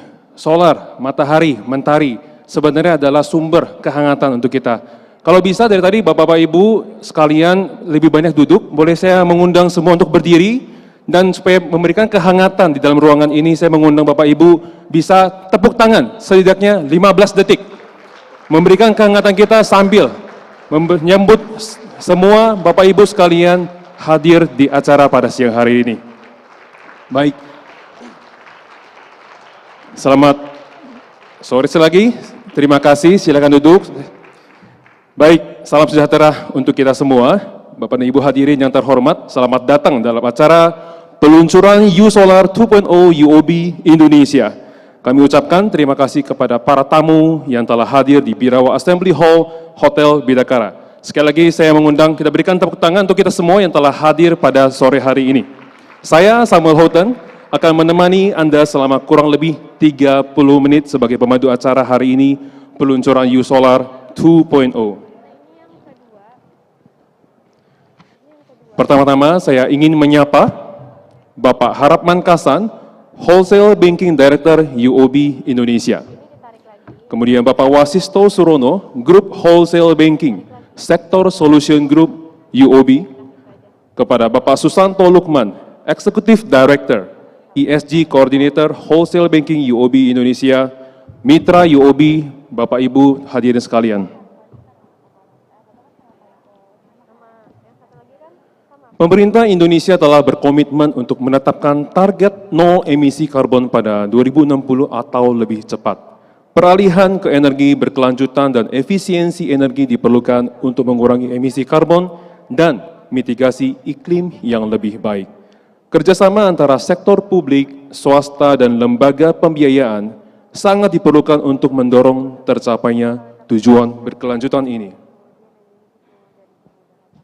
Melalui program U Solar 2.0, UOB menyederhanakan akses ke pembiayaan berkelanjutan bagi pengembang proyek tenaga surya, kontraktor rekayasa, pengadaan, dan konstruksi, serta pemasok peralatan terkemuka. Dengan menghubungkan para pemain ini, U Solar 2.0 akan membantu memastikan akses pembiayaan yang lancar bagi mereka untuk memenuhi permintaan yang semakin meningkat terhadap energi surya. Di kawasan Indonesia, energi surya berlimpah dan merupakan sumber energi terbarukan sebagai cara paling efektif untuk mengurangi emisi karbon.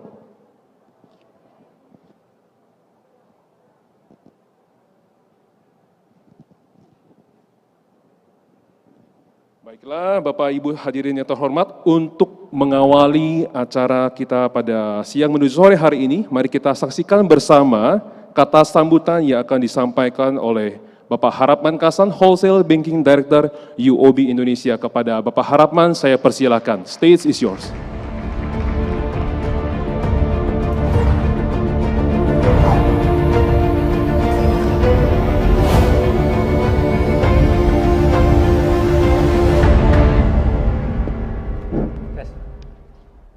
Oke, selamat pagi dan salam sejahtera bagi kita semua.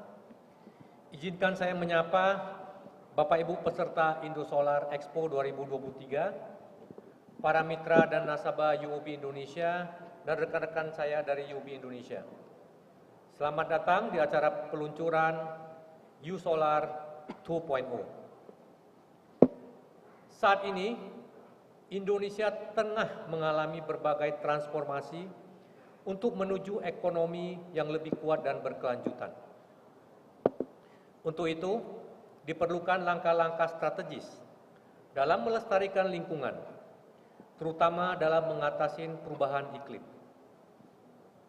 Kami menyadari bahwa perjalanan menuju emisi nol bersih memerlukan pendanaan transisi yang sangat besar.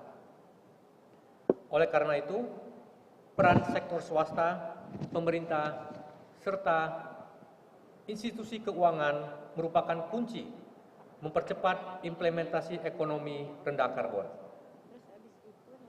Bersama dengan komitmen jangka panjang UOB Group, kami terus memadukan prinsip ESG ke dalam strategi dan rencana bisnis kami. Di Indonesia, kami mendukung nasabah dalam transisi menuju perekonomian rendah karbon untuk mendukung target net zero emission pemerintah di tahun 2060 atau lebih cepat. Kami telah meningkatkan kapabilitas melalui ekspertis di bank yang akan mendukung tujuan bisnis nasabah yang berkelanjutan. Kerangka pendanaan hijau, kami memfasilitasi solusi end-to-end yang holistik melalui UOB Sustainable Financing Framework.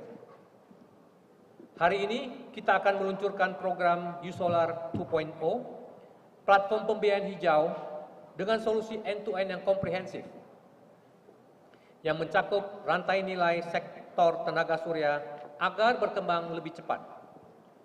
Bapak Ibu akan mendengarkan penjelasan lebih lanjut mengenai program ini yang akan dibawakan oleh rekan saya, Bapak Wasisto Surono. Selain itu, kami juga terus mendukung inisiatif pembiayaan hijau di berbagai bidang, seperti efisiensi energi, energi surya, pengelolaan sampah, serta plastik daur ulang yang ramah lingkungan. Seiring dengan peran UOB sebagai katalis dalam menghadirkan peluang, kami berharap dapat mendukung pemerintah, regulator, investor, dan masyarakat luas dalam membangun masa depan bersama yang berkelanjutan. Semoga acara hari ini bermanfaat bagi Bapak Ibu sekalian. Terima kasih dan selamat sore. Kita berikan tepuk tangan kepada Bapak Haraman Kasan. Terima kasih untuk sambutan yang telah diberikan. Bapak dan Ibu hadirin sekalian, acara selanjutnya adalah prosesi seremoni untuk meresmikan peluncuran program U-Solar 2.0. Kami mengundang tim media dan fotografer untuk dapat standby. Dan sekali lagi kami mengundang kepada Bapak Harapan Kasan, kemudian Ibu Jenny Hadikusuma, kepada Bapak Edwin Kadir dan Bapak Susanto Lukman untuk dapat naik ke stage. Dipersilakan Pak Harapan, Pak Edwin, Ibu Jenny Hadikusuma, Pak Susanto dapat naik ke stage.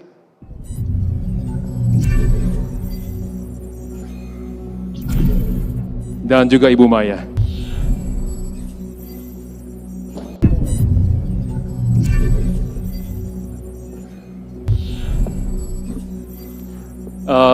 Silakan dapat join bersama.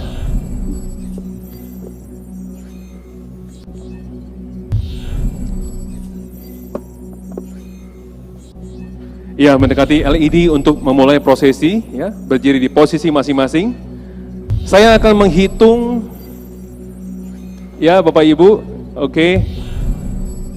Ya, mungkin Ibu Jenny dan Ibu Maya bisa mendekat bersama ya. Saya akan menghitung 3. Hitungan ketiga, saya harapkan tangannya dapat press ke dalam ke screen yang ada. Oke?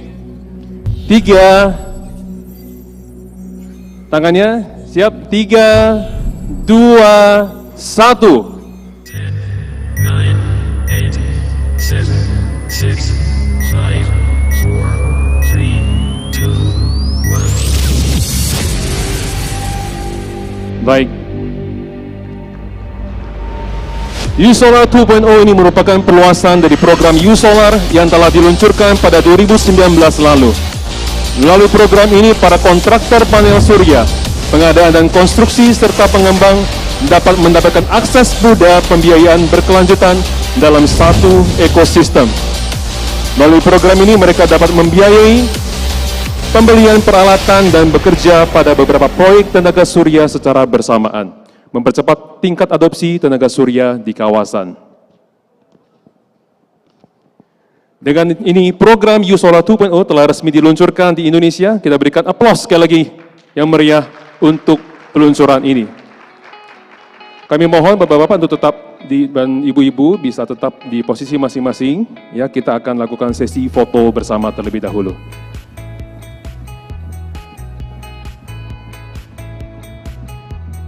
Apakah perlu maju sedikit? Iya, bisa maju sedikit, Bapak? Iya.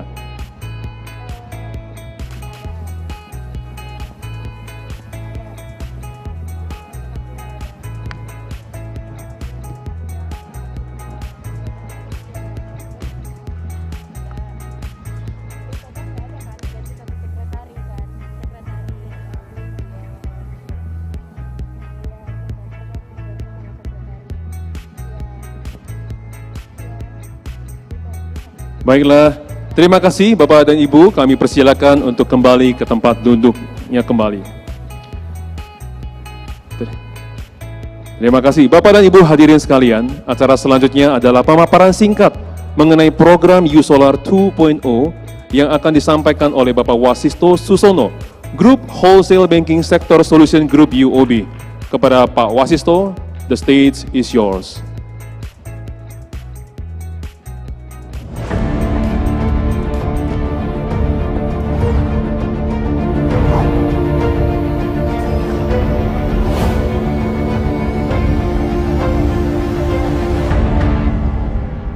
Ya. Terima kasih. Momen yang telah diabadikan kepada Bapak Wasisto, saya persilakan.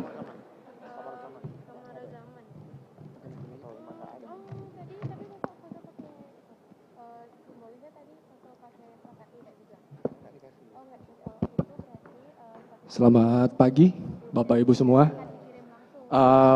Perkenankan saya untuk memaparkan sedikit mengenai program U-Solar 2.0 yang baru saja diluncurkan di Indonesia. Oke, Jadi program U Solar ini sebelumnya sudah UOB sudah meluncurkan di tahun 2019 untuk 4 market, Singapura, Malaysia, Thailand, dan Indonesia. Pada awalnya kita yang ada di pikiran kita untuk program ini adalah kita ingin berusaha untuk membantu mengembangkan energi terbarukan, terutama solar, karena itu lebih mudah untuk dijangkau oleh semua. U Solar program kita menamakan this is we might call it the Asia's first integrated solar energy financing platform, yang sebenarnya kita memberikan solusi pembiayaan untuk ekosistem solar PV industry, mulai dari solar project developer, solar EPC contractor, dan end user atau pengguna akhir. Tujuannya atau objektifnya dari U Solar program ada 3. Yang pertama, kita mencoba untuk membantu promoting sustainability awareness, kesadaran bagi publik, dengan melakukan berbagai macam event ataupun exhibition, dan juga kita publikasi beberapa mengenai energi terbarukan. Kemudian yang kedua, tentu kita mau mendukung solar ecosystem players dengan end-to-end solutions yang holistik dan bisa memudahkan untuk semuanya. Untuk objektif yang ketiga, kita sebenarnya mau membantu nasabah UOB untuk memudahkan, menyederhanakan sustainability journey mereka. Oke. Approach yang kita gunakan sebenarnya untuk U Solar program secara keseluruhan. U Solar 1.0 kita berpartner, bermitra dengan solar EPC contractors dan solar project developers. Hingga saat ini di 4 negara sudah ada 21 partner UOB. Untuk Indonesia kita ada 3 solar EPC contractor yang menjadi partner UOB. Dan untuk U Solar 2.0 kita enhance, kita mengembangkan, dan kita sudah berkolaborasi dengan equipment suppliers seperti yang tertera di sini. Jadi keseluruhan total mitra UOB untuk U Solar program ada 32 di 4 negara ini. Maaf. Kemudian kita melihat secara keseluruhan ekosistem dari solar project developer, solar EPC contractors, kemudian end users. Dari situ kita melihat bahwa masih ada satu missing link, yaitu equipment suppliers termasuk distributors, di mana di sini kita mencoba untuk menghubungkan agar memberikan kemudahan juga buat solar EPC contractor maupun solar developer pada saat mereka melakukan procurement atau pengadaan dari peralatan tersebut, baik modul maupun inverters. Berikut adalah financing solutions yang kita namakan end-to-end sebenarnya untuk keseluruhan ekosistem, di mana untuk solar project developer kita ada pembiayaan project financing maupun portfolio financing, yang mana lebih ke arah power purchase agreement atau leasing. Kemudian ada untuk equipment supplier di U Solar 2.0 yang kita coba untuk dapatkan di sini adalah kita mau memberikan kemudahan, better credit terms untuk solar EPC contractors maupun solar project developer pada saat mereka melakukan pembelian peralatan. Untuk solar EPC contractor kita memberikan working capital atau modal kerja, pembiayaan modal kerja, dan tujuannya sebenarnya dari keseluruhan ini untuk memberikan untuk support dari ekosistem agar cash flow dari perusahaan itu bisa termanage dengan baik. Untuk yang terakhir, end user, kita bagi 2 sebenarnya. Untuk komersial dan industrial, kita ada solar equipment financing, which is sebenarnya pembiayaan bagi perusahaan, gedung, pabrik yang mau memasang solar. Ada pembiayaan dari UOB secara program di 4 negara. Itu kita dapat memberikan up to 7 years with 70% total project cost. Kemudian untuk residential segment itu ada kartu kredit UOB dengan cicilan 0% selama maksimal 36 bulan. Jadi dari keseluruhan produk yang kita, maksudnya financing solution yang kita tawarkan ini, kita berharap kita dapat membantu keseluruhan ekosistem sehingga somewhat bisa membantu pemerintah untuk accelerate solar adoption. Oke, untuk U-Solar sendiri sebenarnya seperti yang tadi Pak Harapan sudah sampaikan, kita ada beberapa sustainable finance framework. Salah satunya adalah Smart City Sustainable Financing Framework. Termasuk di dalamnya ada 7 sektor, which is clean energy, solar termasuk di dalamnya, kemudian retrofit works to reduce energy use dalam artian energy efficiency. UOB sendiri tahun lalu sudah launch produk similar to U-Solar, itu dengan U-Energy untuk energy efficiency. Kemudian green transport, di Malaysia, Singapura, dan Thailand kita sudah launch untuk program U-Drive. Sebentar lagi Indonesia, mudah-mudahan. Jadi ini untuk electric vehicle maupun charging infrastructure-nya. Kemudian green buildings construction ini untuk membantu kontraktor yang terlibat di dalam konstruksi gedung atau bangunan hijau. Yang kelima, water efficiency dan wastewater treatment.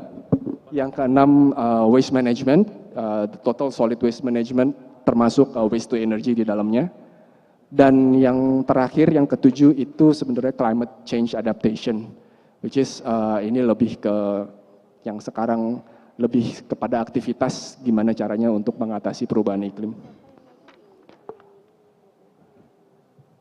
Oke, untuk U-Solar program sendiri, kami UOB bangga untuk menampilkan bahwa kita mendapatkan awards recognition dari credible institution.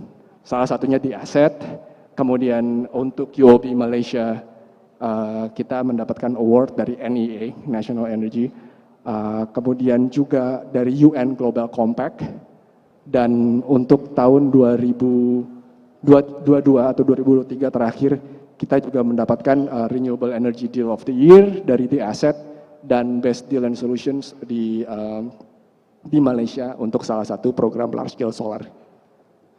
Mungkin pemaparan dari saya cukup sampai di sini. Yang terakhir adalah achievement dari program U-Solar secara keseluruhan. So far dari tahun 2019 sampai dengan tahun ini, sampai dengan April 2023, kami berhasil membiayai program, maksudnya proyek-proyek PLTS atau solar, dan itu berhasil untuk secara carbon dioxide avoidance sekitar 400.000 ton, yang translates into more than 90,000 lah, 90.000 car yang taken off the road selama 1 tahun, dan juga itu setara dengan 6,7 juta pohon bibit yang ditanam selama 10 tahun. Mungkin itu. Terima kasih, selamat sore, terima kasih sekalian. Baiklah, Baiklah Bapak Ibu sekalian, terima kasih kepada Bapak Wasisto untuk presentasi pemaparan yang telah diberikan. Dan Bapak Ibu hadirin yang terhormat, demikianlah seluruh rangkaian acara peluncuran U-Solar 2.0. Jika nanti ada pertanyaan, Bapak dan Ibu kami persilakan untuk dapat mendatangi booth Bank UOB yang ada di depan dari pintu hall ini, ya. Atau dapat menghubungi tim dan kru dari UOB yang siap untuk bisa berbincang lebih lanjut bersama dengan Bapak dan Ibu sekalian. Saya Samuel Houghton, izin undur diri, sampai jumpa kembali.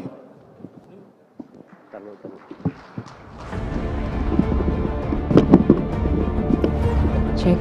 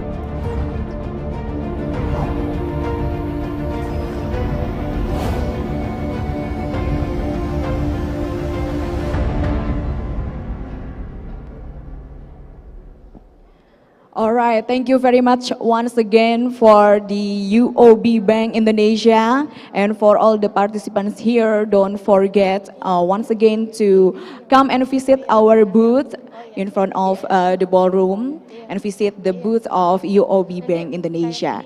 Okay, so ladies and gentlemen, the next session is talk show about solar business opportunities in Southeast Asia. Discussion of perspective and experience of prominent solar business players in Southeast Asia and how to move forward. This talk show will be moderated by Ibu Anggita Pradipta from Indonesian Solar Energy Association. So please welcome Ibu Anggita Pradipta.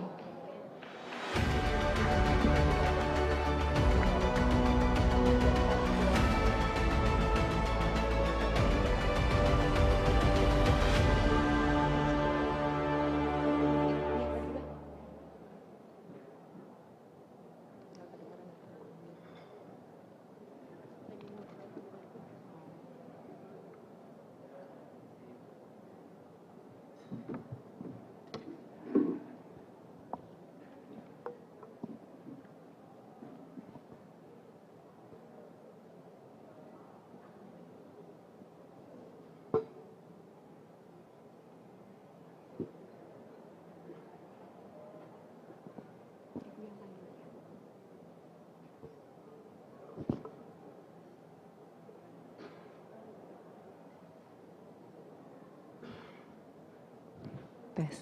Ya, oke. Assalamualaikum warahmatullahi wabarakatuh. Selamat siang, good day ladies and gentlemen. Thank you very much for coming to Indo Solar 2023 and this time discussion with the topic of solar business opportunities in Southeast Asia. Before started, allow me to introduce myself. My name is Anggita Pradipta from ISE and I'm delighted to be your moderator for today's insightful webinar. As we embark on this journey together, I'd like to extend my warmest greetings to each one of you, whether you are joining us from online or offline. In today's webinar, we have an incredible lineup of speakers. Please welcome Mr. Kapil Donggel, Director of International Sales and Development, EMITS.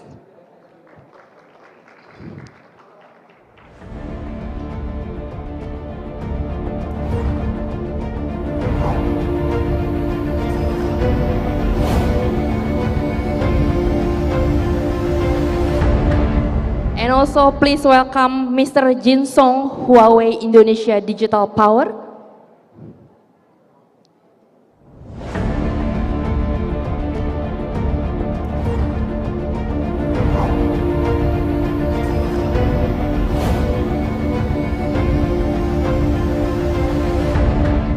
I'd like to invite Mr. Christoph Ingin, Vice Chairman, Sustainable Energy Association of Singapore.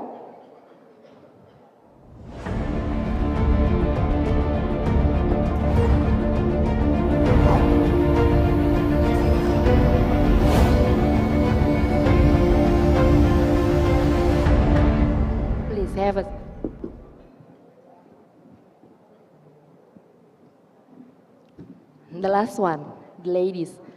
Ibu Ratih Kania, Director of Natural Resources Planning, Ministry of Investment of Indonesia or BKPM.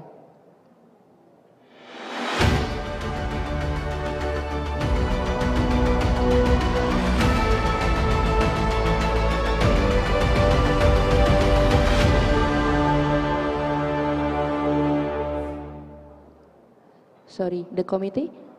Does the Bu Ratih come? Okay. Okay, so we can start. I'm genuinely excited about the valuable insight that the panelists will bring to the table, and I'm certain that we will all walk away with new perspective and inspiration on how we optimize about the growth of the solar energy business in Indonesia.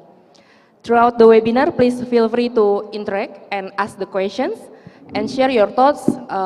For the one who join online, maybe can drop the chat or on the Q&A sessions. And your active engagement is what will make this experience truly exceptional. So without further ado, let's dive into today's webinar and make it resounding success. Thank you for being here, and let's make the most of this opportunity to learn and grow together. For Mr. Kapil, AMITS is a partnership between Indian and Indonesia's companies, right? So what motivated the collaboration between Indian and Indonesia's companies to form this joint venture? And how is business going these past few years, and what milestone have you achieved so far? Sure. So, AMITS is a joint venture between local Indonesian company Indica Energy and fourth partner Energy from India, which is #1 developer in the country, in India. Indica Energy is in the transition phase, as in from its coal business to non-coal business. The journey is to be done, and maximum revenue up to 50% to come from its now non-coal business, yeah. And AMITS is supposed to contribute substantially in the revenue growth of Indica's energy commitment, to sustainability. And also this diversification brings in, a lot of commitment towards sustainability goals of the company, improving the ESG performance, and also the contribution to the energy security of the country. So that is from Indica Energy perspective, and from fourth partner energy perspective, being #1 company of India and having done 1.3 gigawatt of renewable assets in the country, that essentially is a expansion of its territories across Southeast Asia, already in India, having expanded in Vietnam, Bangladesh, Sri Lanka, and now Indonesia. So essentially, it's a strategic expansion of fourth partner energy into this market, and there's an immense potential here for us to look at, in the long-term perspective, from both technical as well as commercial investment perspective. So that's a very natural fit for fourth partner in Indica Energy, AMITS being the joint venture. And at AMITS, we aim to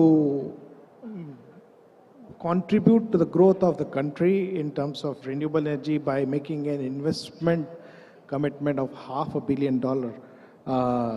in the next few years. So with that, I think that's very interesting power pack combination that we have to offer to our customers in CNI business, or also, accelerate the growth of renewable energy here in the country, with participating in government programs, deregulation, or the hijab program, for the utility scale as well.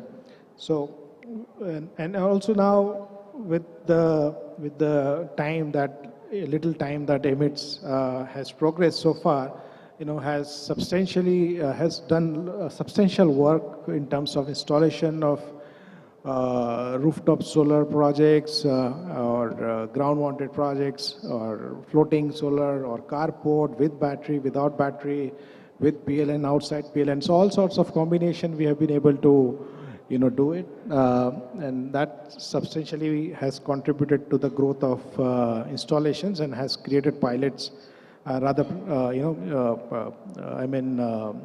examples of various possibilities of renewable projects possible in Indonesia. So far, I think in terms of quantum, in terms of quantity, to put it, I think we have order booked about 60 megawatt, and also around similar numbers we have installations going on. So that's the growth that we have seen in the very short span of time, with the rapid growth that we have gone through. And I think there are challenges, of course, maybe we can discuss. Okay, Yeah, saying that, yeah, thank you. Mr. Kapel, have you encountered any challenges, or maybe we can see in another point of view as the opportunities related to policy changes that affected our business strategy in solar industry? Yeah, there are challenges. I think every country has its own challenges, and the challenge here is very unique in sense, in a sense that power is over surplus, So I think it's more of a power management, that is required, and that will create the room for solar, more. The better the power management is, and there are ways to do it. I mean, the country is already at it, finding ways to how the solar space for the solar can be created, right? Yeah. So all sorts of, attempts are being made, but the biggest challenge that we feel for solar to accelerate, or from where it is, from where actually it is, and to the kind of levels that solar is supposed to achieve. I think the key thing is the net metering, which is, I think, discontinued these days. That has substantially, kind of reduced the sizing of the project. And I think that is something very fundamental for a rooftop solar industry or sector to take off. Net metering is very supportive. You provide incentives or don't give incentives, subsidize, do not subsidize. But that's net metering itself is a big incentive for developers to take up, or, start investing or really focusing on, putting more and more money in this CNI sector. So I think that's one big challenge, and otherwise, rest are all regulatory things which still can be managed here, I think, with time. Thank you. Okay. Learning from India that you already have 1.3 gigawatt peak, right? What we can do in Indonesia to achieve that that milestone, maybe in the next future, how you can see that, what's adoption that we should do in Indonesia to achieve that ambition? Correct. So I think there are few learnings. I mean, India is not part of ASEAN, but has good relationship with all the neighboring countries, right? And there's a lot of learning between countries always. So in a way, I think there are a few learnings that we had in India, having done solar and wind and other renewable projects for good 15 years. I think there are one is, of course, the country is at 70 gigawatt, India is at 70 gigawatt of solar. It took time for India to also go to that level, right? But I think the key fundamentals set in the initial days were, set right, I think, for investments to come in, for technology people to start investing into technology, manufacturing. I think the targets were really crystal clear. The ways, in which the targets will be achieved were defined clearly by each province. There are 30 provinces in India. So each province had its own level target to replace the conventional power. So I think with those kind of targets, I think that this level of solar could be achieved. And the policies also were very clear, clear and conducive. I would say, and to the extent there were hurdles in the initial days, but then those hurdles were resolved through one single window clearance kind of solutioning, So that also attracted a lot of investment then, and then so this was for the utility scale and the CNI rooftop scale as net metering. And third thing which is allowed and which really helped to pick up the pace is power wheeling scheme. I think the power wheeling scheme is key. I would say. A key game changer, driver rather, for CNI sector to basically really come towards the goals they set for their, companies or their manufacturing units. I mean, rooftop can only give you 15, 20%, 30% of power, right? But or replacement of power. But then, if that comes into power wheeling comes into play, it can take you to 70, 80% of your power replacement. So I think that was a key driver.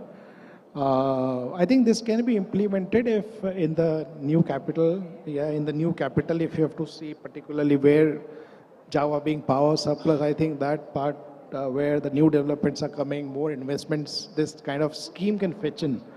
Really, I think that can be really, I mean, there are ways to look at it, but I think one of the ways to do is through power wheeling. That's quite implementable, and neighboring countries has done it. Philippines is now allowing to do it. Yeah. Thank you, Mr. Kapil. So to Mr. Jing Song, as a director of Huawei Indonesia Digital Power, I want to ask how Huawei's expertise and technology can complement the country efforts in achieving its renewable energy targets in 2025 to achieve 23% of renewable energy. Okay, thank you. So Huawei, as the leading technology vendors, have a presence in all the major countries in Southeast Asia. And what we see is, Indonesia is very special. It's a very special market it's actually in the special period of its energy transition, right? So just like today in the opening speech, everyone say we need to work together to drive for a bigger and better PV industry, right? So, yeah. How special? What do you mean Indonesia is special for renewable energy? Yeah, so or maybe solar energy in this we specific can see that topic? from our experience compared with other more mature markets like Thailand and Malaysia, it's actually still in the early stage of the adoption of the PV, right?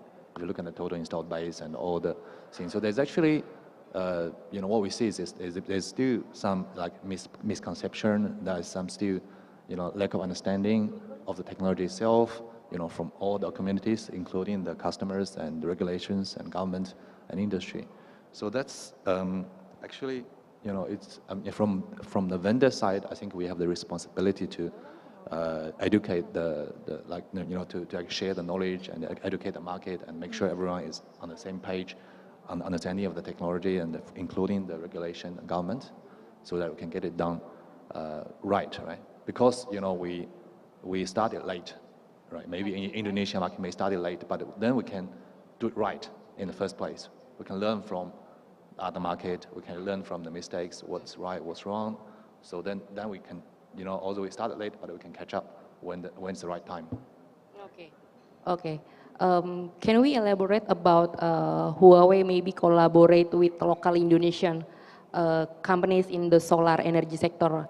How do you see your collaboration between Indonesian solar energy companies here? Yeah, I think from our perception, right? So MS is also one of our customers, and what we see is actually it's a very because of the it's a small cake. The market is still small. Sorry, maybe the mic. Can you because the market is still small, the cake is still small. So it's really a small community, right? And what we see is that we have a really, good and decisive customers we've seen in this market that share the same vision with us. So although the market is maybe still small, but they keep investing and keep trying to penetrate the market. So that's why from us we see that it's really a small but very close community that we can communicate close with and understand each other really, really well and share the same same journey towards the energy transition for Indonesia. Okay, Mr. Jin Song, what kind of market you see will grow faster compared with others here in Indonesia? Yeah, from our experience so far, the CNI is still the main market in Indonesia, right? So because we see a lot of demand, from our customer from CNI customers, from their factories and from manufacturers, from many businesses they are thinking about doing the solar. This is what we see, right? but of course, there's certain limitations and regulations is stopping that from, growing as quickly as other market. But if you look at the next step, we think the utility may still take some time to take off. Like many other countries, utility is normally the first wave of development in other countries from the history point of view.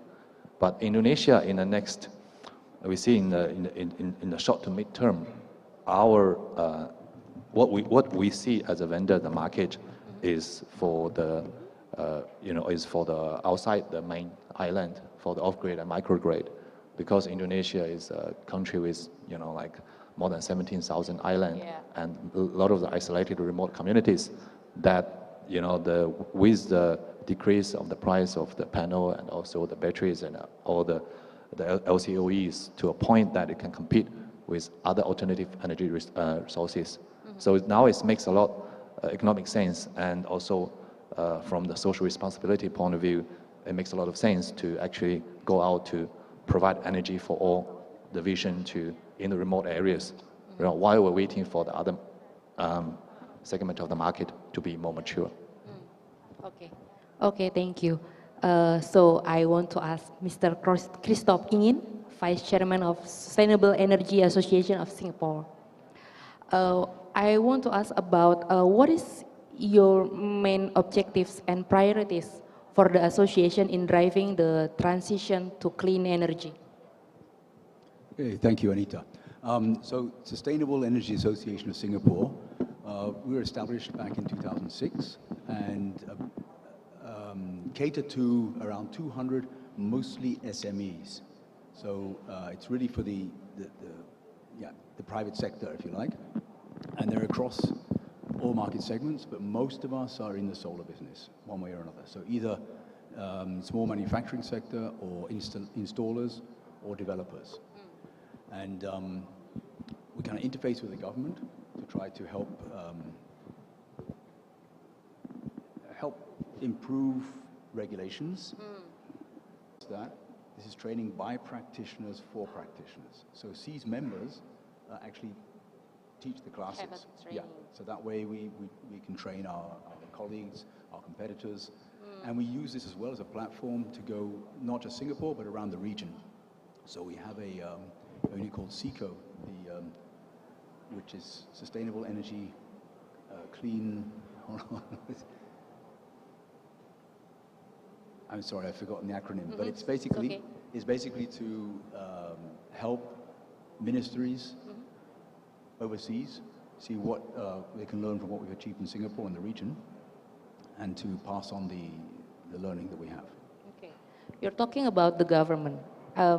Maybe we want to know, like, how has the Singaporean government been supporting the growth of sustainable energy? How is that? How Singaporean government support all the growth to achieve the energy transition? Right. It's very important, I think, to distinguish also around the region and around the world how government started, or how markets started. And to be aware the situation we are at today is very different from 20 years ago. So the policies 20 years ago were all about research and development budgets, followed by subsidies and incentives. You needed that because PV and wind were still too expensive and wasn't viable in the market. Today that's different. And so in Singapore we never had the subsidies. We came therefore quite late to the party. And I think this is also important for countries like Indonesia, which is well behind Thailand and Vietnam and Philippines. They started with government subsidies. And now they're sometimes having difficulty letting go of those subsidies. If you've never had them, don't start. It's almost like drugs. Subsidies are an addiction. And the nice news is you don't need them because solar is competitive. And then the private sector can drive demand. So what does that leave for the government to do? You still need the regulations. You can't have anybody just connect to the grid any old how. You need qualified people. So the training is important. Need to make sure everybody understands what is the regulation, what can I connect, what can I sell, what is the market price. Because where you have uncertainty in the market, people are reluctant to invest. If you know the rules of the game, then you will invest your money. And so the government's job here is to provide that stability, provide that guidance. Okay. How do you see the competition between business players in the solar energy industry between countries? I don't see much competition between countries. It's quite fragmented. Perhaps there was competition in the module space, the manufacturing space. You know, you used to have Japan, United States, Germany, and then China came quite late, and now China has everything. It's 95% of production is all either in China or from Chinese companies elsewhere. There's a few other examples like First Solar, a US company, or SunPower, some Europeans. But in the markets, why should the countries be competitors? How is Indonesia a competitor to Vietnam in the solar market? We should each celebrate and help each other. There's nothing to compete there, I think. Okay. How do you see Singapore's strategy in promoting sustainable energy to the societies? Promoting it to the society? Yeah. I mean, like here in Indonesia, we face that people maybe even do not know about what is solar energy. So how do you see it as? Yes, you start off with demonstration projects. You're right. Europeans used to come visit me in Singapore. I've been in Singapore now 26 years. And they kept on saying the same thing. Wow, you have so much sunshine here and no solar panels. Why? Because the market wasn't ready. And then with first illustrations, demonstrations, promote it, advertise it, and there are government budgets for this kind of thing to promote it. Then people see it. And now we're at a stage where, you know, you might have solar on your house, and I look at your house, oh, that's interesting, where did you get it from? And you tell me, oh, this supplier, that supplier. So word of mouth, it becomes more obvious, you see it more, and then it becomes natural. Everybody understands it. Yeah, yeah, correct. Okay, back to Mr. Kapil. I want to ask, what is your top priorities facing all the challenges that we had today? Your top priorities to achieve this target on the next maybe 3 years? Top priorities? Yeah. I think the differentiation is in, you know, building a right team in the company, right? So do proper hiring, get right people on board to support. Is it hard to find? I think not really hard, but I think since, like, as we talked, it has just started, right? Correct. It's a niche. It's learning time. It's Indonesia will go through a learning curve, right? So in a way, not hard to find, but then people from the same industry is still not there, right? So maybe that's something that build a right team is something we are very keen to have, people to connect with us and take it to the next level, to the level that we look at ourselves. And then, next is just stay at it, right? Yeah, stay at it and, keep looking out for business, and that's the goal that we have. Yeah, that's about it. Yeah. Okay. So and then to Mr. Jin Song, what do you think? What is needed most to drive the solar power business in Indonesia and beyond?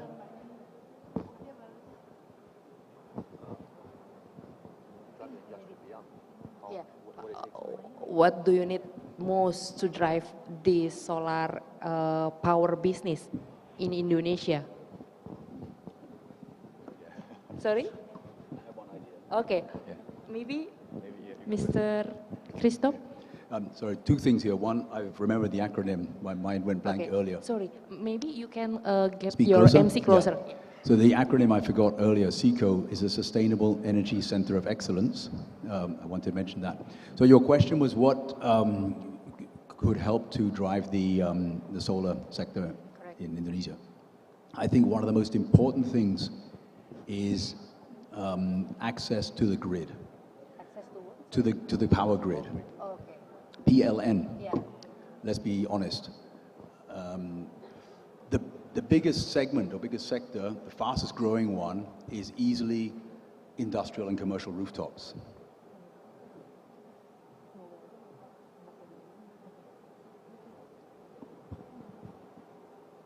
So on industrial and commercial rooftops, you have huge roofs in Indonesia. You know, our little roofs in Singapore, we look on with jealousy and see these massive rooftops.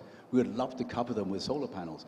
But the problem is, if you do, they will, at certain times of the day, generate more electricity than the factory consumes. Yeah. What to do with this electricity? If you have to curtail it, it's a waste of the, you paid upfront for the solar panels. And then if you have to switch them off because they are exporting, it's a waste. You need to be able to export this to the grid without uncertainty. You must be certain that you can do this and get paid for it, because then that makes the whole investment worthwhile. And the rest of the country benefits, because you're getting clean energy into the grid. Only coal will sell less. Yeah. Do you have an opinion? Yeah, I think about it, just to add on to that, I think it's a valid point. But I think for Indonesia, the answer will be more complicated, right? Complicated than that. So I know Indonesia, Singapore is really now like the penetration is really high already for the PV, right? Not very high yet, but not high enough, right? It's still only 2% of our electricity comes from solar. Yeah. So, how much? 2%? About 2%. But how much percent of rooftop already occupied? There's many rooftops, but we've only done 850 megawatts, and I think there's enough space for maybe 3 or 4 gigawatts. So, yeah, but 20%, yes. Yeah, so I guess for Indonesia, so maybe if from the full picture point of view, we need more coordinated tactics across all the players and communities, including the government, right? So talk about the regulation, the process, talking about the local production, the local supply chain, you know, talk about how to set up the local standard and specifications. All these kind of things need to be coordinated in the right direction, so that there's not enough incentives or it's enough drives for all the players to to move forward. Because for now, I think for all the players currently still play very safe in most ways, right? For us, for example, we are the vendor also. Of course, right, we want to be part of this energy transition for this country, and we want to invest in this country and, talk about local production, all those. But in the previous discussion, like the chicken egg thing, so where's the demand? Is the demand coming at what time? Then decide at what time we're going to invest, and to which degree. So it's all somehow interlocked, so that's why it's probably need more coordinated tactics. Yes. Sure, coordinating and collaboration, right? Okay, we have Ms. Ratih Kania, the Director of Natural Resources Planning from Ministry of Investment of Indonesia, who are joining online. Halo, Ibu Ratih. Selamat sore. Selamat sore, Mbak Anggita. Sorry, for the speaker. Can you hear us? Ya, benar. Okay. Thank you for coming and joining us online, Bu Ratih. As I want to ask for, could you provide an overview of the Ministry of Investment's role in promoting renewable energy investment in Indonesia, Ibu Ratih? What is the role? Thank you, Mbak Gita. We from Ministry of Investment, BKPM, now is committed to taking the lead in promoting renewable energy investment, mainly in Indonesia. Several commitment and contracts of renewable energy have already been signed in 2023. For the development about the renewable energy until the end of 2022, there are around 12.5 gigawatt installed capacity of renewable energy, with a target is around 30 gigawatt in 2023. For this number, we will grow to 20.9 gigawatt in renewable energy as set in National Electricity Planning 2021 until 2030. The largest capacity addition will be from hydro and solar. PLN estimated the capacity addition required 50 billion USD of investment. For the promotion, the government in terms of ease of doing business, government has also made various improvements through the job creation law. The government also provide various kind of fiscal incentive, such as tax holiday, tax allowance, import duty exemption, and super tax deduction for the renewable energy development. Ministry of Investment or BKPM also develop 69 ready to offer sustainable investment profile.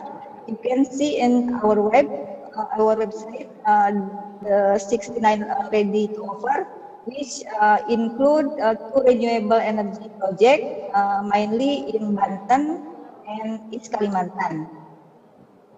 We also provide end-to-end investment services, starting from promotion, investment opportunity, and investment climate in Indonesia.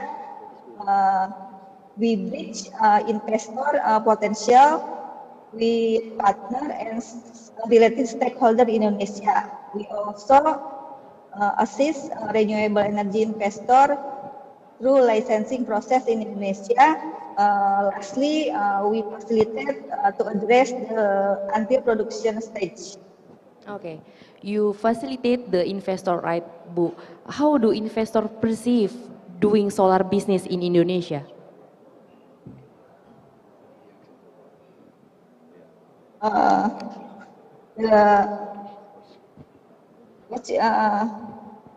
Can you? Sorry? Yeah. How do investors perceive doing solar business in Indonesia? I mean, yeah, you facilitate the investor, right? And then how is their perception and how is their perceive doing solar business in here? You mean the Indonesia? From the South Asia Green Economy 2023 report state that green investment in Indonesia and Singapore is steady growing. This is the competitiveness.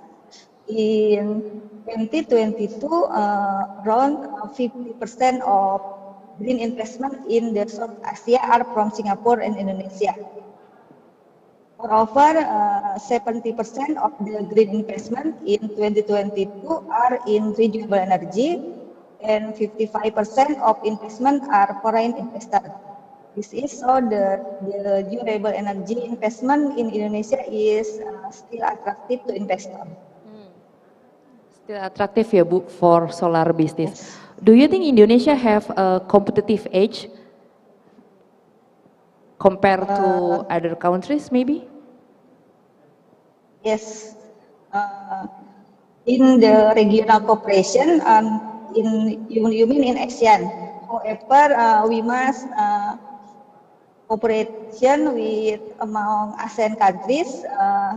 The South ASEAN countries have the potential to self-sufficient for the renewable energy needs, but it needs to connect supply and demand in each ASEAN member, like Cambodia, Laos, Thailand, and Indonesia have a high potential to exporter, but Singapore strong need to import green energy to achieve its 2030 goal and net zero in the long term. we need to seek additional demand for solar panel to build a domestic supply for solar panel and batteries. For the regional cooperation, in case we have agreement with Singapore in boost investment in the new renewable energy industry to support the export of electricity to fulfill the initial demand for solar panel until 2030. And the private sector has also support to both government regard renewable energy cooperation in this project, the development of renewable energy and explore opportunities for the industrialization of the solar panel and battery supply chains. It shows that commitment that Indonesian government in encouraging regional cooperation to encourage the development of renewable energy. Okay, thank you. Maybe from the audience, do you have any question? Can you please raise your hands? Okay, Ibu Citra.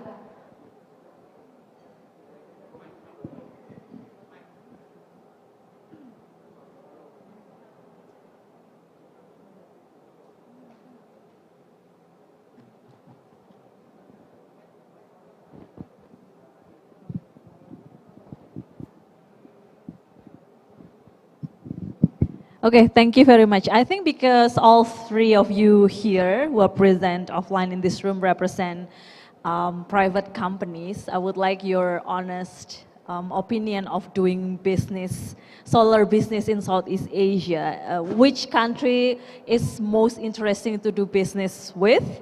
And especially for Indonesia, do you think that we have a chance to be competitive with other Southeast Asian countries? Thanks. To to all the panelists. I think they all can have their own opinion, okay. right? So first, Mr. Kapil. I think good question. Yes, of course, there's a lot of potential here. We see immense potential to invest in solar technology. Why only solar? You know, also batteries, and if to extend that to wind as well. There's potential, and we were just discussing on stage. You know, there's nothing called competition between countries on which country exceeds the other. Every country has its own dynamics, but as long as there are policies, conducive policies there are regulatory, environment for the business will excel. I mean, I think the right targets need to be set, right policies need to be there at the very first place, and then leave it to the supply and demand game, and then things move on. So things happen. So. And that's what we believe in. That's what all businesses believe in, right? So I think that's a small role that I think government plays in any business or in any country. Create that platform, and then businesses then take over. So I think, in my view, there's a potential, and we at EMITS are very excited to be in Indonesia and have huge commitment for helping Indonesia transit and be part of the entire transition from its being a coal-driven coal-power-driven country to a more renewable-driven country. Yeah. Thank you. Okay, Mr. Jinsong. Yeah, it's a difficult question. Yes. It's a difficult question. Yeah. So for Indonesia, like we said in the beginning, Indonesia is a very special situation of its unique challenges, same as other countries. But for us as a technology enabler, we see it as a big trend on what's driving the whole transition, right? So in our vision, if you go into our exhibition hall, the first screen in our Huawei Digital Power exhibition hall is we talk about the trend is the whole society going through electrification and decarbonization hand in hand in many countries. So this is the main driven behind what we're sitting here today. And for Indonesia, you are also on the journey of your industrialization, right? This is another pillar on top of the electrification and decarbonization. And all three together actually driving the whole society into the new civilization. So I think that's why for each country it's not really a competition, but we sitting here today, we all have the responsibility and vision to go to these directions to help it to achieve the target, whatever it takes. I think the answer to that depends a lot on what kind of company you are and what stage, how big you are.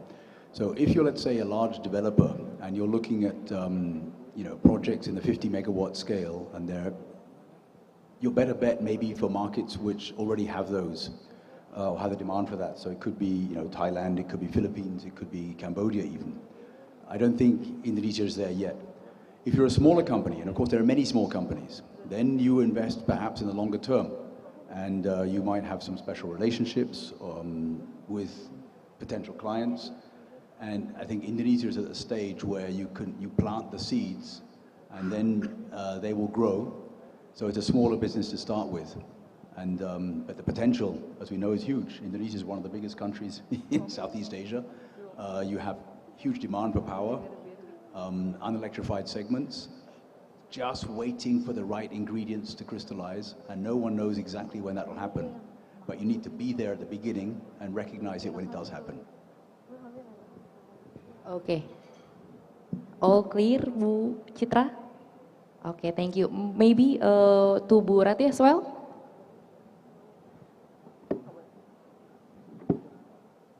Okay, so, okay, one question.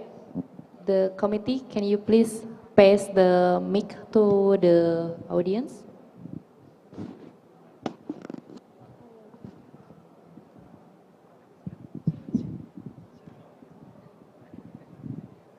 Makasih. Sorry. I'm Latif Gau from ASEAN Solar, the Netherlands. Question to you, boss of the panels. How do you see the other technology of the solar, especially on thin film solar cell? Because we are actually planning to set a factory in Indonesia together with Pertamina. We are in the process of... Can you speak more clearer? Oh, sorry. Because we cannot hear, right? Sorry, yeah. maybe. My name is Latif. Is clear now? Sorry. My name is Latif Gau from thin film solar cell, ASEAN Solar from the Netherlands. Question to the whole panels is about the different kind of technology on the solar technology in ASEAN country, the opportunity, especially on the thin film solar cell, because we are about to set a factory in Indonesia together with Pertamina for setting up a thin film solar cell factory in Indonesia. The second is maybe it's too premature for Indonesia with regard to the hydrogen. How do you see the comparison of the solar cell business and hydrogen to the ASEAN market? Maybe it's too premature for hydrogen in ASEAN, but it's worth to compare from this time on. Terima kasih. Okay, hydrogen. Sorry. Yeah, maybe Mr. Jin Song can.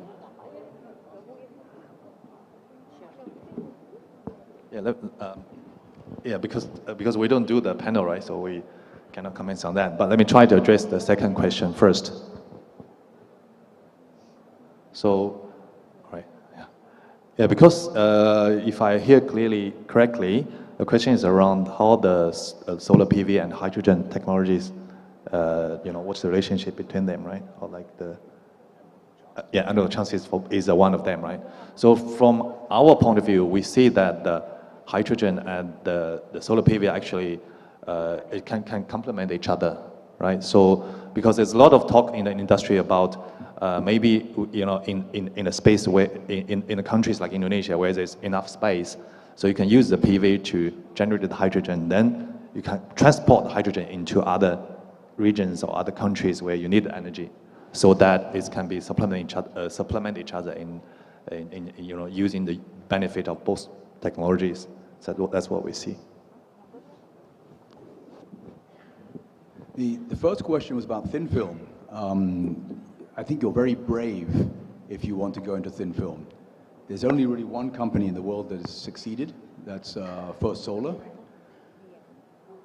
All the other ones I'm aware of have at some point or another failed because they are no longer competitive against crystalline silicon. And that's because you look at the massive economies of scale of the huge companies. I mean, these companies are now manufacturing 50, 60 gigawatts a year. And if you're starting from scratch with the new technology, how do you get your costs down, your volumes up, and your reliability up? So very tricky to come up with a new technology like that. You can never say it's not going to work, but you need to be brave for that, yes. Yeah, we optimistic for that. Mr. Kapil, do you have any opinion? No. Okay. One last question. I give one last question to Pak Mario, please. Thank you very much. My name is Sumario from AIC. My question is for Christophe. As you mentioned that you're a bit concerned that Indonesia with a lot of roof availability, and we predict that or we estimate that at least 50 million houses or landed house with roof that's suitable for rooftop PV. And if you are talking about 10 to 15 kilowatt per house, you are talking about 500 to 750 gigawatts of capacity. My question is that if that happen, would it not to, let's say, to make the grid utility or whoever the utility company suffer? Because as you know, and we know as well, that solar PV at that time, at this moment, is the cheapest way of generating electricity. The only problem is that how to store, to use it later during the night, for example. Thank you. That's a very interesting question. Thank you for that.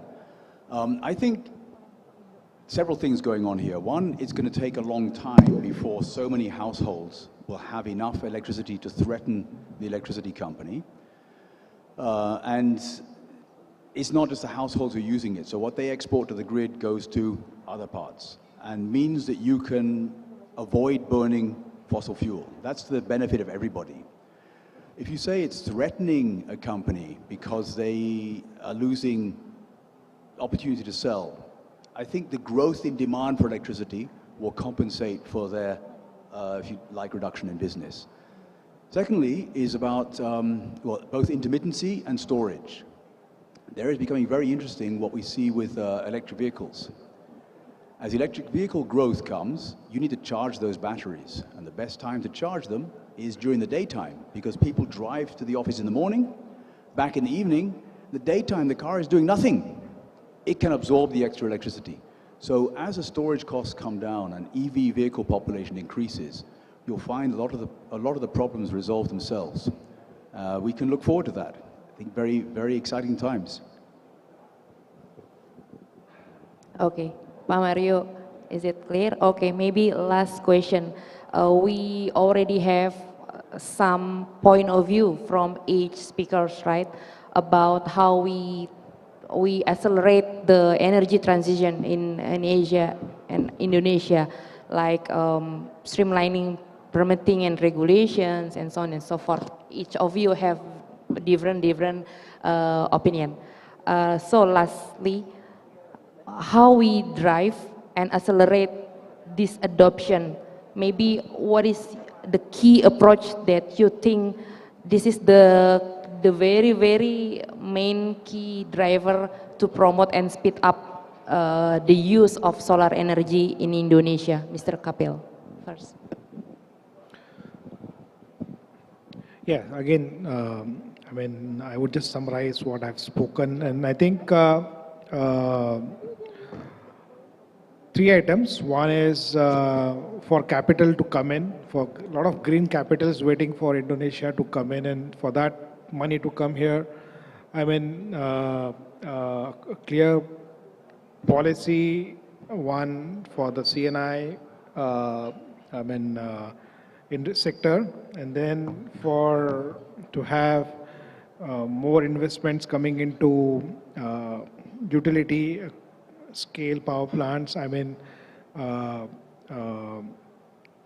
there are programs which need to be accelerated, and also if there are more programs which can start, should start, so that because it's a long lead time process, it has to go through a lot of documentation and also feasibilities. If it has to start, then start now.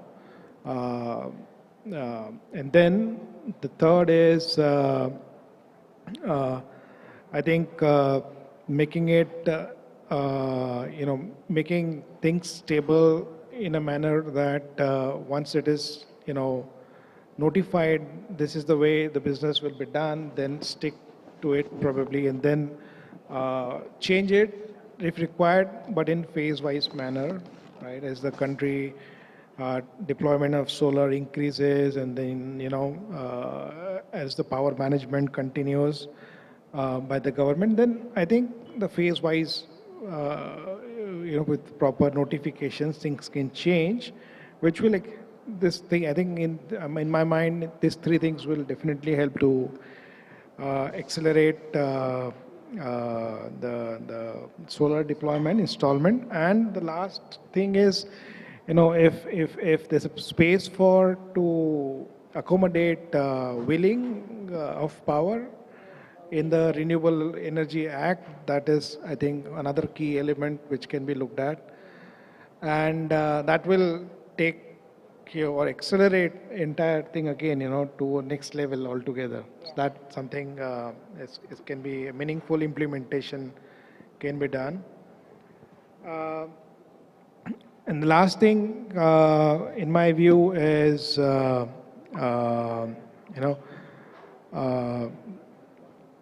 let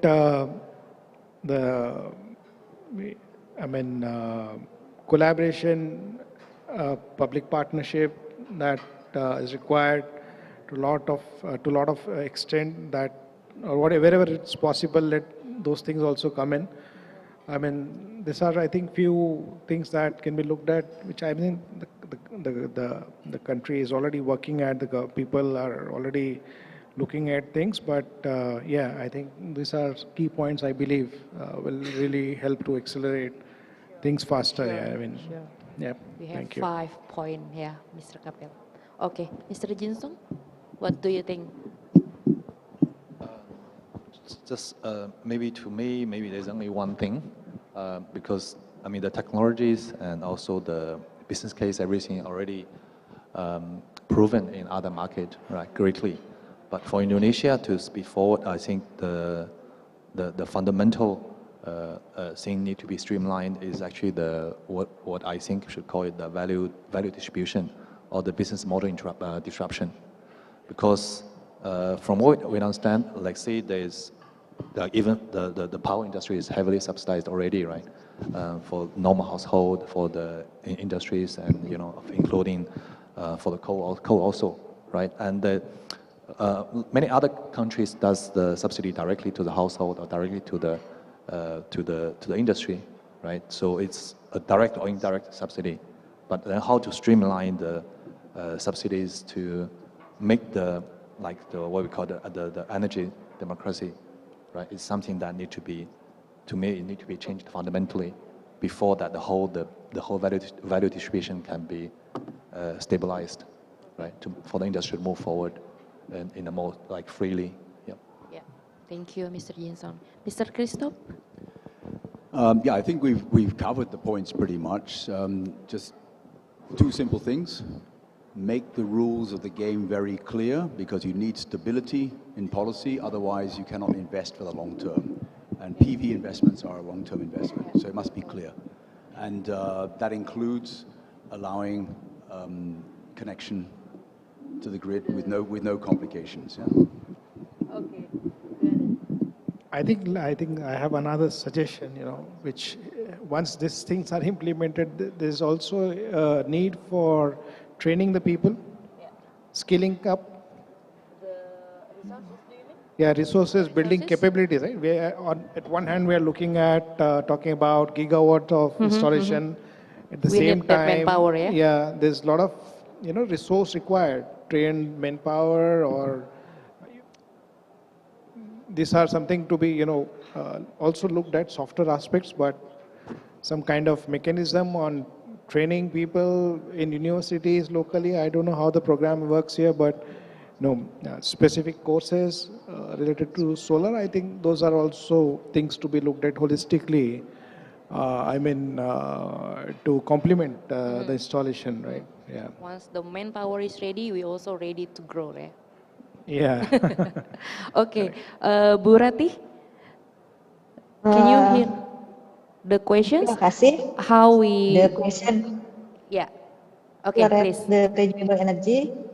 I think from regulatory framework, financial prerequisite, infrastructure, technology, and human capital and collaboration, they are highly impactful to accelerate the renewable energy. There are many various support that have been provided by government to support the renewable energy development. Thank you, Bu Rati. So many key takeaways. As the investor will come, programs should start now for the utility scale, right? And then how to accommodate the power of willing, the collaboration, and then we also talking about technology, even green jobs opportunities in Indonesia, and then also the important thing, clear policy, right? So, ladies and gentlemen, as we come to the end of this enlightening webinar on solar business opportunities in Southeast Asia, as part of the committee, we would like to extend our heartfelt gratitude to our distinguished and insightful speakers. Thank you so much, Mr. and Bu Rati as well. All the participants for contributing to this valuable discussions. Today we have the tremendous potential in the solar industry for Southeast Asia region, from the increasing demand for renewable energy to supportive policies and the evolving market landscape, right? It is evident also that there has never been a better time to explore solar business opportunities in this thriving market. We've heard about the various success story from Mr. Kapil, how the solar project is going in India, right? And we hopefully also success in Indonesia, Mr. Kapil, and for Huawei as well.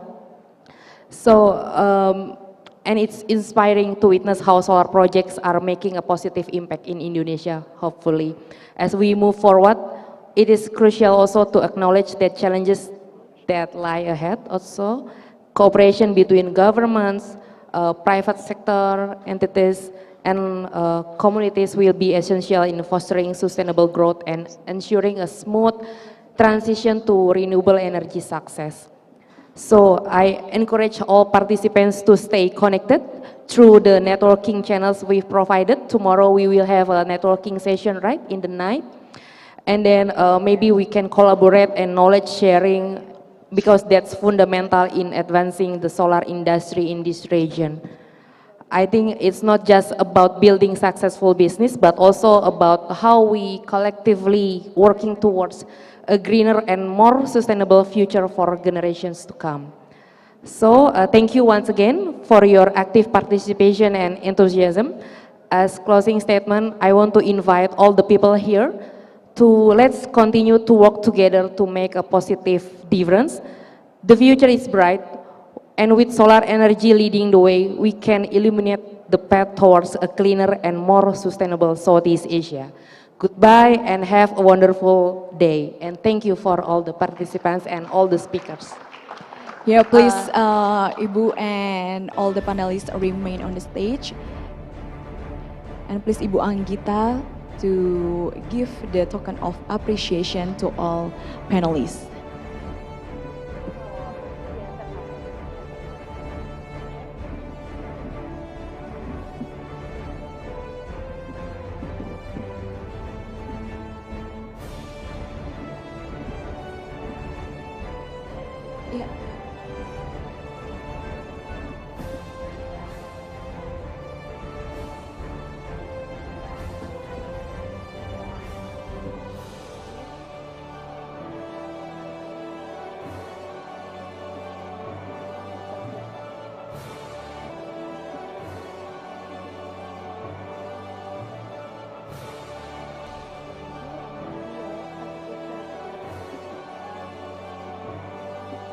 For Ibu Rati, we also will give the certificate ya, as the token of appreciation, right?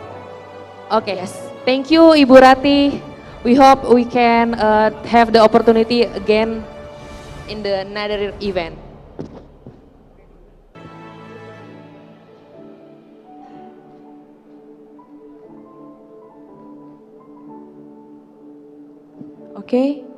Okay, thank you so much Mr. once Kapil, Mr. again. Jinsong, and Mr. Kristop In, and Ibu Ratih. Thank you Yes. for your time. I return to the MC. Thank you. Thank you.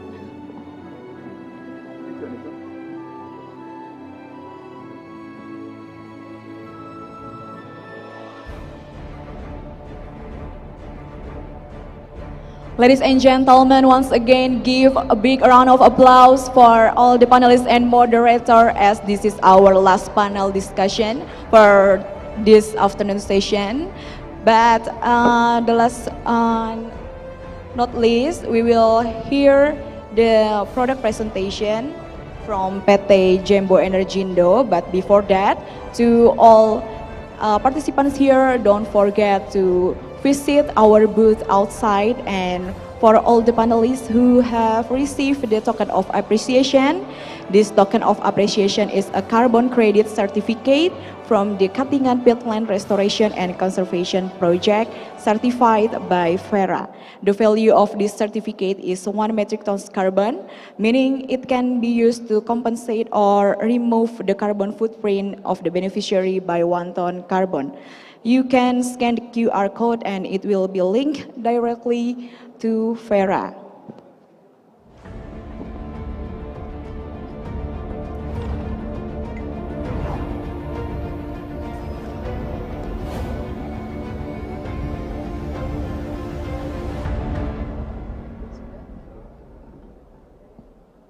Okay, so without any further ado, I would like to invite the representative from PT Jembo Energindo to come up to the stage.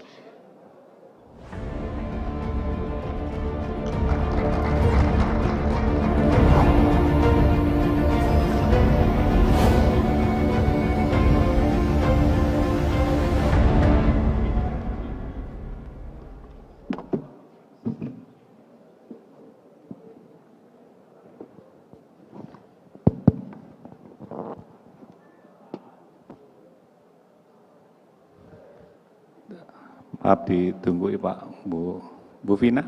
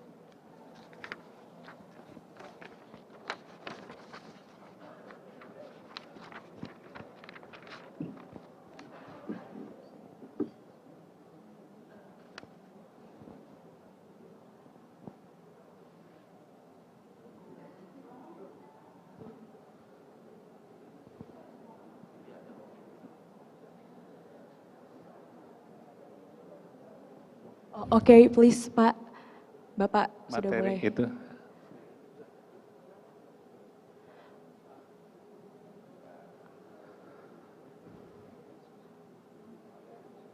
Sudah. Oke, baik. Terima kasih. Kami dari Jembo Energindo, saya pakai pengantar bahasa Indonesia karena sengaja karena ini produk lokal dan TKDN-nya di 47,5 gitu. Karena customer kami adalah banyakkan di lokal gitu. Jadi Jembo Energindo adalah anak perusahaan dari Jembo Cable. Kalau Bapak-bapak lihat sendiri itu Jembo Cable adalah pelanggan dari beberapa booth yang ada. Jadi saya waktu diminta kesan kenapa ikut pameran seperti ini karena bertujuan ingin berinteraksi dengan teman-teman yang bergulat di energi terbarukan. Jadi kebetulan ada customer kami yang ikut di pameran ini, ada JGC, ada Icon Plus, ada Kota Minyak gitu. Dan baru mereka tahu bahwa kami Jembo Energindo adalah anak perusahaan dari Jembo Cable. Jadi Jembo Energindo berdiri tahun 2001 berbentuk IBP, yaitu jadi kalau misalnya Bapak-Bapak lihat ke Batam itu 2001 kami sudah masuk ke Batam, bangun pembangkit 20 megawatt. Bahan bakarnya adalah dua fuel, diesel dan EPPO. Kami ada kontak dengan PLN selama 10 tahun. Setelah itu tahun 2013 kami bermetaproposa menjadi masuk ke energi terbarukan. Energi terbarukan dasarnya adalah kami berharap bahwa ini adalah menjadi energi masa depan dan kami mencoba fokus di situ. Capacity saat ini adalah 60 megawatt per tahun. Kami ada ISO series 9001, 141, 4501, TKD-nya 47,5%. Ada SND IC, SATMIS, PDI test. Kami sudah pakai teknologi half cut modul. Dan tadi saya ditanya sama wartawan dari Listrik Indonesia 2013 dan bisa eksis sampai sekarang, gimana ceritanya? Kami karena kalau mengandalkan pasar dalam negeri, terus terang aja kami bisa collab gitu. Tapi kami mengandalkan ada yang sebagian diekspor. Sehingga dengan kebijakan pemerintah yang tidak begitu konsisten terkait dengan TKDN, itu membuat berat buat kami sebenarnya. Mungkin teman-teman yang bergulat di industri panel bisa merasakan itu.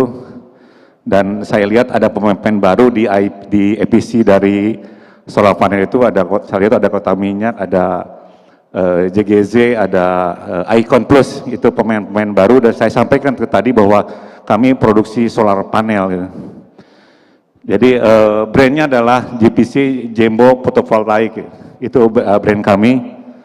Dan kalau posisi sekarang kami sudah di size dari solar panelnya dikurang di 450 dan bulan depan ke 550. Mungkin ini ya salah satu pabrikan solar panel yang main di ukuran size yang cukup besar tuh baru 2-3 pabrik gitu. Jadi kami anggota Apansi tadi tawarin sama Pak Bibi untuk masuk di ESR, ya saya terima kasih atas undangannya. Kami akan coba bicarakan di internal kami. Karena kami terus terang aja perlu suatu badan yang bisa bergerak sama-sama menyuarakan mengenai soal TKDM itu, Pak. Itu yang menjadi isu kami. Tadi saya bicara di Listrik Indonesia juga, kalau pembicaraan diskusi tadi juga akan menjadi sia-sia kalau soal isu TKDN tidak kita dorong, tidak kita pertahankan. Jadi itu yang menjadi kenapa kami tiap ada pameran kami coba hadir, Pak. Next. Ini kami dikasih waktu 10 menit, Pak. Jadi kalau misalnya ada pertanyaan, kebetulan kami buka buat di sana, Pak. Bapak bisa tanya apapun juga mengenai Jembo solar panel. Gitu. Jadi ini adalah konsep kerja dari solar panel. Jadi ada bahan baku solar grade silikon, ingot, wafer, solar cell, dan kami di solar modulnya. Gitu.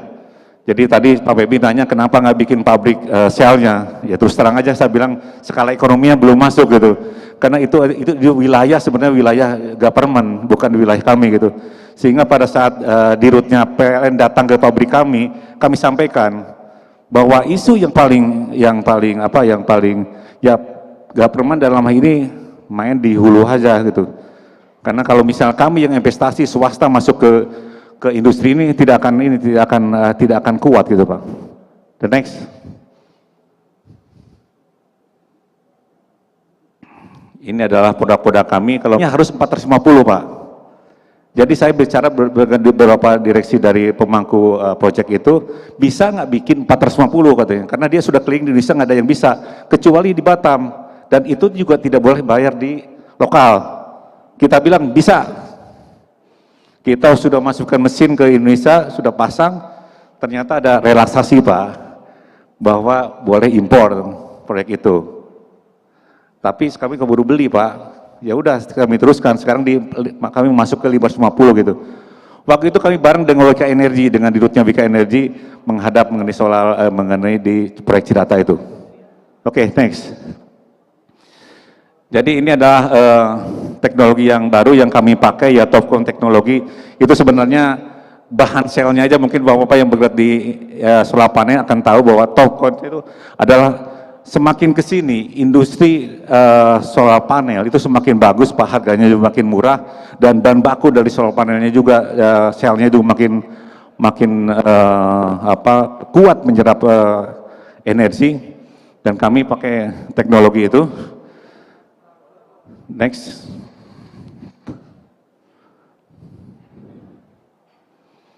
Ini adalah pengalaman kami Pak, ada lokal proyek 75% yang ekspor. Jadi 75% itu sekitar 14 mega ya kami sudah supply ke beberapa teman-teman yang bergulat di EPC solar panel. Untuk ekspornya itu sekitar 5 megaan lah. Lebih banyak kami ke Australia. Jadi kalau misalnya Bapak berkenan lihat pabrik kami, ya kami undang, kami persilakan. Ada beberapa yang sudah berkunjung, itu adalah dirutnya PLN, terus direksi daripada Pertamina Power Indonesia sudah lihat, jadi sudah melihat apa yang kami punya gitu. Jadi di acara ini mudah-mudahan ada beberapa yang bisa kita kolaborasikan. Saya tadi sengaja datang ke stand dari JGC, datang ke Kota Minyak, datang ke Indocomet ya. Karena mereka kelihatan baru masuk ke industri itu, dan kita sama-sama jalan bisa. Jadi kalau misalnya memerlukan solar panel yang ada persyaratannya TKDN, ya kami siap akan support Pak. Jadi kami karena TKDN cukup besar dan ukuran size-nya juga sudah sama dengan yang diekspor ya, yang diimpor ya sekitar 550-an ya standar baru itu. Next. Ini adalah contoh-contoh dari yang tadi saya bilang, yang kami bilang mengenai 14 megawatt yang untuk lokal itu Pak. Jadi kami banyak masuk ke instansi EPC yang ada di pemerintahan. Kami masuk ke ESDM, kami masuk ke Kementerian Kesehatan, kami masuk ke beberapa universitas negeri gitu Pak. Jadi itu yang bisa kami, yang siap kami layani. Jadi ya kami berharap Bapak-Bapak bisa melihat pabrik kami. Totalnya ada 20 hektar kami punya pabrik itu. Di belakang kalau misalnya Bapak ada jumbo kabel, di belakangnya ada solar panel. Tadi ada pertanyaan yang saya dari wartawan Listrik Indonesia yang menggugah saya juga sebenarnya. Bagaimana 2001 ke 2013, 2001 kan kita main di IPP Pak. Kalau 2013 kita masuk ke industri solar panel. Dan kami bisa bertahan ya salah satu karena induk kami juga jumbo kabel, terus dan kami pada saat 2013 itu energi terbarukan belum setenang seperti sekarang, sekuat seperti sekarang gitu. Kami sudah masuk karena kalau Bapak perhatikan di jumbo kabel itu kami juga pionir di fiber optik, di metal corrugated cable, kabel-kabel untuk oil company gitu. Jadi ya kami coba yang ini kembangkan bersama-sama gitu. Ya kami berharap dengan kita bisa berkumpul, saya bisa ketemu dengan beberapa teman-teman yang EPC yang mulai masuk ke situ, kita bisa berkolaborasi. Titik bisnis nanti bisa kita bicarakan. Mungkin itu saja yang yang kami bisa sampaikan. Terima kasih. Kalau misalnya ada beberapa pertanyaan, nanti mungkin bisa langsung kita ketemu di booth-nya. Kita akan diskusi sama-sama. Saya Benny Sulaiman, Direktur Marketing dari Jembo Energindo. Terima kasih, Wabillahi Hidayah. Assalamualaikum warahmatullahi wabarakatuh. Thank you so much, Pak Benny Sulaiman.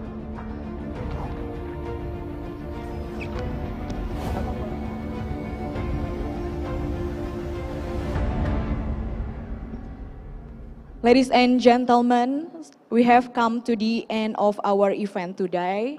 Thank you very much for your participation.